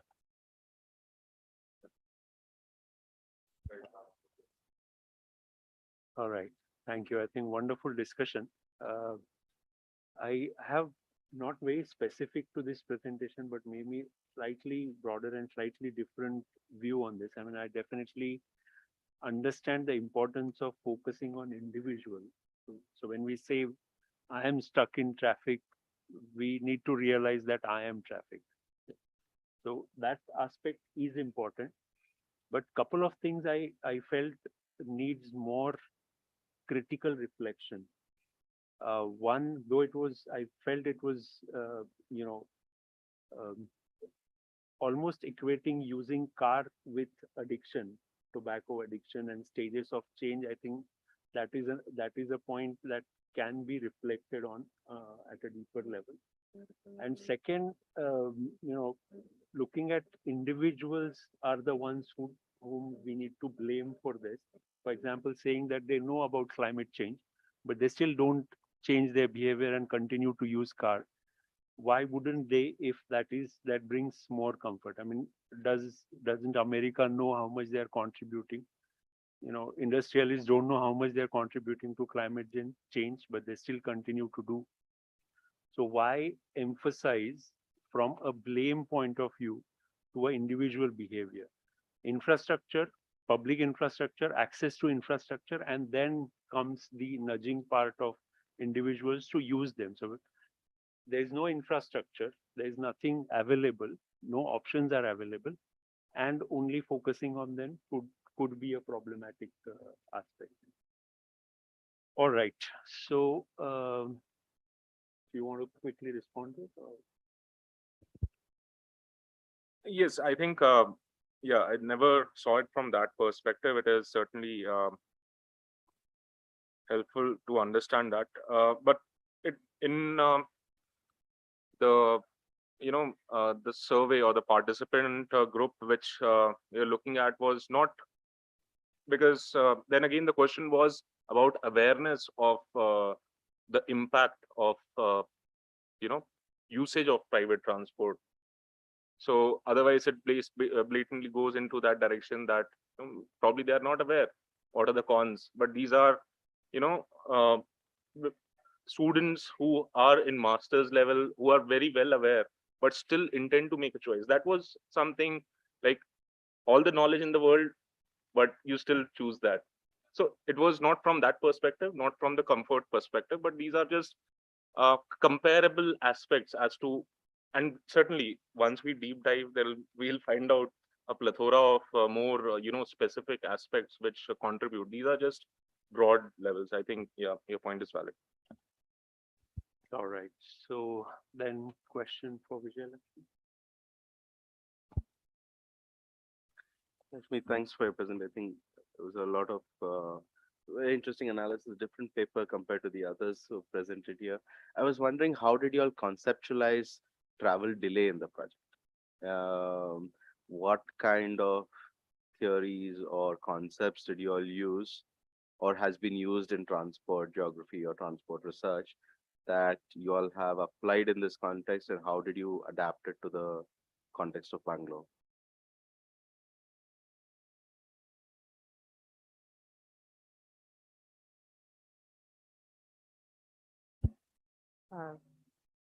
Thank you, Vijayalakshmi, for that presentation. That was a very relevant study when you have identified the gap correctly and where to put your problem. That clarity was there. So my question is just based on the method. So how did you select the variables based on the literature only, or did you adopt any other methods, any expert validation or something like that? Also, you definitely in the results in the model you definitely have a variation in the coefficient, right? So did you do an analysis, comparative analysis of different variables? Like you finally chose a traffic delay and one more thing. Yeah, so routes, and there was travel time also, which had, if I read it correctly, which has had a lower coefficient. So do you have any comparative analysis of how does it vary among these variables that you finally select?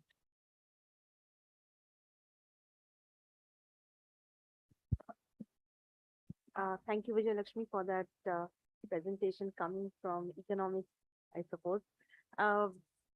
If your paper is entitled, "Does traffic congestion make commuters to prefer private vehicles?" then I want to ask you that, what was the situation before this question? So in that context, what is the time period you have selected for this data collection? Because Bangalore as a city also developed as the Silicon Valley from the 1990-91, from where we have seen the boom in population, and then of course the trajectories of traffic congestion. So if the paper is kind of formatted on this question, do you have any data which suppose that there was no traffic congestion before this period, and from this period onwards there was traffic congestion, for which you have taken analysis? And of all the data and the variables you have taken into account, what is the period, 10 years or 5 years, or in what context have you collected that?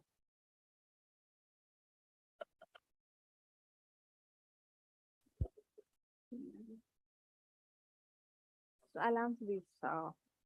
To the first question, Ajay sir's question, the concept of travel delay. So in transport engineering, they define what exactly we mean by traffic congestion or the travel delay. So they say that a signal, they talk in terms of signal cycle time. So if a signal is green, then it goes to next is red. So what exactly they want in their engineering, the structuring of their traffic signaling is, the moment when it is green and the next cycle, that is the red, the traffic should exit from that particular junction. If it is not, then that means it is a congested, or that is the delay. So for my study, we have taken that particular definition and we have applied for our junctions in all, what are the junctions. There are 15 junctions we have identified for our study. And the delay, what we are speaking here is after the signal cycle, if the traffic is standing over there. So that will be our traffic delay. So that is basically by defining the transport authority DULT, what we have in Bangalore, and they say that 3 minutes exceeding will be considered as 3 minutes, and more than that will be considered as a traffic delay. So beyond that will be our the traffic delay, or what we mean by traffic congestion. Next, Fatima's question. Majority of our variables are taken from literature. So especially socioeconomic variables, age, education, income, and specifically the travel related, that is the total travel time taken from A to B, origin to destination, and the traffic delay, that is the time I spend in those traffic junctions, and the transit station. These are also taken from some few studies which have just said that the traffic congestion is one of the variable where people say that they have a model choice shift. So we try to quantify it. So that is what I try to look into. So just saying that traffic congestion will have an impact on my model choice, I'll just try to make it in terms of numbers. So that is one part of it. And comparative, yes, we did do that. So saying that in my analysis also, it has come very clearly. In our statistical analysis also, it has come very clearly. And when I was in my field study, even there also, commuters who are traveling a longer distance, they say that traveling in Bangalore city, especially in those congested roads, is more stressful. So I will prefer public transport.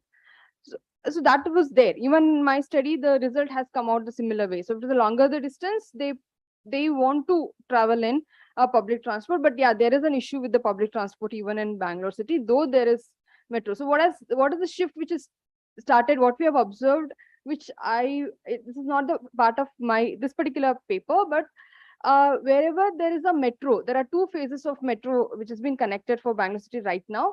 So there is a drastic shift from private transport users to metro. So they said it is convenient. Why it is convenient for you? The one first rank among the preference ranking, what there is reliability.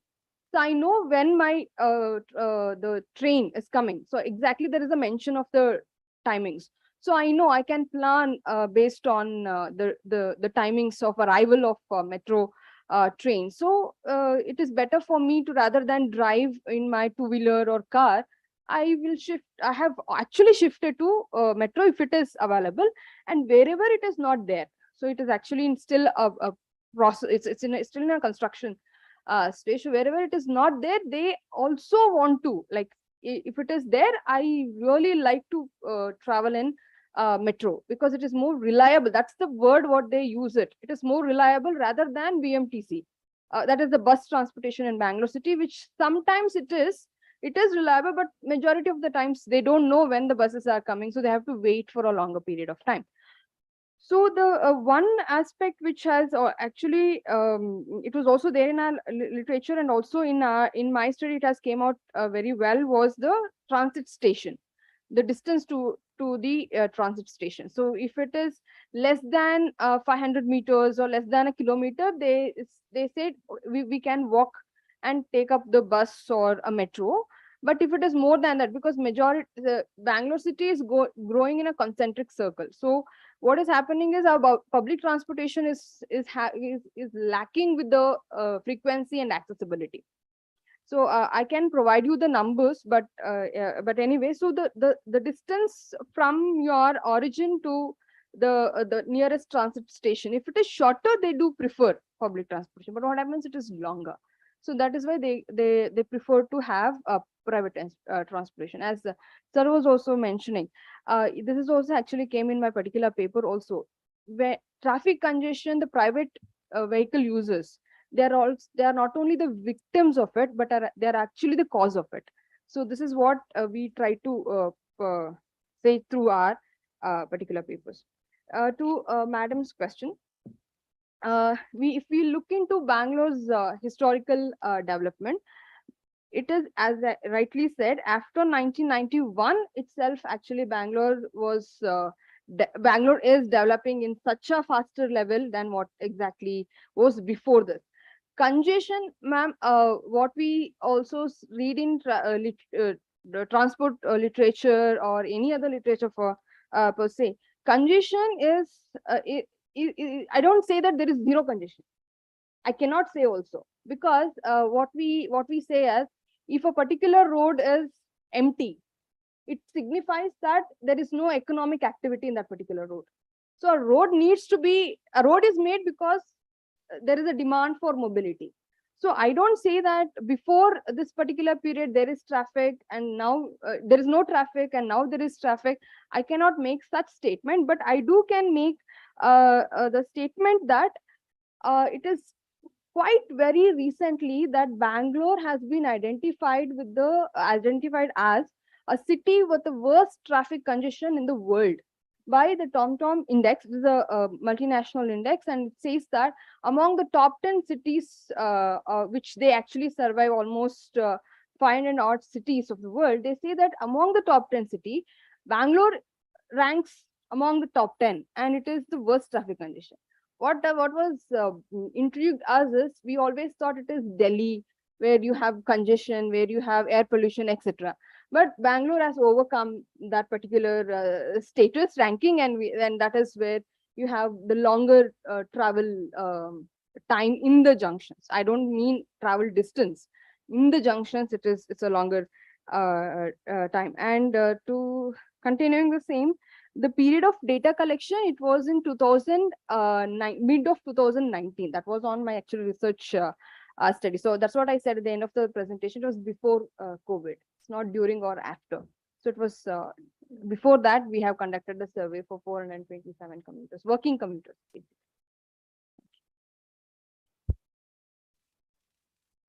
Any other question for her? Great, thank you. Should go to Shivani. Yes. Hi, Shivani. Thanks a lot for the presentation. Also similar to Shirish, I was also very nostalgic for the area in that sense. We even did field work there as master students. My question is a bit on your methods. I missed that slide a bit. So you did a survey and you did qualitative math, or? So for like getting gist of what the area, like getting familiar with the place, for first 10 days I just had a walk around. No, randomly that's talk to okay. That's people. the participant observation. Yeah. You showed us figures, and those figures come from? From my interview questionnaire, I had added the demographic profile for the people, where I had asked them the question from where they are coming and how much time they take to come from the place of their origin and destination, and all, what kind of vehicles they are using, before moving to the more in-depth question like that. So these 40 sample is based, okay. So yeah, it's like probably mix the of both, yeah. confusion. I also had similar question. Yeah. Because we didn't see more qualitative analysis in your slides. You know, neither quotes or yeah. Yeah, it was like structured kind of. Yeah, thing. from a methodological point of view, it's a bit problematic to show percentages like that because it's not a random sample. Yeah. Yeah, and one, because you're combining it with in-depth interviews. The first reaction I had was, you cannot quantify qualitative data like this, Yeah. because you said 40 in-depth interviews to start off with, right? So that I would be a bit more careful. You can use it to make a table maybe, but not to put percentages. The minute you put percentages, you give the impression that it's a randomly or a normally distributed population from which you have taken this, which is not. It's a very in a lot, not to use the term bias, but it's a very specific population that you've chosen. Yeah. Actually, I'm just continuation of that, if I remember, you do mention on your slide that it is random sample. Yeah. But I sort of took it that you randomly pick people and that's how you call them random, right? Yeah. Yeah. So that's exactly the opposite how in the sampling it is. It is Yeah, and it's not random. Yeah. So I would work a bit more on those parts. What I liked a lot about your presentation was the attention to the detail and the part on walking through the neighborhoods and how you see this thing. My general question, and this question I also posed to people who are, we had a student who was very fanatic about bicycle paths. In a sense. So pedestrians and bicycle paths, these are both these new wave of urban planning. They say they want to clear off everything and make it clean, and but what we don't understand is people. This is very good and nice for middle class people who want to walk over. Yeah. But for the people who live and work over there, if you take away their cars, you take away their two-wheelers from there, they have to walk longer distances to meet everyday needs. These are small time buys. It didn't work in Bangalore. Like in Church Street, they tried, it didn't work. They tried in Gandhi Bazaar, that didn't work. I mean, you can't do that. You're literally taking away the mode of travel for people, small business owners. Right? And think about other people, older adults, people with disabilities who need door-to-door mobility. You're actually asking them, okay, no, should look nice and clean, so please walk 2 kilometers. Right? So I'm just putting it a bit black and white, but it's this whole modes of saying that I'm converting this lane, like the roads are already congested, but so I'm going to take one lane out and make it a bicycle path, or I'm going to take all the two-wheelers, everything out and make it a pedestrian path. And we need to also critically rethink those processes. Which other intersectional categories or groups of people then get left out or are ignored in this process?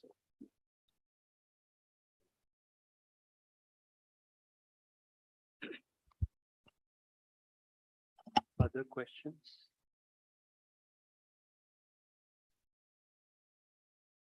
Questions, comments?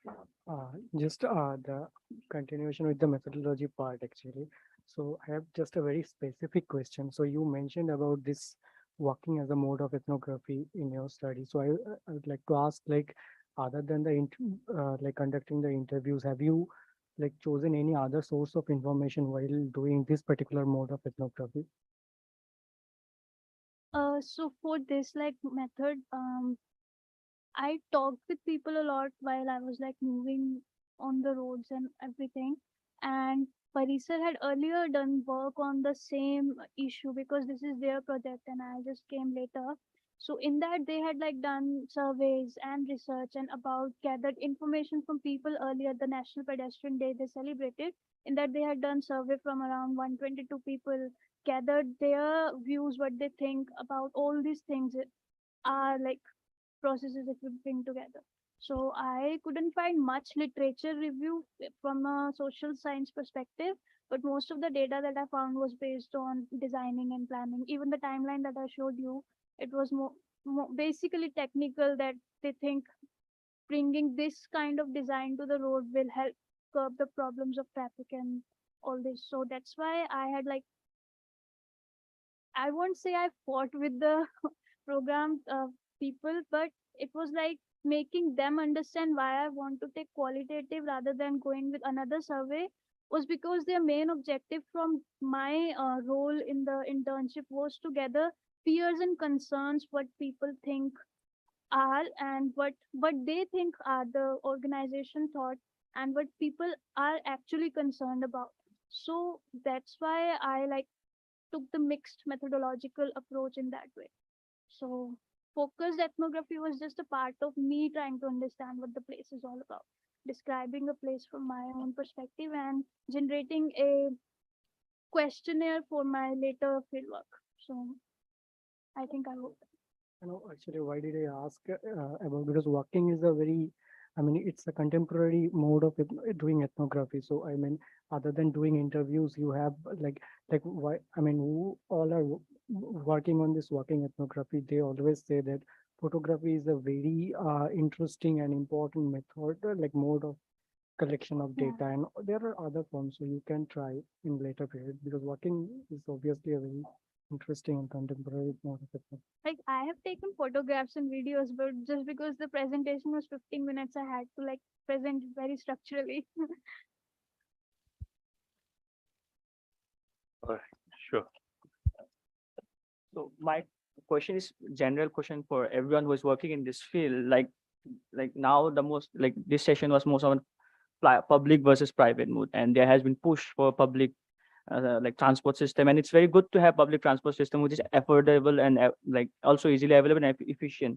But in context of like most of the South Asian countries or developing countries, if we see the, like, if we push for public transport, like manufacturing of private and or the purchasing of private will be hugely affected. Like people will not go and buy a car. And even if you see it in the COVID itself, there has been huge job loss. If it's the unemployment rate, which is very high, and it's going to, in longer term, it will impact the manufacturing sector where there will be a job loss in the manufacturing. Though there can be some kind of the expansion of public system will create employment, but we don't know whether it will complement the loss that has been happening in these sectors. So when you're going saying that the push for public and private, then how are we going to handle this thing in context of India where there's a huge unemployment still? And in COVID, we have seen the report of where then from car manufacturing sector, like industry, there has been almost loss of 4 to 5 lakh jobs.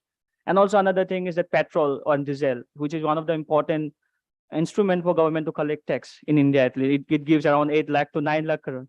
So how, yeah, that's what I'm saying. How we are going to balance it in the context of mostly India or in the South Asian country, which has a huge manufacturing people working in the sector. So it's for all.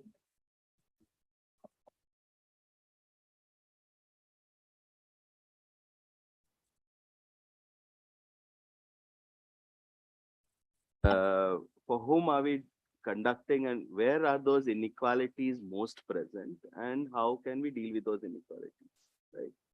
If we are not able to get people to work, lower socioeconomic groups to work, they are not the ones who are going to go and buy the car, right? It's for those groups that we say that public transport should be able to access work, access healthcare, access schools, right? So, I mean, I don't know the percentages, but the percentages of people who can afford a car is much lower than the percentage of people who need to access public transport on an everyday basis. So that's where we have to evaluate and see for whom or for whose greater good will it benefit.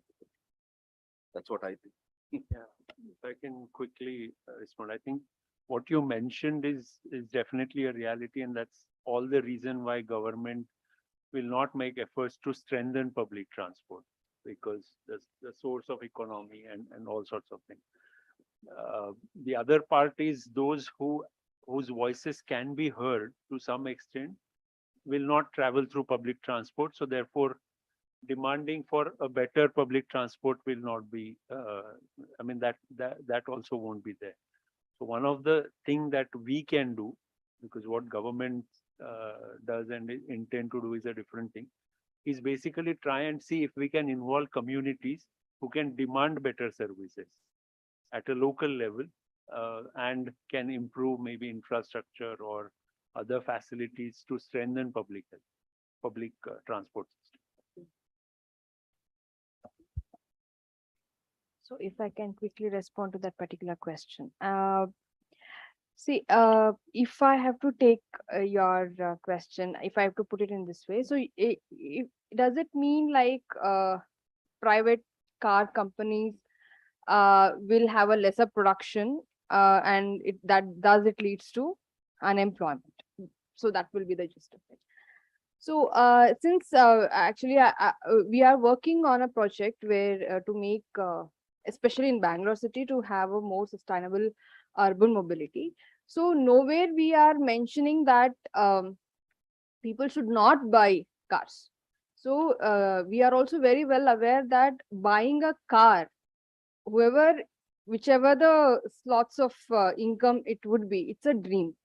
So from the middle income, upper income, I will not speak about it, but lower, middle, whatever it is, buying their own vehicle is actually a dream. So what these city planners are into, if we look into Bangalore city, basically what exactly they are, the government people, if I say bureaucracy, they are into, it is highly congested. I don't say it is congested throughout the day. I just say that during peak hours, and they are into more talking about, instead of using your own car or your own two-wheeler to your workstations, prefer public transport, so that the government will never and cannot say that you should not buy a car, you should not buy a two-wheeler. it's your own choice. But when you are commuting, if there is an availability of a public transport, please do use it, so that there will be lesser vehicles, private vehicles on the road, and you will have a smooth travel towards your destination. So that is what they are into. So they're not into like you don't have a lesser cars in a particular city or a particular country. They will buy, we all know that everybody wants to have a car, or everybody wants to have a two-wheeler. It's not that they will stop production. They do continue that. And only thing that increase having, wherever possible, increase to have your public transportation, so that you will have a smoother travel, especially for the work stations, rather than, obviously we always know that for our leisure travels and other things, we do have our private vehicles to travel for, but at least for workstation. Just to add on to what Lakshmi said, I think I'll just give you an example as to what is also happening in Delhi.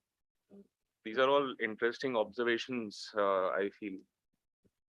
If, there are different ways of also making people not use their cars.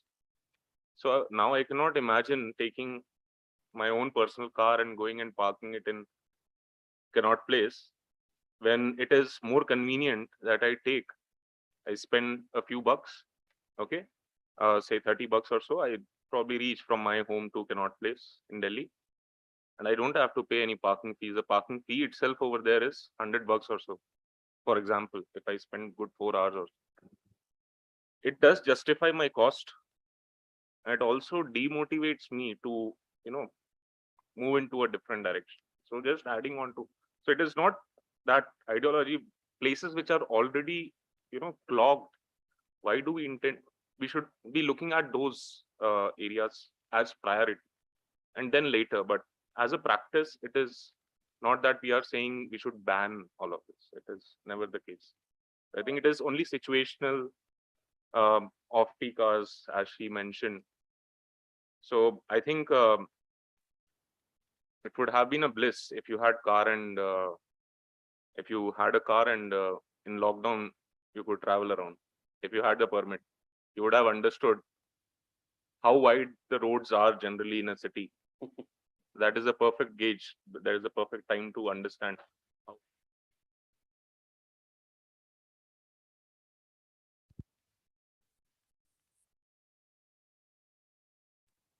This whole cycle, right? If you look at other countries as well, is that it starts off this whole car-centric kind of an approach. Then there are all these regulations that kind of deter you from using cars. And then like what you see in Europe and other, not in all countries of Europe, but many of the Northwestern countries, that they would again go back to saying, okay, increasing tax on cars, increasing tax on fuel, or discouraging, giving, like Germany did this free ticket, right, that they did, and €9 a month per pass.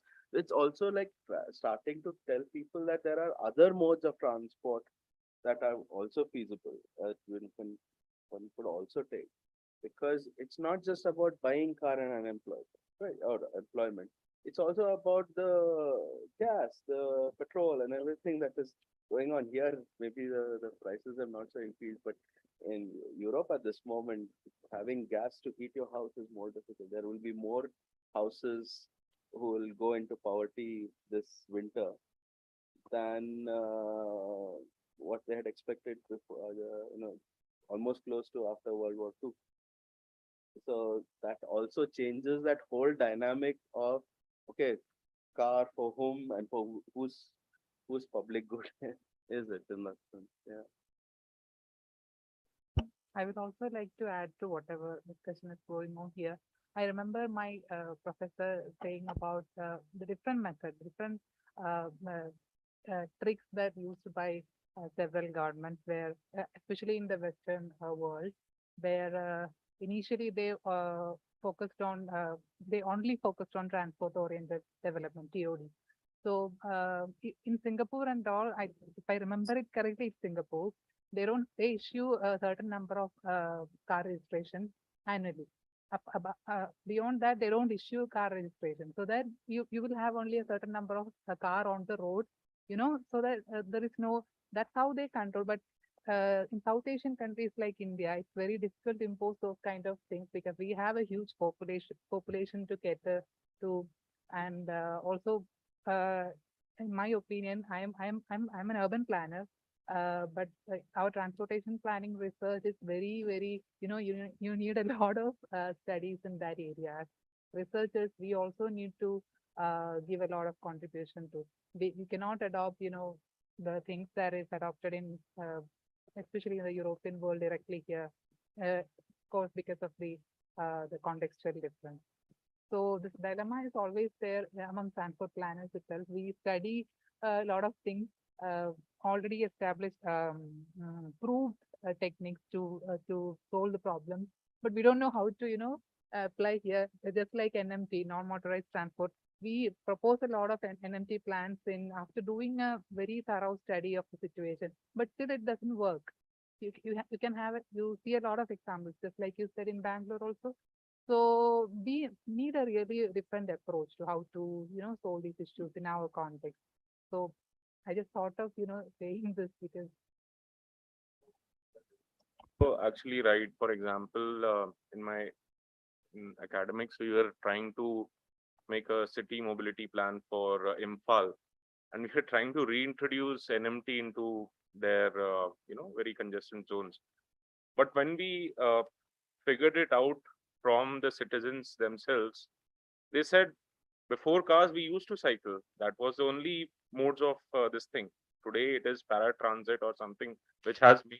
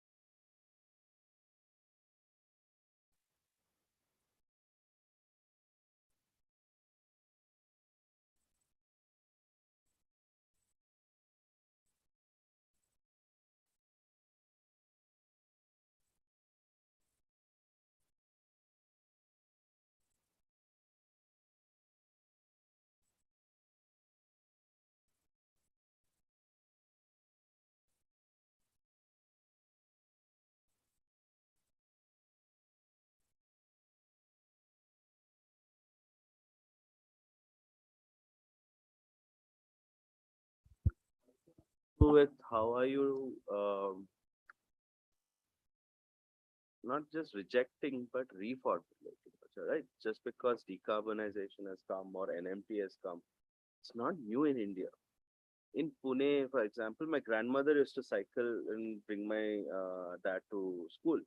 Cycling for till to a large extent, Pune had a very big cycling culture, right? And now you want to say, oh no, those black cycles we don't want on the road. We want this high and shining cycle and middle class guys with bike helmets riding around that. That changes the dynamic. It's also up for planners to say no, but our cities for these many ways always had a cycle. How you cannot just put, like for example, you can't put a cycling like an NMT as an approach into hilly areas. Pune works because Pune is flat. And you go a little bit outside Pune, maybe it's not feasible. Right.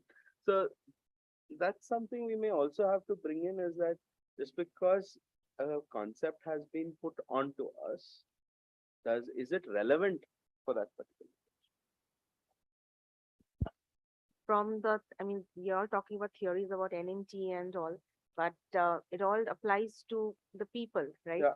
And for the South Asian as a region, the aspect of class, which is associated with having your own private vehicle, is much more stronger. And that mental block of, why should I use a public transport, is better to have your own car. And that kind of, puts me a little bit on the leverage than the others.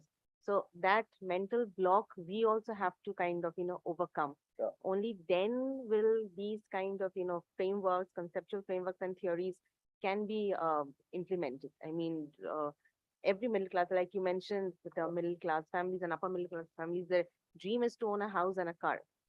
Right? So that mental block, we also have to kind of negotiate in our own kind of area. So apart from the theories, this has to be kind of brought into context. How to sell this idea to the people to get out of your class, framework in that way. Actually, it's not so much about bringing people out of that class. It's actually about behavior change, like everyday behavior change, True. right? So we can't really tell someone don't buy a car. No, we can't. Right? Of course, it's not practical. I'm like, they would say, It's not what the heck, practical. who are you to tell Yeah. this to me?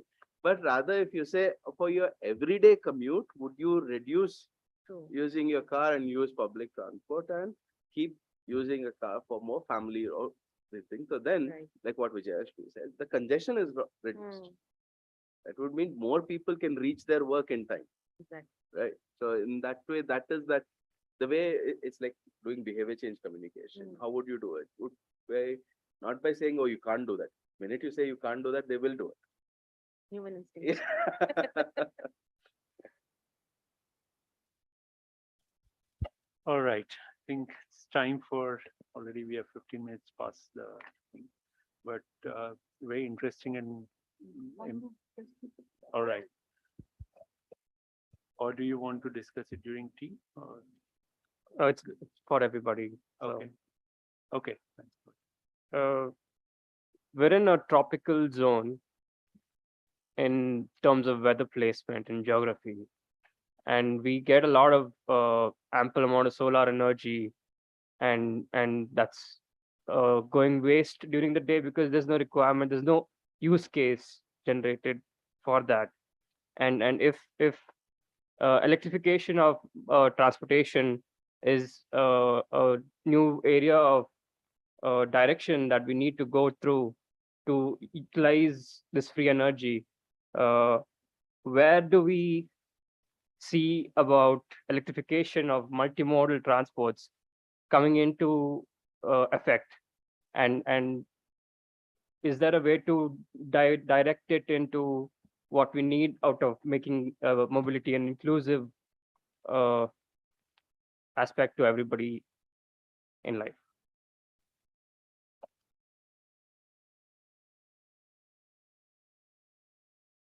Yeah, from your question, it looks like it's for a really, someone who is really specialized or have worked on that topic would be in a better position to say. Whatever I have read about it at this point in time, unless and until there are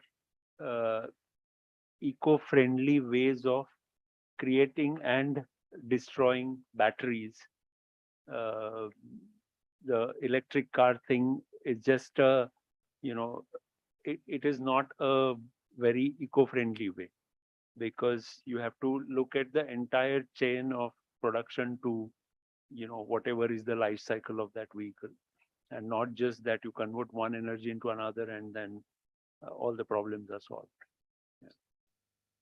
And yeah. in addition to that, but we also have to look into the whole cycle, as you were saying, that how we produce the energy to charge the battery. Like again, our country is mostly using the renewable or non-renewable energies. Like we are still dependent on coal and all. So that's again will be the same situation. What we'll come back on the square on what we're standing now, that we're using petrol and diesel. But after using, so for that is a huge or umbrella concept, like whether we are moving towards solar energy or atomic energy, then again the politics of energy comes into play. So I think it's very complex and complicated issues that we during public when we are discussing about public transportation. And so I think we are still debating and discussing about the things that how we can make our public transport in urban places more sustainable.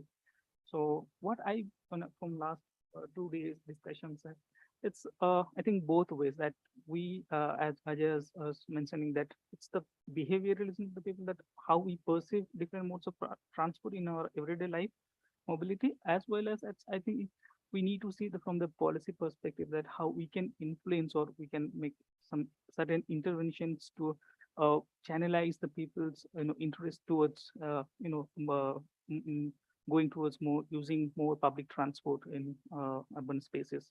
So that I think that should be an iterative process to make our cities more inclusive and sustainable. I think, even in EU, I think while they are promoting decarbonization, everything, the energy crisis is what you are seeing today. They are still dependent. We are a coal producing, we have ample coal. The point which, in most government arguments which you will see is that, you have done your bit, now don't come to us and tell us what to do. To India, like Indian bureaucrats, or anyone is, of that say that we have not utilized it to its potential. But then again, railways says we'll do 100% electrification by 2030, but your point source, as Salim mentioned, is still coal-powered thermal plant. So we are still looking at, utilizing hydrogen as a alternative fuel, but it costs or takes more energy to make that green hydrogen or blue hydrogen in the first place. So that embodied energy is something which Sir has also been speaking about, and that entire life chain aspect is then again up for vetting. But you will see that there is a lot of investment in terms of, you will see where there were huge thermal power plants, there are also fields right across that particular highway. I think it is in Andhra, where your thermal power plant is. Yeah, so there are huge solar, farms coming up, solar panel farms, etc. coming up. But then again, the entire thing is how do you transfer it to grid and grid to storage? So all that comes into play. So certainly, yeah. Yeah, and also even when you have a lot of renewable energy available, it's still not enough. Like a country like Netherlands, their trains run on renewable energy, but that doesn't mean that it's enough. There are still so many households from low-income backgrounds who still live in energy poverty. So, having greater ability to produce wind energy and all that stuff doesn't necessarily mean that they can be equally distributed among those groups. All right, great. I think continuation of discussion I'll take as an indicator of this immense interest that you all had. So let's break for a tea, and what time we come back? Four, Four. but maybe 4:05. Yeah, 4:05. All right. Yeah, 10 minutes. Great. So Yeah. Yeah. So the idea when we come back is basically to discuss how, what plans to go forward, how to build this community of people who are interested to work around mobility, transport, those kind of things. And then we break. Everyone has its certificates. no, I think after each presentation, I made remarks. So no, just want to thank everyone and the presenter. And we take a photograph afterwards. Yes.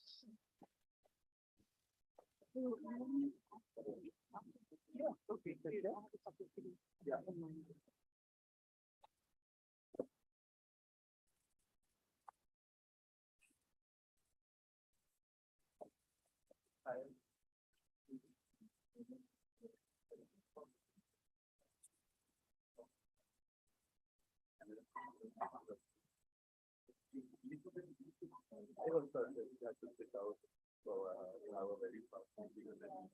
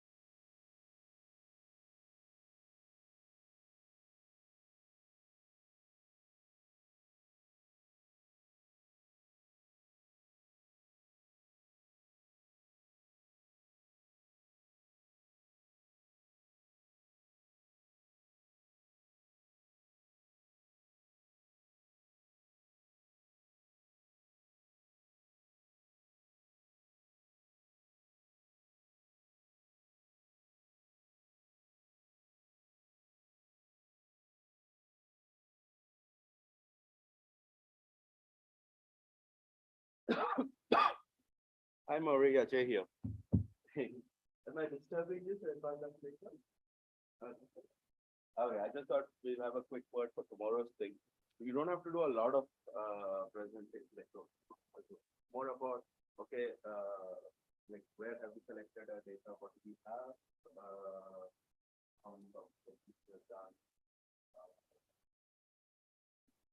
number of stakeholders.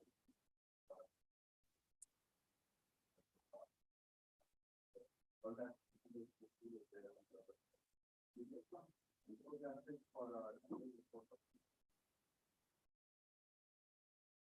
So that for the midterm. Think virtual make some of the infographics to show the stakeholder consultation.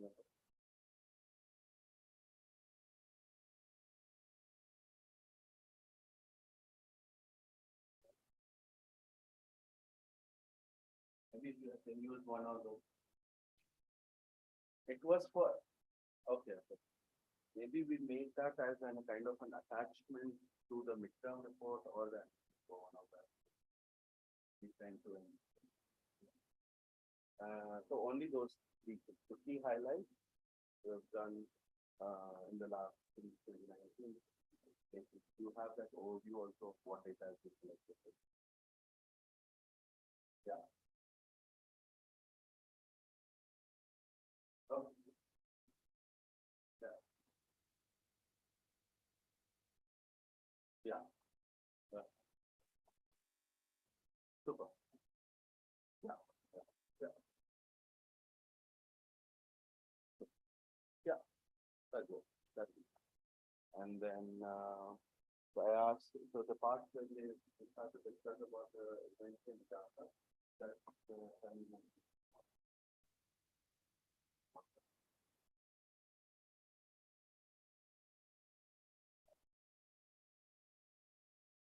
yeah. Okay. Thanks. Yeah.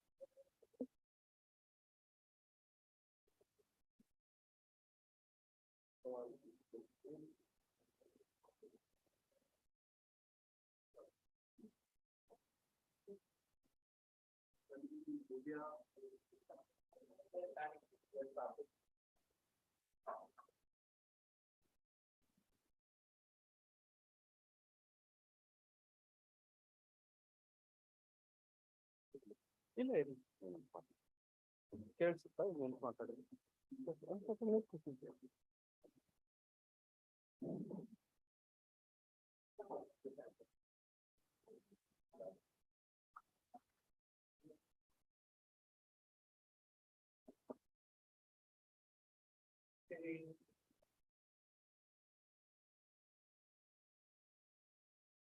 Thanks everyone for sticking around. You all have survived the 2 days. Where we had very interesting discussions. I think the whole idea of having less number of papers, more discussion time, more time to think also what people have said. Sometimes you're at conferences and you say, okay, before you register what that person has said, already the next person is there, and then you forget that line of thought. At least here, we could literally see on people's faces that they were thinking about something. So yeah, I should thank Sobin for that. He was very specific. We have smaller sessions and more time to speak. It's good because you also got a lot of feedback, right, from your papers, from different groups of people. When someone looks at it from a different pair of eyes, you have very new insights that you would get. Some may be useful, some not so useful. Still, insight.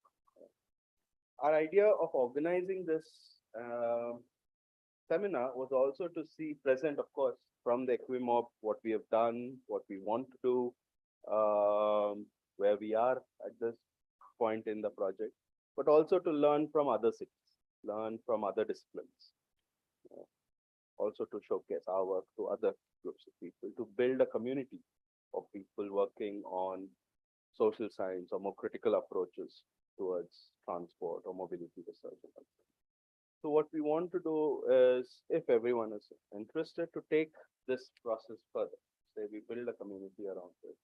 This could be in terms of a follow-up meeting, joint publication. I know people are at different stages of writing their papers, also giving feedback, reading each other's papers, if that also helps.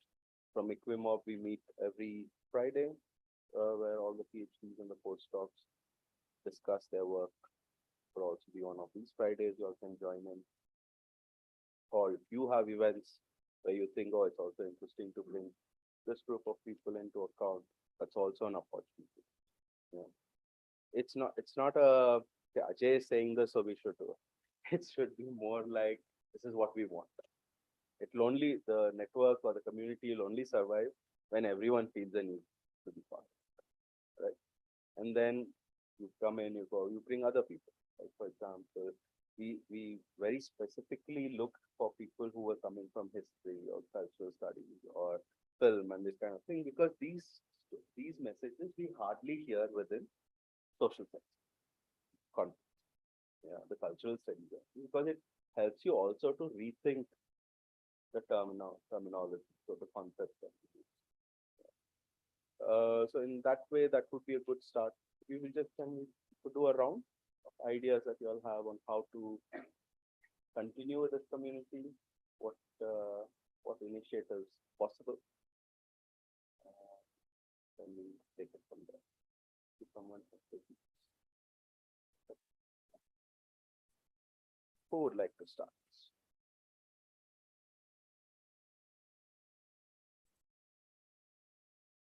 Yes. So I think at least from my perspective, there are good, number of opportunities which we generally come across. I was speaking to Lakshmi, and trying to understand their work with DALT. We are also working with DALT. They are working on a mobility plan, and we are working on a city logistics plan. I think there are a lot of areas where, one could share experiences. Though DALT is then again the nodal agency, we also ensure in a way that, it takes all the intended aspects and weaves it all together well. I think certainly any agency or any organization like where I am working as of now with GIZ, it always benefits from research and a well-founded justification as to this is what has been observed over a period of time for certain specific conditions, certain specific scenarios. So I think within practice, one way I could think of is involve,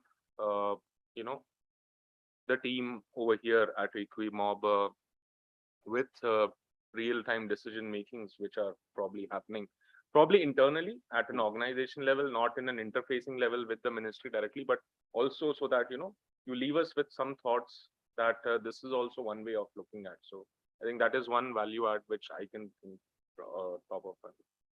Yeah. Thank you so much. Yeah.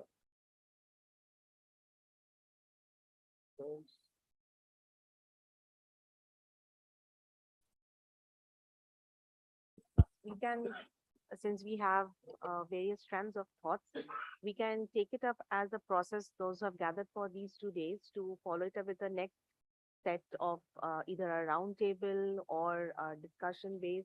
And based on that, then the Equimob can also, validate certain ideas for your own project. So as Pramod said that, we do not need to be there in the interface level, but in the research-based level, we can be, be in the collaborative kind of a stage. And also we can work towards a journal, a special edition journal publication in that way, which will also give us a boost to our, paper writing. We can have a peer review and, take up that process, which will be a kind of tangible kind of a result of this 2 days of exercise that we had.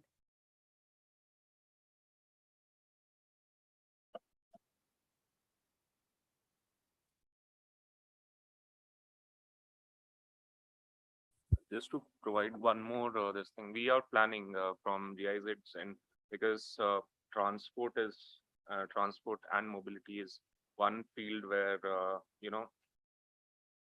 there is a lot of interest from the German side as well, and to keep it going, we so far have been coordinating, be in the coordinating role for ministry for urban mobility in India conferences, etc. So GIZ has. We are also planning on taking and organizing this at GIZ India level. I think Equimob can be a good, collaborator for the same. Ideally as a knowledge partner, and also to guide us and associate itself with such, so that it opens further more avenues of outreach as well as networking. So I think that will provide more exposure in terms of the work which is being carried in and around.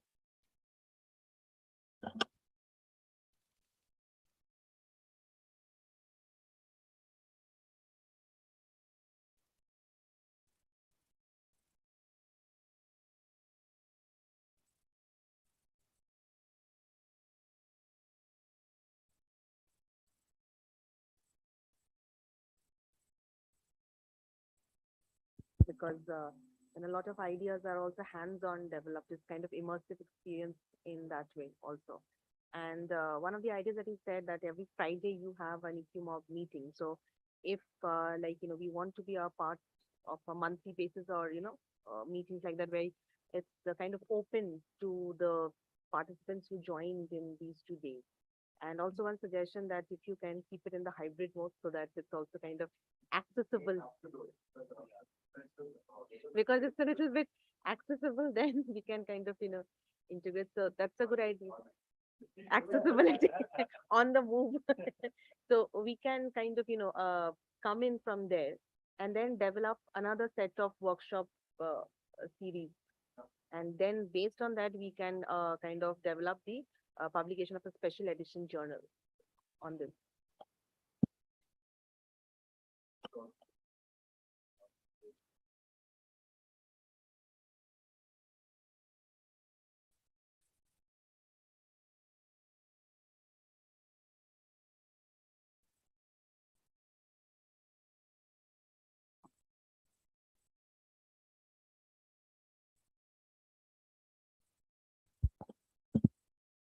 Yeah, I also think that this workshop is a good idea to proceed further, and also from there on it can be formed as some urban research network also, so workshop or lecture series can be a good idea to start from, and then further maybe it is journal, or maybe it can be formed in a new urban research network also.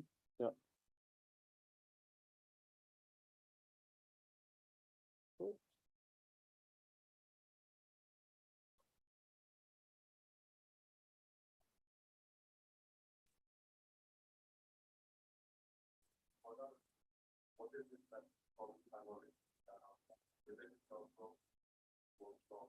Good. So if you look at the researchers whom we have hired are all hired locally.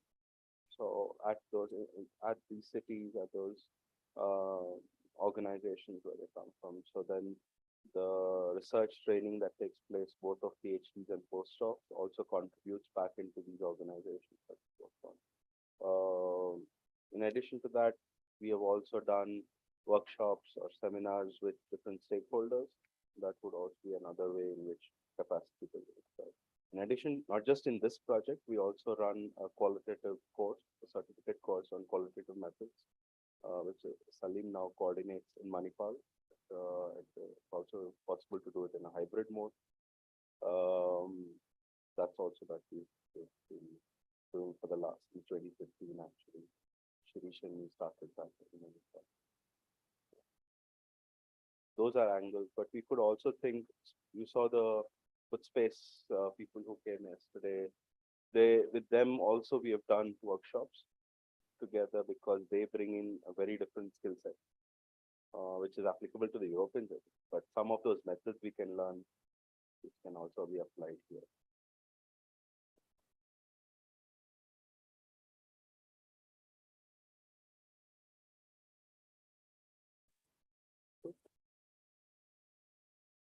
Then I give the floor to Sobin.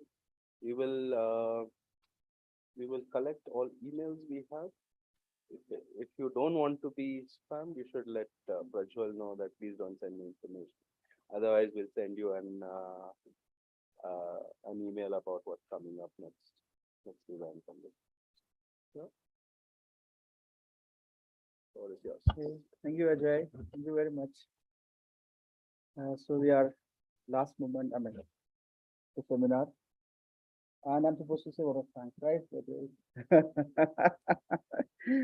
Yeah, I think it has been a yeah, very, very enriching seminar, I must say. I'm not, when I say I'm not overqualifying anything, I really mean it. And see, our purpose, if you remember when we started, one of the things that I mentioned was our purpose was to actually to superimpose, to see human perspectives or people-centered approach to transport landscape. To the transport landscape, and I'm pretty sure that we have proceeded quite taken a long distance in that. We are actually in our project, we are mostly concerned about questions of the intersections of gender, disability, ageism, and other things. But we now started hearing new kinds of areas which are actually emerging, and probably that is one of the things we can take forward and explore, maybe through a workshop or something like that. What are the new areas of research which are emerging, and how can we connect it, and how can we actually combine it to a local specific methodology and take it forward? And we have seen how, like in the first session, how women with different issues are negotiating between the spaces of transport, spaces of work, and spaces of other things, and how do they look into it, and aspects of safety, how the certain kind of norms and transport infrastructure itself and ideologies, all those things, like patriarchal things will all form an assemblage of safety and unsafety, which is a very important aspect which came out in the research. Then we have also looked at how ableness, like the way the patriarchy is organized, the way it organized the world, the way ableness is organizing the world, organizing the sphere of design of transport infrastructure. This is something which came out very clearly. And in that case, how human dignity is compromised? How do we are not problematizing human dignity when our entire conceptualization of transport is roundableness? So that was one of the questions I think which came out very well, and we have also heard about cultural embedding, and these are new areas like we other than the yesterday in the roundtable we discussed how the dominant methods like dominant knowledge like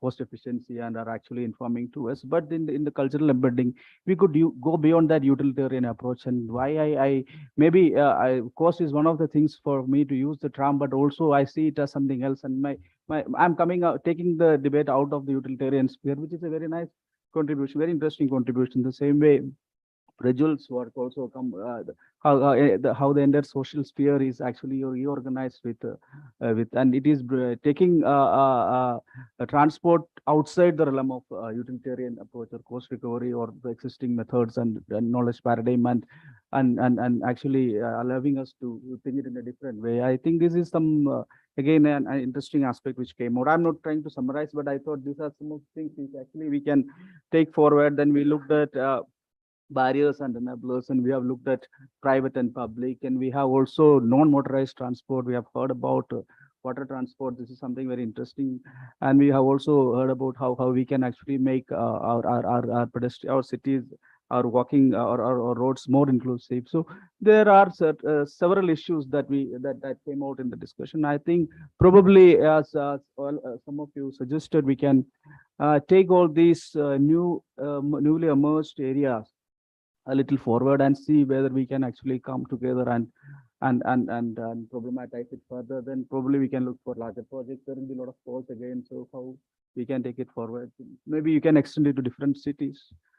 So that's another area how, because we have now identified a group of researchers. At least we know who are doing what then, and we can probably look at the next level.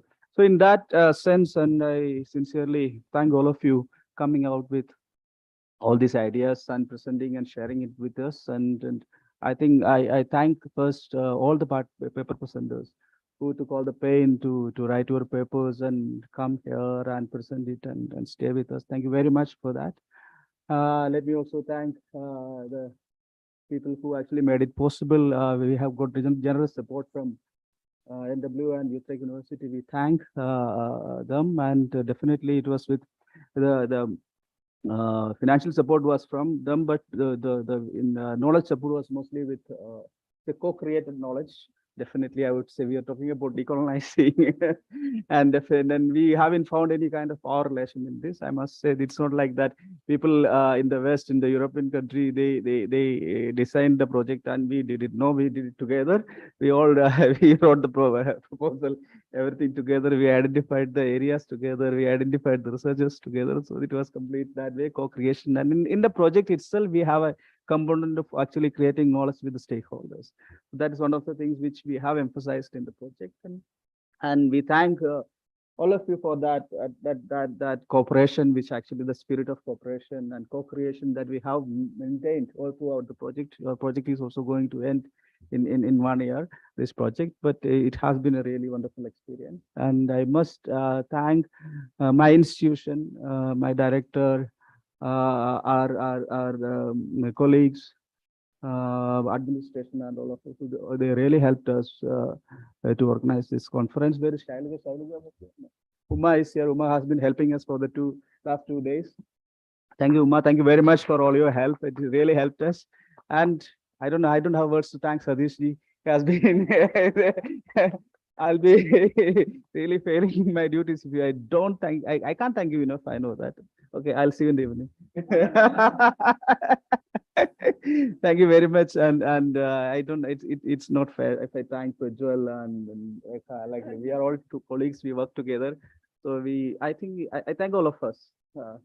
I think that may be a politically correct word. Shirish, thank you very much. And Shirish has been our mentor in the project. He has been advisor to the project, and from the very beginning, he took all the pain to come here and contributed to the discussion. He chaired a session, and others, Professor Mohan Rao, Lekha, I'm not thanking you. Okay, then who else?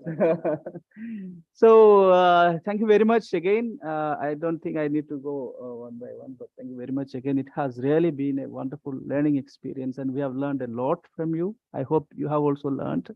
I mean, we exchanged some knowledge at least.